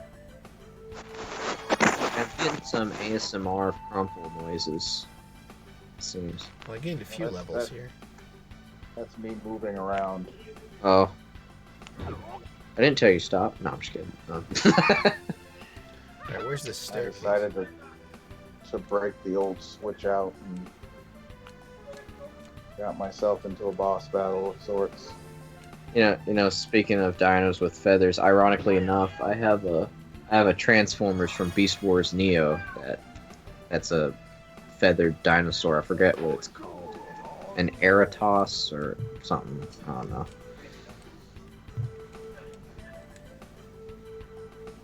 Oh, this old guy's gonna. You and your Transformers. I know. I just can't get enough of those Transformers. The best kind. The Transformers. Where's the staircase? Hey guys, Damn. You wanna it's all hear over there. a joke of varying quality? What's the difference between a transgender and a transformer? What?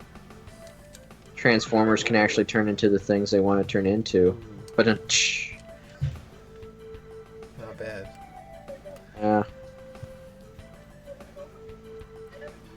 although they're You- both fictions. Oh boy. Oh no. You're gonna get somebody's gonna be typing like, every time I listen to you, you get more and more right wing. I might be right, but I'm not right winged. I'm neither a libtard nor a conservative. I am what I am. That's what I'm going to be. I am what I am sounds like something that they would say too. It sounds like Popeye. Yeah, it does kind of, doesn't it? I was just thinking that. I am what I am. Needs more spinach. Oh man. I remember I got Popeye spinach just because I thought it would make me stronger, but then I ended up not eating it because it looked like vomit. Yeah, it does. I mean, look canned very spinach does good. look pretty bad. I'm just like, I don't want to eat that.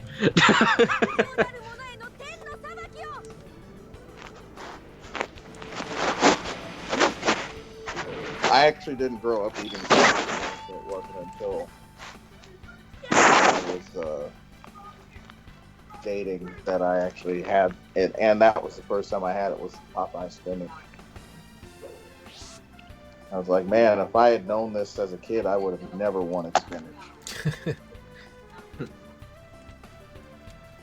I used to eat spinach on my Subway sandwiches, but it seems here recently, over like the past year, the spinach seems to be a bit old That's because and slimy. they're It's Subway. Yeah, probably why. I didn't realize that Breath of the Wild, the final boss, there's a rainbow in the background. Mhm. It's Pride Month, so this is really The contrast of beauty and rage. Yeah, to me, the final boss in Breath of the Wild was kind of disappointing. I mean, the rest of the game I liked, but that, it was just like, he just kind of stood there and just took my arrows. yeah. That's what I'm seeing here, and it's still dumb because I'm multitasking. So, but something weird happened where I wasn't touching him, but I was still taking damage, and I couldn't get back on my horse. man. These headphones are starting to kill me.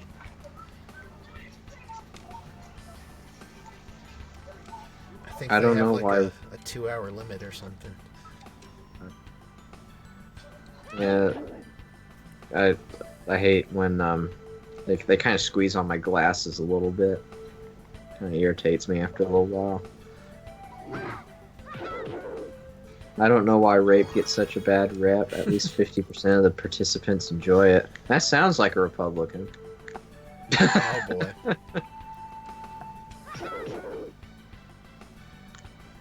I feel like I'm one of those people where no one exactly would know where they would stand with me. It's just because I just, you know, it's like I'm kind of over there, I'm kind of over here.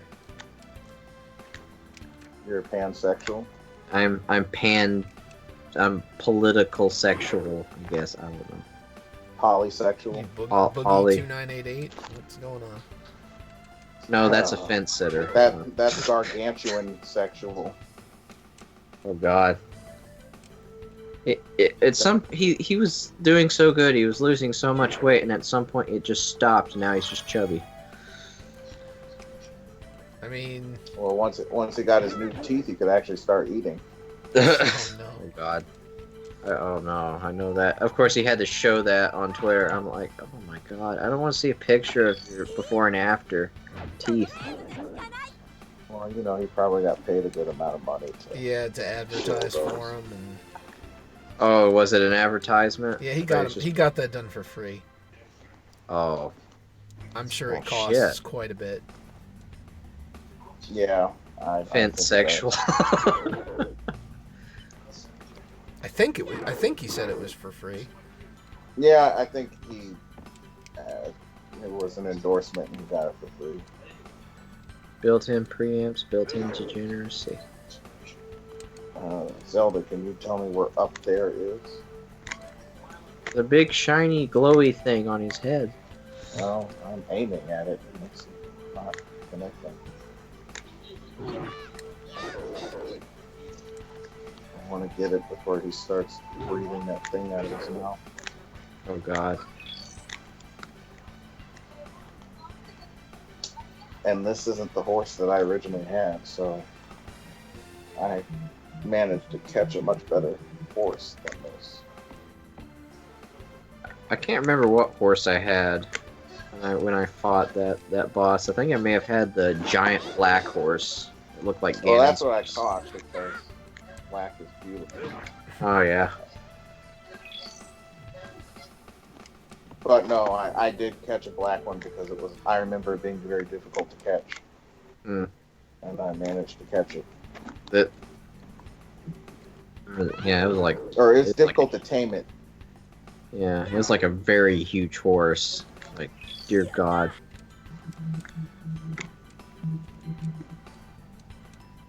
Apparently, you can find a horse goddess fairy, and you can resurrect your horses if they die. But literally, none of my horses died, even after falling off cliffs. They would just like respawn somewhere. So I think I killed one because it just would not.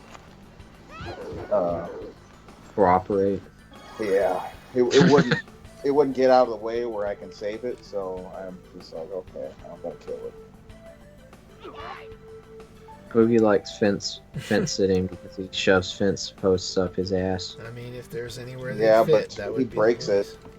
You can say he puts them in his backyard. Oh, I don't know. You can't really fence it though because he just breaks the fence every time. Humpty Dumpty sat on a fence. Humpty Dumpty broke the fence with his ass. I didn't want to make this tweet, guys, but They forced me into it. They forced my hand. It- Literally tweeting at gunpoint. It's like, come on, guys, and then. Okay, I'm backtracking. I'm backtracking. I want to on what kill said. myself. Don't send help. Don't send help. No, I'm gonna get Philip DeFranco. He'll get better help to get to you and everything. There you go. It seems like the more and more I'm on YouTube, the more and more I'm looking back and I'm like, why did I watch half the people that I watched? Yeah, that tends to happen. It's like I watched Philip DeFranco, but then I just kind of got tired of seeing bullshit every day, so I kind of unsubscribed from him. Is So, that why you were like, why did I used to watch ContraPoints? oh yeah, I never knew who ContraPoints was until everybody started talking about her, Look, and there's that's only after I there's was only one Contra worthy of anybody's attention, and it's made by Konami. like... Yeah, so when I heard the name, I was like, this sounds like a good idea. And then it was like, oh, No. Oh no, that's not the point I wanted. that's not the Contra I was looking for. Hashtag not my Contra. I mean, come on. Are we really supposed to sit around and pretend that that's a woman? Is that where we're at Yes, now? Queen. And it somehow Slay. makes everybody feel good to Well, act like that. she does have a feminine penis. We could just Well, get what's outta sad is like these people, like these YouTubers I used to watch are all on like that. Oh yeah, ContraPoints is so insightful. here. What are you talking about? They can't even figure out what gender they are. I know, like, when Lindsay Ellis always has to, like, shoehorn her into every video she makes. Like, oh my goodness, ContraPoints is so wonderful. And I'm like, I don't give a shit. Why I don't you watched shut the up and video. take another hot dog to the face, bitch? I watched this video she's not to talk shoehorning about Mars feminism Girl in and anything Transformers, not ContraPoints, okay? Come on, guys.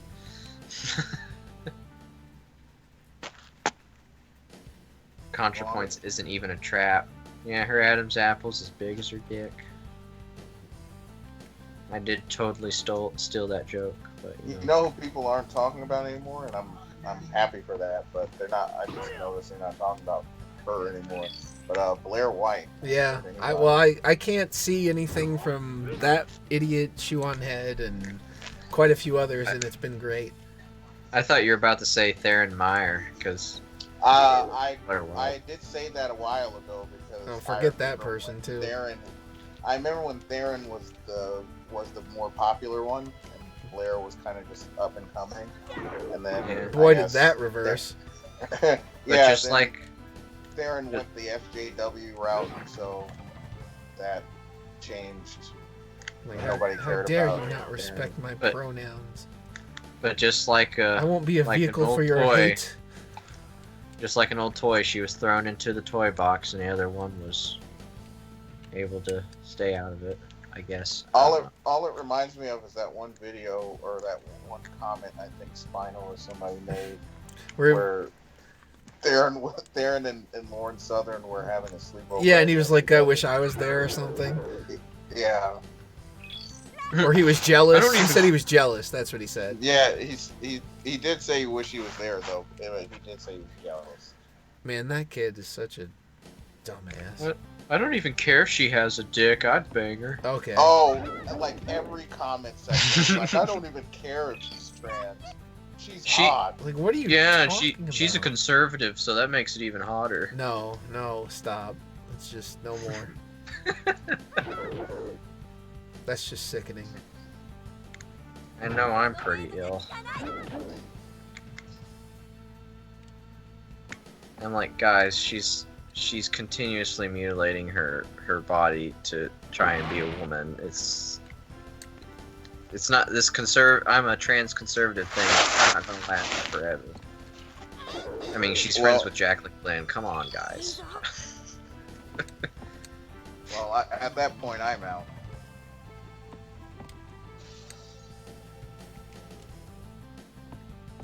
It's like we got a lady with a bone, and we got a very bony lady. It's not a fun party. Did you hear about the story of how my boyfriend is gay?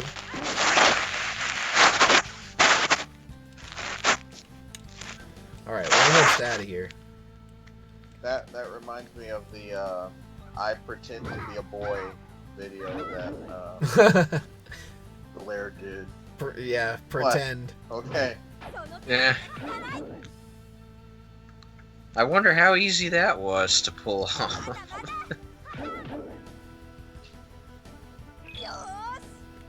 It's kind of like the tranny thing where they're like, I pretended to be a to be born a woman and trick this guy into dating me, Yeah, but that's a instead really, she really pretends to be big- the very thing that she was. So It's a really big video genre on YouTube for some reason. But apparently it never happens. But you can just search it up and find countless examples.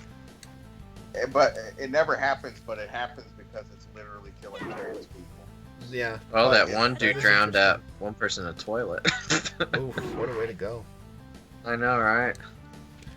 All right, we made it down to like I think level 28 or something, or 30. I don't even know, 30, level 28, something like that, and made it all the way back out. So I guess I'm gonna call that the stream here and end on a high note.